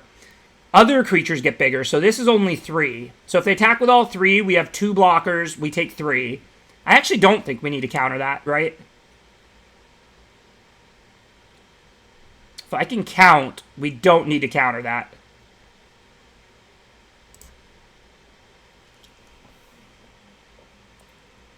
They can tap, but I think they could only get 3 in. Because we have a blocker for the 4/5. So, I mean, if they tap 6/6, 1/3 chumps 4/5, we take 3. But then we would just swing back and kill them with all these 6/6 tramples. I'm pretty sure if they attack with all 3, we block 2 and take 3. If they tap the 6/6 and attack with these 2, we block the 4/5 and take 3. I'm pretty sure they're a point short. Now, that would be lethal, but we're going to counter that. So if we had countered this, we would have lost the game. If we had countered that mutate, they would have blade banished the 6/6, and then attacked with all 3 creatures, right? Or tapped the wingspan and killed us. Well, it looks like they're a mana short of tapping, so we might not have lost. But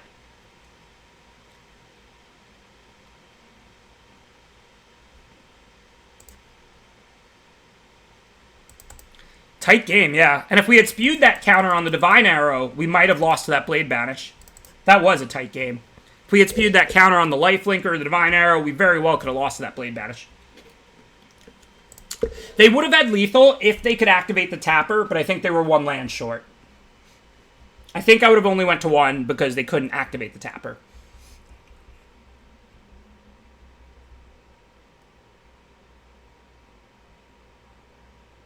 Yeah, they would have won if they didn't punt, I think. Well, maybe, maybe not. I don't know what would have happened. I guess they would have won, because I would have had 1 less 6/6. So yeah, they would have won.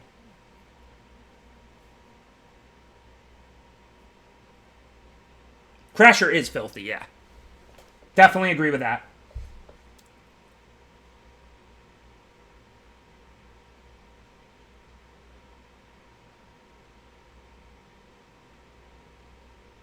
Yeah, I think we would have lost. I don't think I would have ever been able to make 6-6s, and I think we would have lost a tight game. We weren't, like, dead on board at that point, but if I'm never able to make 6-6s, I think we end up losing that game. I mean, remember, the officer is occupied on the Crasher for the rest of the game. So, like, we're not losing by a lot, but I do think with them drawing Blade Banish and the 3/3 Lifelink and Divine Arrow, I think we would have ended up losing that game if they didn't misclick.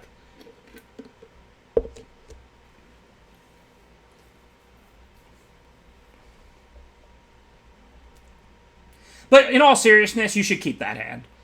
If the Neutralize didn't cycle, I could see mulliganing it, because you have a double blue card you're pretty much never going to cast, and you have one less card to find a blue.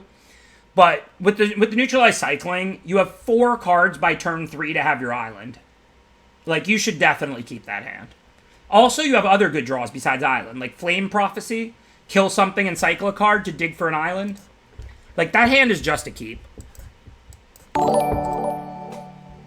Thank you, Armed Old Man. Appreciate the subscription. Don't shoot, but keep subscribing.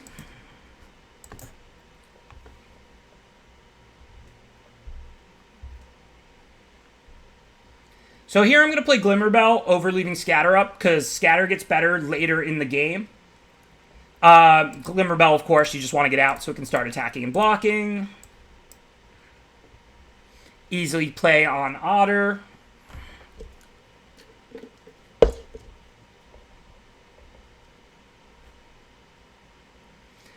So while I don't love that they've got that, I've got 2 blockers. That's pretty safe. I'm not going to attack with Bell, because if they kill the Avian Oddity, they can smash me back.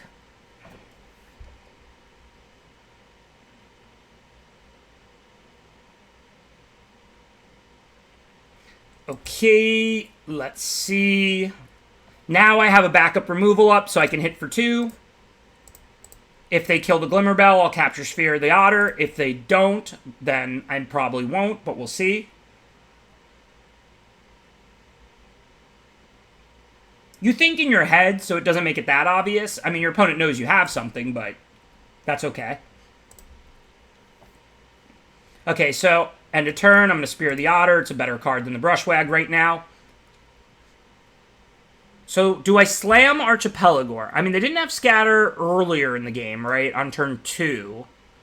Well, they might not have just scattered our Otter. Oh, no, they did scatter our Otter. So, do they have a second Scatter? This is a tough spot. I'm going to play around it because we have Scatter. If my hand was only Archipelagor right now, I would just slam it on the Bell and hope for the best. But if I do that, I drop shields with Scatter, and they're stuck on 3. And I'm hitting for 3, they're hitting for 0. So I'll just let them discard. I'm going to play around second Scatter, even though it's second Scatter. Because they're discarding, we're hitting for 3. Plus, we're leaving Scatter up. That's the real reason. Because if I play Archipelagor and they Scatter, then they can cast a creature. But right now, I can just leave Scatter up. Okay, gladly, if we're not going to Archipelagor, I'll Gust of Wind, even though it's just a 1-drop. Draw more cards, plus I can scatter it.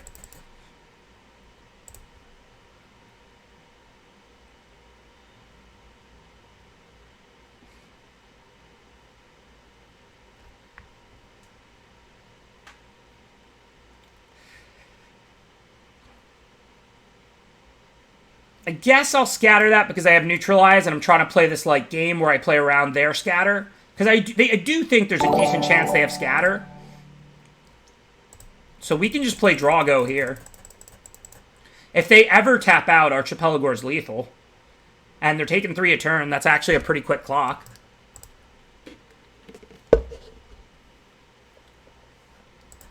Okay, and with a red and a green, I don't think there's really anything they can do. So that's game. Thank you, Rasputin. Cool name. Appreciate the subscription. Thank you for the support.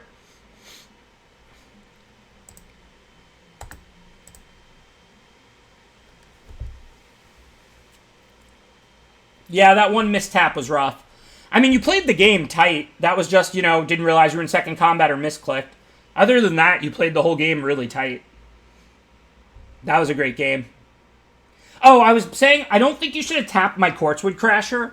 So, If you remember the turn next to last where I hit you with the Crasher in the air, or you tapped the Crasher in the air and I hit you with the 6/6 trample.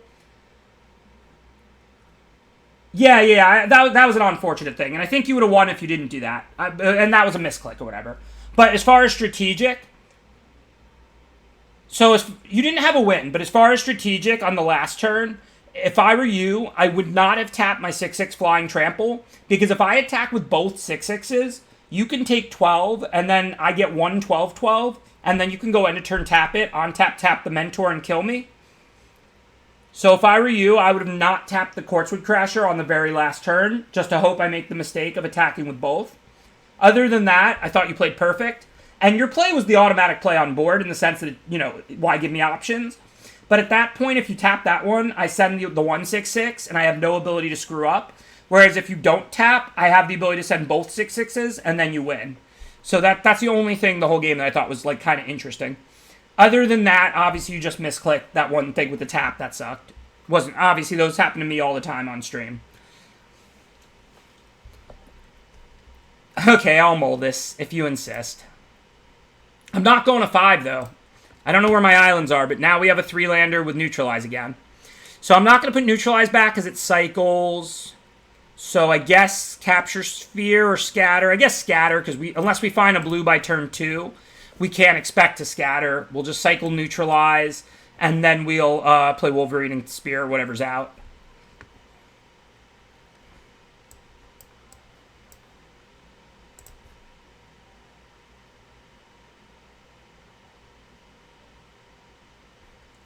Okay, that's fine. I'm not going to prophecy that. Let's just cycle the double blue card. Cool. That's not an otter or something I'm scared of, so I'm going to rock the Wolverine. We pretty much can already turn it on, these 2 spells. Yeah, sure, but that's the only real way to win there. Because if they tap 1/6/6, I get to attack with the other one and make a 6/6 anyway. It's not really any different. You're not winning that game if I'm making more 6/6s, whether you take 6 or 12 that turn. So that gives you a way to actually win, is my point. Okay, this seems pretty automatic. I'm going to prophecy. That's a really good creature. Get rid of the forest. We still have scatter up. Life is good.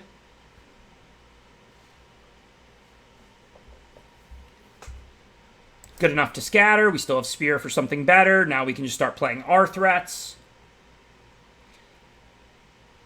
So Avian Oddity is more mana efficient, and it makes Gust cost 2. Wolverine hits for 6, not 2, though. But it also dies to dead weight.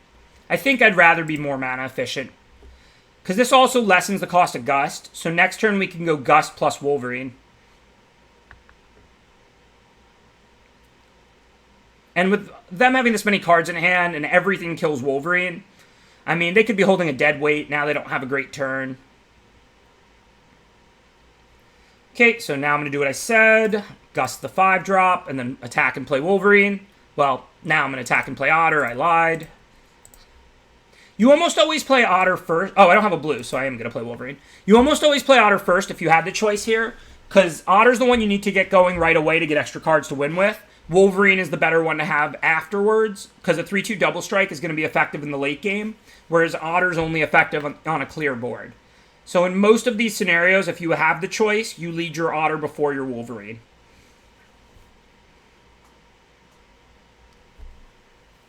Yeah, I was just pointing that out because I thought it was interesting. I'm not saying that what they did was even necessarily wrong.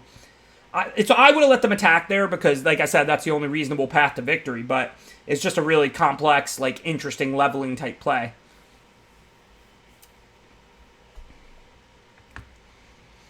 Okay, I want to get the Otter out. I can always capture sphere that later. If they don't have more creatures, I want to get the Otter through. So this turn I'm going to play Otter. I can't double spell without drawing a blue anyway, even if I play the 4-mana card, because this is double blue and this is single blue, and I only have 2 blue. You don't get 2 6/6s for 2 attackers. You get 1 12/12. That's why the play is tech.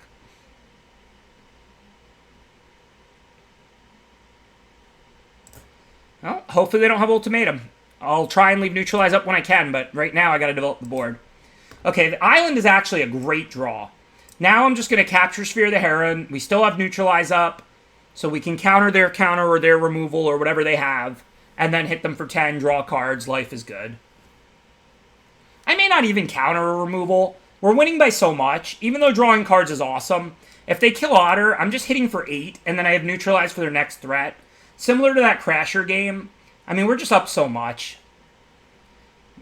Well, that I'm going to counter, because that would get to eat the 2/2. If they had actually played, like, Blood Curdle or Ram Through, I wouldn't counter it. I would just let them kill Otter and take 8, or kill Wolverine and take 4, and me draw a card, and I would just hold on and Neutralize. Since that's a 3/3 flyer that would eat the Otter and then still be in play, and then they might mutate onto it and kill something else, that I'm going to counter. But that's about all I was going to counter. Any removal spell I would not have countered in this spot. Thunderwonk. We had a deal. Are you an honest person or not?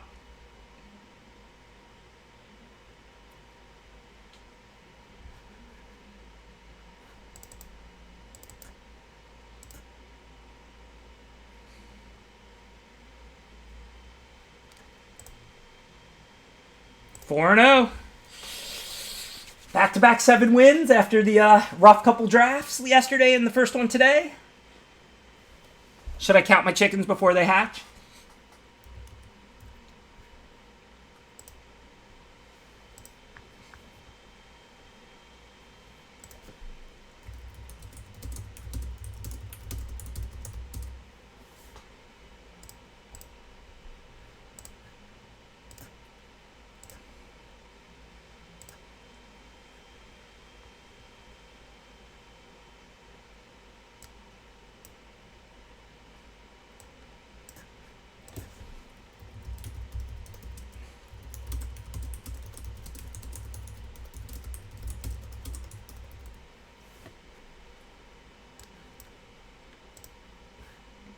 I'm definitely keeping this. We have way more blue cards than red card. Gust of Wind draws cards.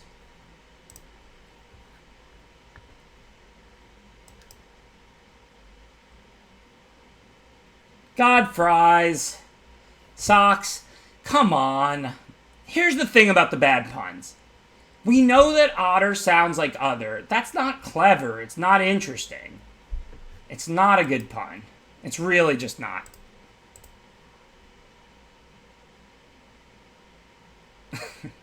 At least Atom Bomb's joke was pretty good. See, that was at least clever. I respect that. It wasn't randomly inserted. That was actually fairly clever.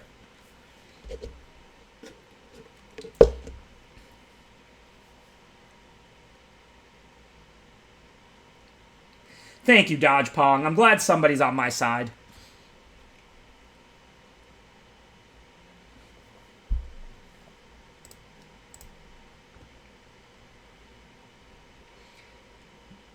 We could Capture Sphere it later. I mean, I can play the Otter to start drawing cards. I don't know if I want to take hits for 6 from a double striker. I mean, if they mutate onto it to kill the Otter, I am Capture Sphereing both. It's kind of an interesting spot. Do I play Glimmerbell, Gust of Wind? Do I play Capture Sphere? Or do I play Otter? All 3 choices are totally reasonable. This is a really good card to Capture Sphere, because, I mean, you don't care if they really mutate on it to kill something after that, because the creature stays down forever.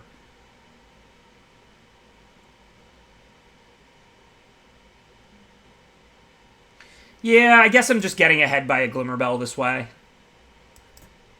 Plus, I might make a land drop. This is turn 5, right? Yeah, I haven't played a land yet.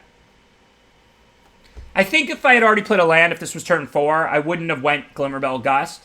But the chance to make the land drop and be able to better develop probably makes Glimmerbell Gust right.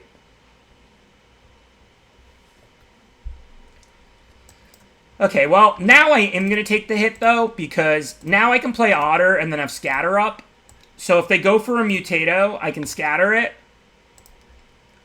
If they hit for 6, I get to hit back and draw cards. Cool. After that, I can have Capture Sphere and Scatter up or whatever. So I'm willing to take this one hit. I'm at 20.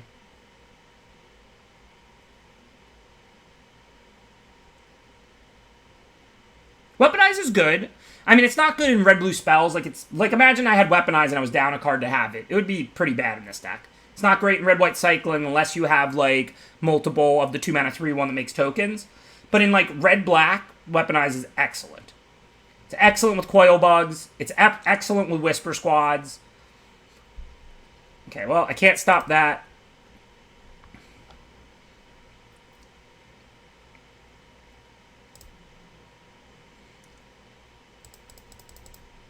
It's just like a Mardu control deck. I mean, they cycle twice.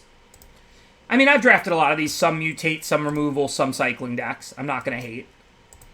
For now, pretty easy. That's obviously a great creature to Capture Sphere. So, I mean, I'm just going to pass with 6. Capture Sphere, leave Scatter up. Next turn I can play Wolverine, leave Scatter up, etc.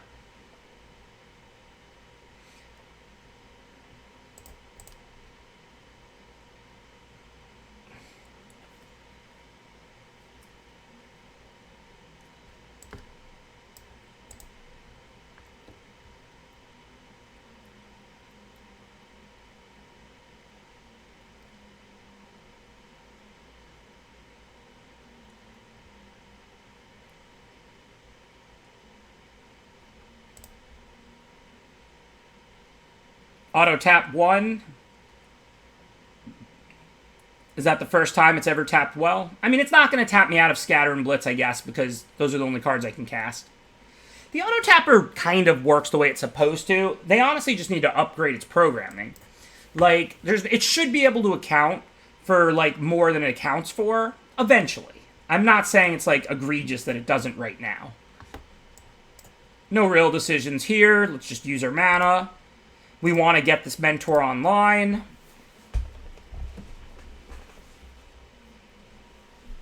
I really like the auto tapper. Look, it costs you once in a while, but it is still just a fantastic invention.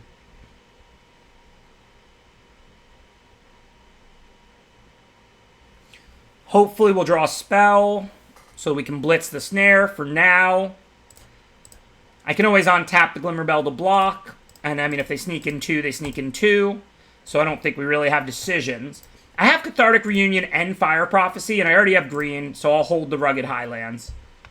2 different cards I can draw to make me want to hold this. I mean, it's a tap land and gains a life, so if I draw other lands, I'm going to play it. But I have enough mana, and if I do draw Fire Prophecy, I want to Prophecy the Tactician immediately, and then I want to put the Highlands on the bottom.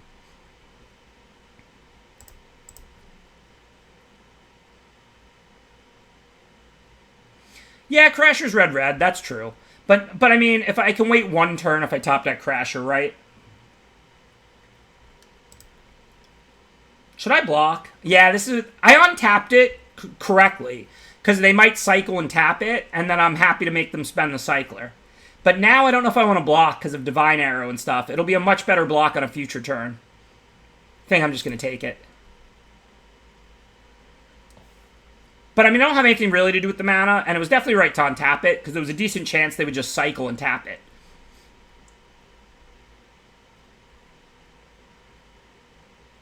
Okay, now I have 1 for Fire Prophecy. If I draw Reunion, I'll discard the Blitz if I draw it this turn. I'm going to get the land in play.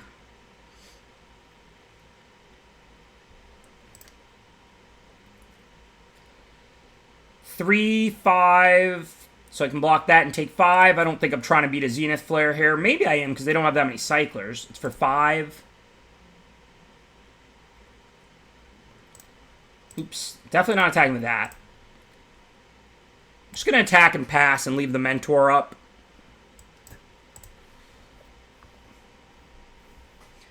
Because if I go for Mentor, I have to do it pre-combat or they can arrow.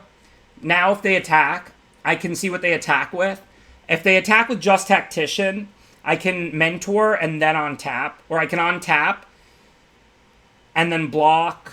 No, I can't Mentor because then they can arrow. Well, that's just going to kill it regardless. Nothing I can do about that.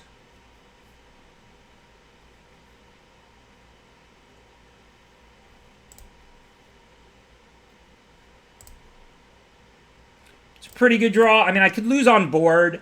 I'm not going to cycle now. I mean, I don't think they're that cycling heavy of a deck. If they cycle, I may cycle this and then blitz the snare, but Can also take the damage. Because, I mean, I'd much rather blitz this reflection, I think.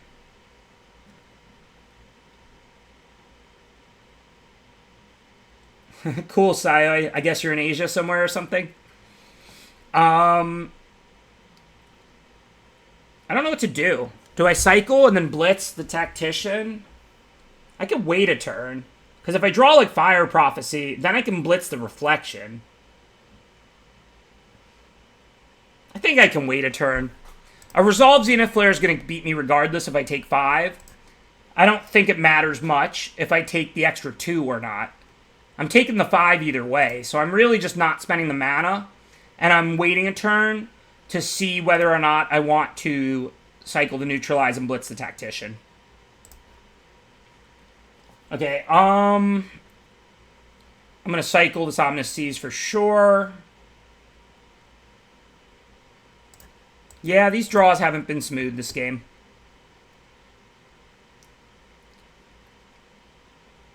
We can't use 6 right now. Oh, no, we can, and it matters. Scatter, cycle, blitz for 4. So I guess I got to play the land. Again, if I have the 1-3 up, would I even chump or would I just go to 1? So I don't really see a reason to do anything now. If I had 1 less point of life, I might kill the Tactician now. But who knows? Maybe they'll play a creature this turn instead of a cycler.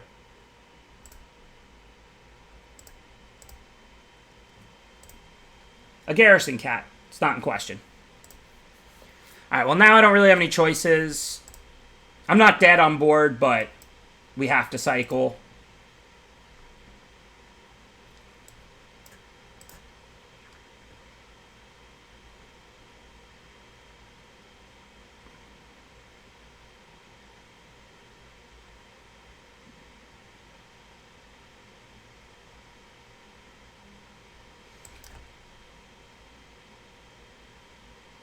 Playing that extra land might really cost me. This is kind of ugly. I guess if they have a cycler, I'm dead. Like, I can play the Otter and double block, and I lose both. And then I have to have another cycler. If they don't, then I can attack with the Otter. So I guess I just play the Otter and hope they're out of cycling. Wish I could cast this Reunion. I probably played a land or two too many. I think I punted this game. Come on, Crasher. 6/6 is bigger than 5/4.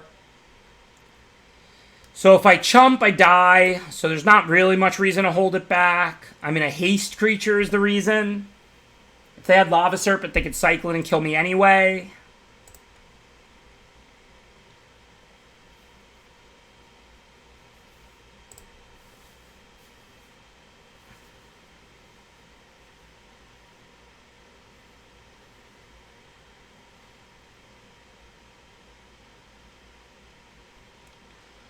Yeah, Forbidden Friendship, that's a reason to hold it back. It's not that heavily played a card, but it is a reason. Okay, so now it gets interesting. I can pass an ambush, and that buys more time. But I think I'm better off just cycling the ambush, right? See what we get.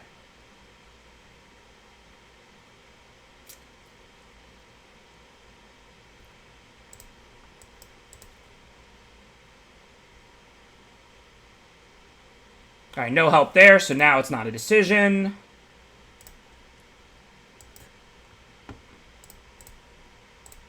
Not actually sure what outs I have or how many I have. I mean, I know I have some flyers at the very least. Well, I'm sure those aren't them. That was a really good game. I wonder if I could have won. I mean, yeah, I flooded. My cards didn't come up in a great order. But I also had a lot of tools at my disposal. That was a really good game.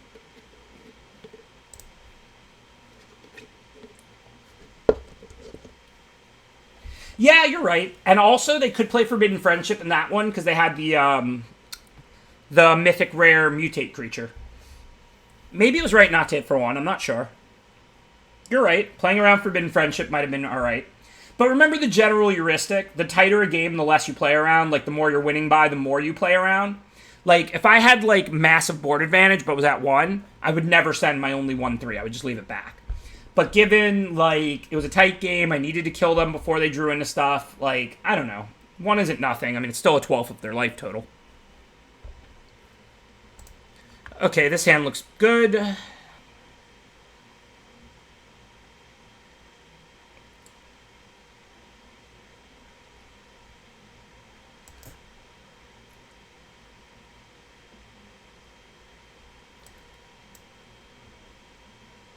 Just going to put out the Glimmer Bell because next turn I'm going to play Otter, and the turn after that I'm going to play Mentor on the Otter to give it flying.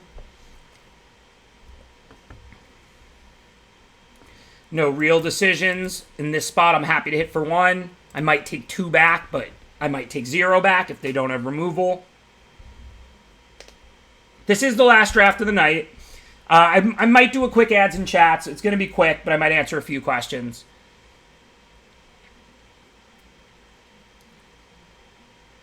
The update, I believe, is tomorrow. Okay, no decisions here. They have no flyers. Again, we can attack with both. If they kill Mentor, get us for 3. Who cares? I'd much rather them kill Mentor than Thieving Otter right now. 7-2 with the Gerudo deck. 3-3 with the first deck, with the Mutate deck. So I don't have anything to cycle away, so this seems like a pretty easy discard of Reunion. Can certainly use all the cards in my hand. Think I just hit with both. If I draw land, I can have up Capture Sphere or Neutralize. If I don't draw land, I can have up Neutralize or Mentor. But I'm not going to Mentor main phase here. I don't want to take too much damage with a Bastion in play. Obviously, if we're drawing 2 cards a turn and we're growing things, like, we're in good shape. I mean, I'll definitely take the 1 more hit for 4 here.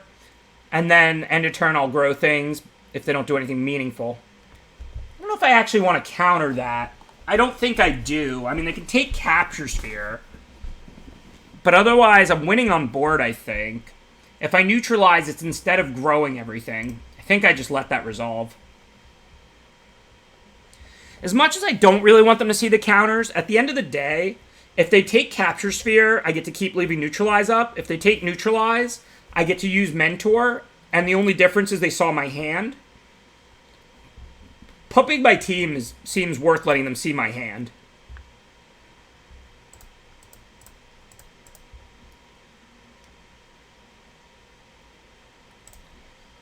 Okay, so let's try and find that land so we can Capture Sphere of the Whisperer. Still no land.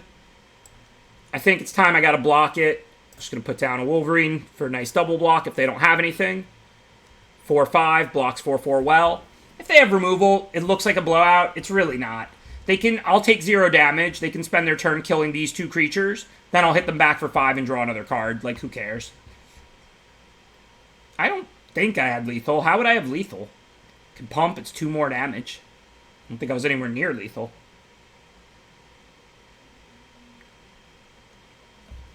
If you're saying instead of doing other things, but...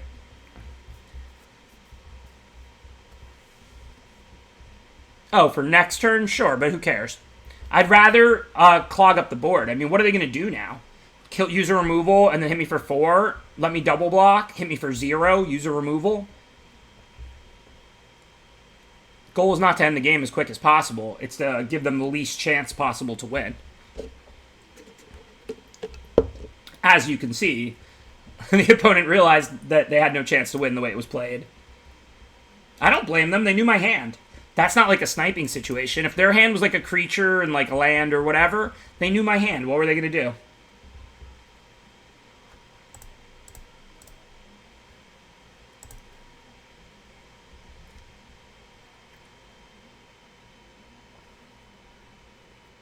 I have learned that. The chat is obsessed with lethal. They're obsessed with winning the game as soon as possible. Like, in that spot, I'm not saying it would have been horrible or great or whatever, but, like, overall, the goal is to cut off outs and to give yourself the highest chance to win, not to win the game as fast as possible. Good game, B-Warden. I mean, I had a really, really good draw there. I assume you weren't holding much.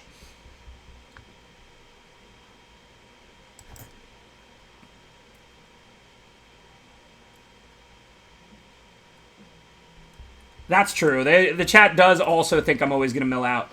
All right, representing scatter's cool. Do I have any more tap lands, though? Because if I have any more tap lands, I'd rather cycle main phase.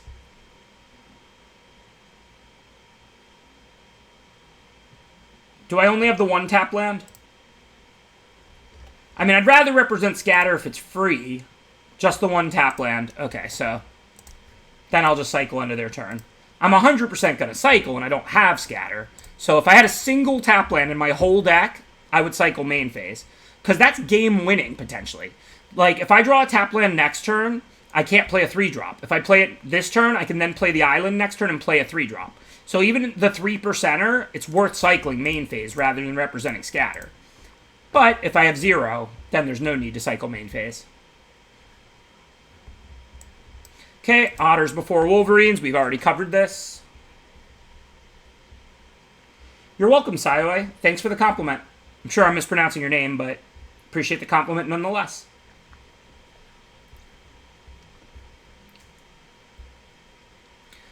First strike.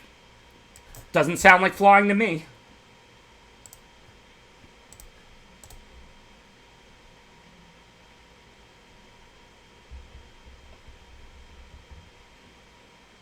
Cool spelling of Conquest, by the way. I've never seen that before. That's pretty sweet.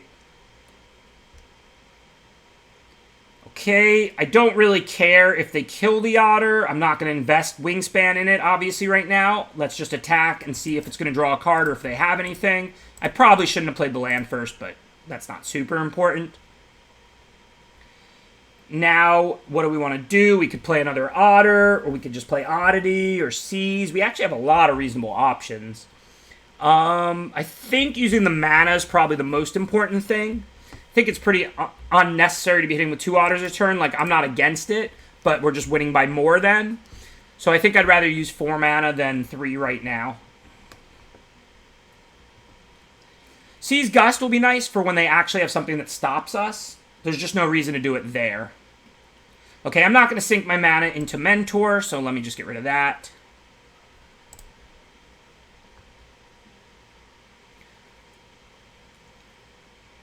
So now we're going to play Seize first. If we get a land, because we get counters when we hit and draw cards. If we get a land off the Otter, I'll just play another Otter. If not, then I'll Gust the Mutate stack. But I'm still at 17. I'm not scared to take a hit for 4. So if I do draw the land, then we just play the other Otter. If we don't draw the land, then I would have Gusted it to try and hit a land and use my mana.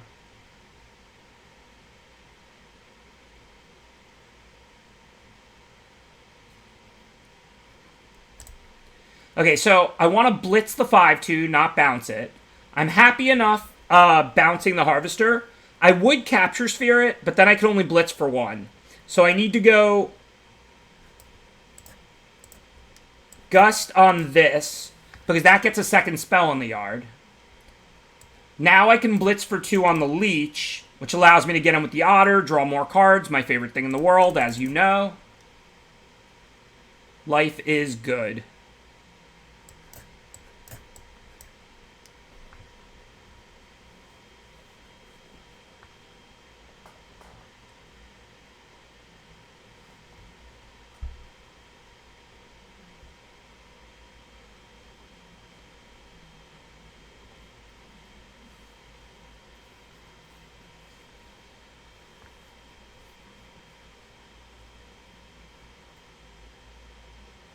Nah, drawing cards is second to pizza.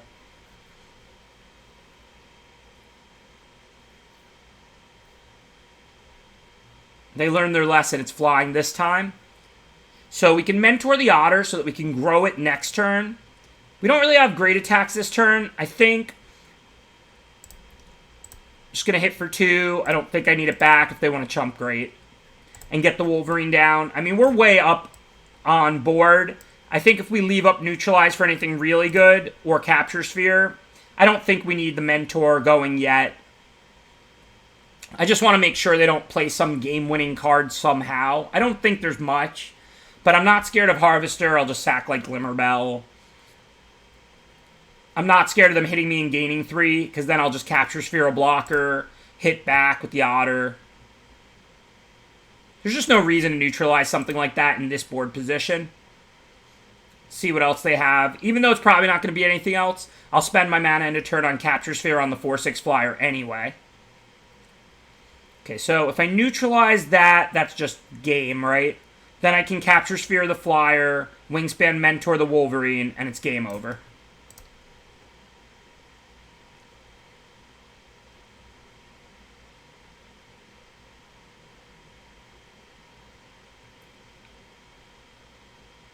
Which way do we want to win?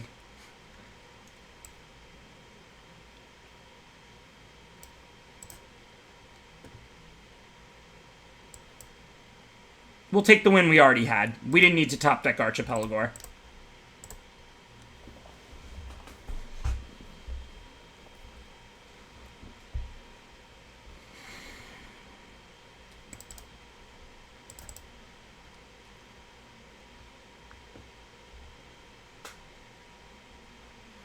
Six and one. Hopefully it's the last game of the night.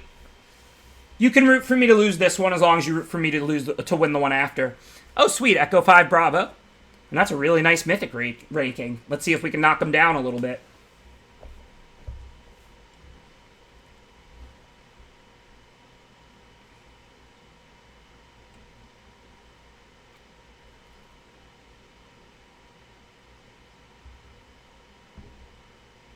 This deck is really good. And of course, there was nothing you could do that game. I had like a super nuts hand be warded. Just like, you know, flyer, otter, mentor it on the play, removal, bounce, everything.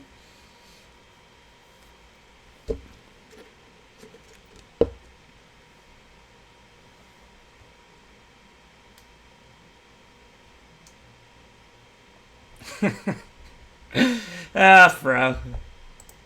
Why would I standard test? You're just going to give me the best deck. I don't have to do anything. I'll just draft.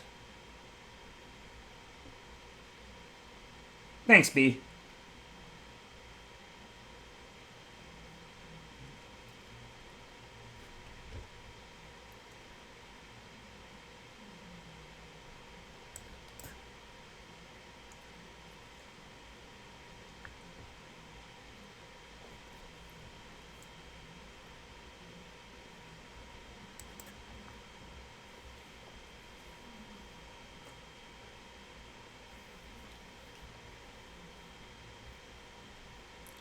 Good enough, I think, to Prophecy. The only reason to hold it here would be we could kill a flyer to get Otter through.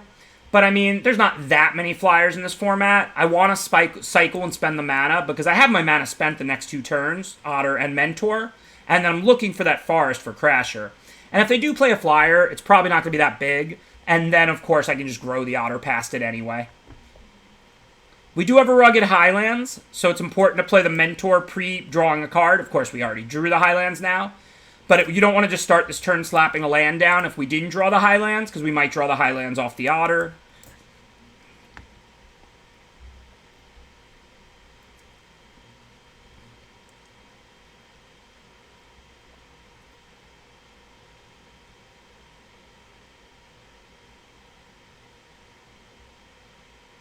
I'm going to block the 1/1. I really don't care if they kill the Mentor. Like, if they have the 4/2, it's just such a good exchange for me.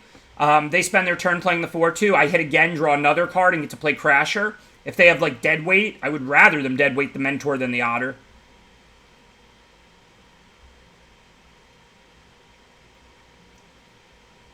I guess if they have... Oh, it's not double Deadweight. The other one was Dire Tactics. So they could have killed both creatures either way. And now we're through Dire Tactics, so hopefully they don't have one more removal. No Blood Curdle, no Pacifism. Even actually Pacifism doesn't work that well, because I can bounce it, hit, and get a 6/6 trample. These Mythics, they have it all. Alright, well, we can gust that and then scatter it.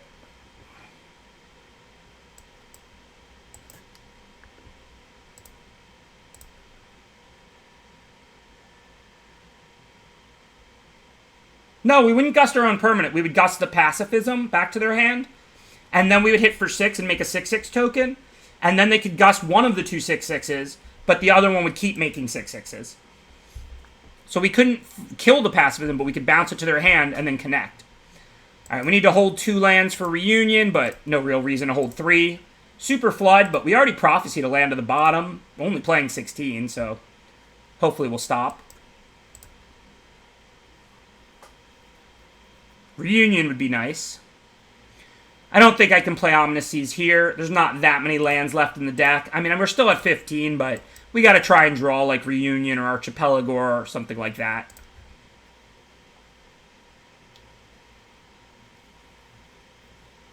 Streaming, before COVID, I was about part-time grinding poker, part-time streaming. We have tons of mana. I'm going to draw first. Punished immediately, of course. The only card in the deck we could draw to not have mana for Blitz and Pelagor. That said, I'm just going to put out a 7/7. I mean, if I Blitz the Poacher, it's not like they can sack the Poacher to itself anyway. So it's not that big of a deal. If they kill the Pelagor, they hit me for 2, I take 2. That's the total difference. Plus, I get to see if there's a better creature to Blitz this way.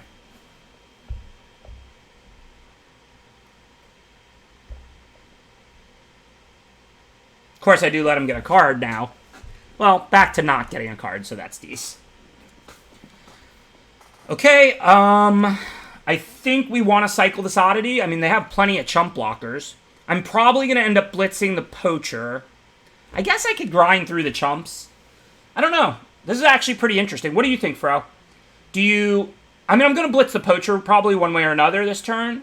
But do you cycle the Oddity and give the Archipelago flying? Or do you just attack with the Archipelago and play the Oddity?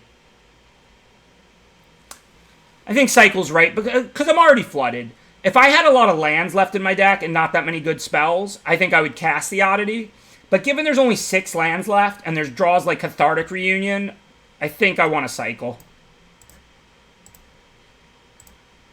I don't think it's like auto cycle in spots like this. Like I said, if instead of flooded, I had a lot of spells, I probably wouldn't cycle here. But there's not that many lands left in my deck, and Cathartic Reunion is so game-winning if I draw it. Okay, I'm going to Spear, not Blitz, because Blitz is an instant. I mean, the downside is I can't kill something giant with Blitz, but I mean, I'm winning the race by so much. Plus, Blitz can exile the cat, or a bug, or something else. I think that's a close call between Blitz and Sphere. I think it was definitely right to cycle. But again, let's say I had like 5 lands instead of 9 plus 1 on the bottom. I wouldn't cycle in that spot. Because if I was 50% to draw a land, I would rather just not. But given I have Cathartic Reunion, which would be game-winning, given my whole deck is powerful spells, basically, and I've drawn so many lands, I think it is right to cycle. And Cathartic Reunion is just incredible if I find it.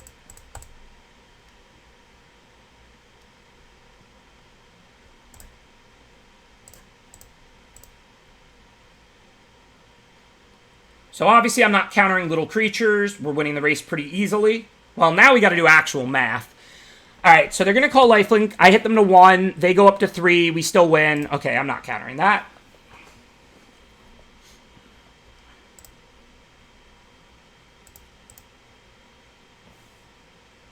Yeah, it does nothing. Well, I didn't realize they were necessarily dead next turn. Like, if they had a couple more life, we'd have to do actual math. Obviously, that was quick, easy math.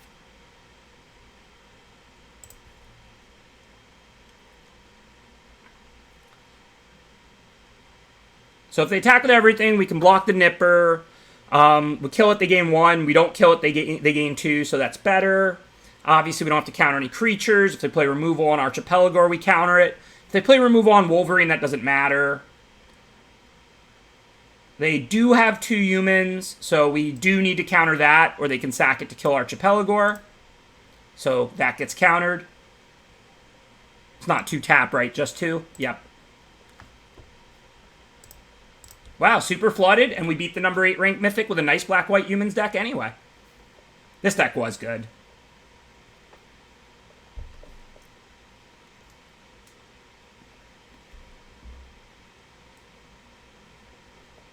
Yeah, their deck was really good too. Worthy final boss for sure. Pretty nice finishing up with back-to-back 7 wins after a little rough streak before that. Thanks to everybody who participated. I'm actually kind of worn. I'm not going to do ads and chats or anything. I really appreciate everybody. Thanks for hanging out. I'm going to finish tonight, of course, with a raid.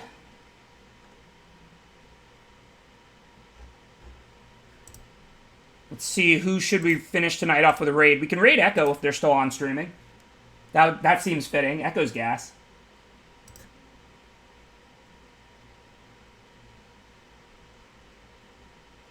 Seems fitting enough.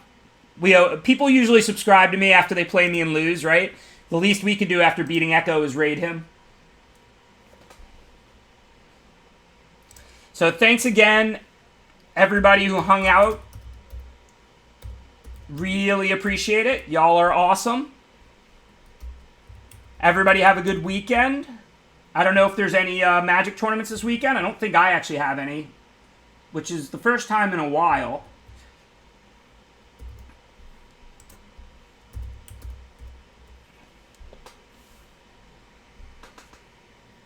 At the latest, I will see you Tuesday. Like I said, I'm going to do like drawings and stuff. I'll post info in the Discord. I'll be reaching out to people for the stuff from the charity stream. Definitely want to shout that out one more time. Thank you, but no thank you for donating $3,600 in 5 hours. So now I have to do a little wrap next week. Honestly, y'all are awesome, and I think mental health is a really important cause. So I'm really glad that everybody donated as generously as they did, even if it's going to result in me embarrassing myself. Other than that, if you want to watch Echo, who we just beat, was the number 8 ranked Mythic. Hopefully we knocked them down pretty good. I'm going to raid them now.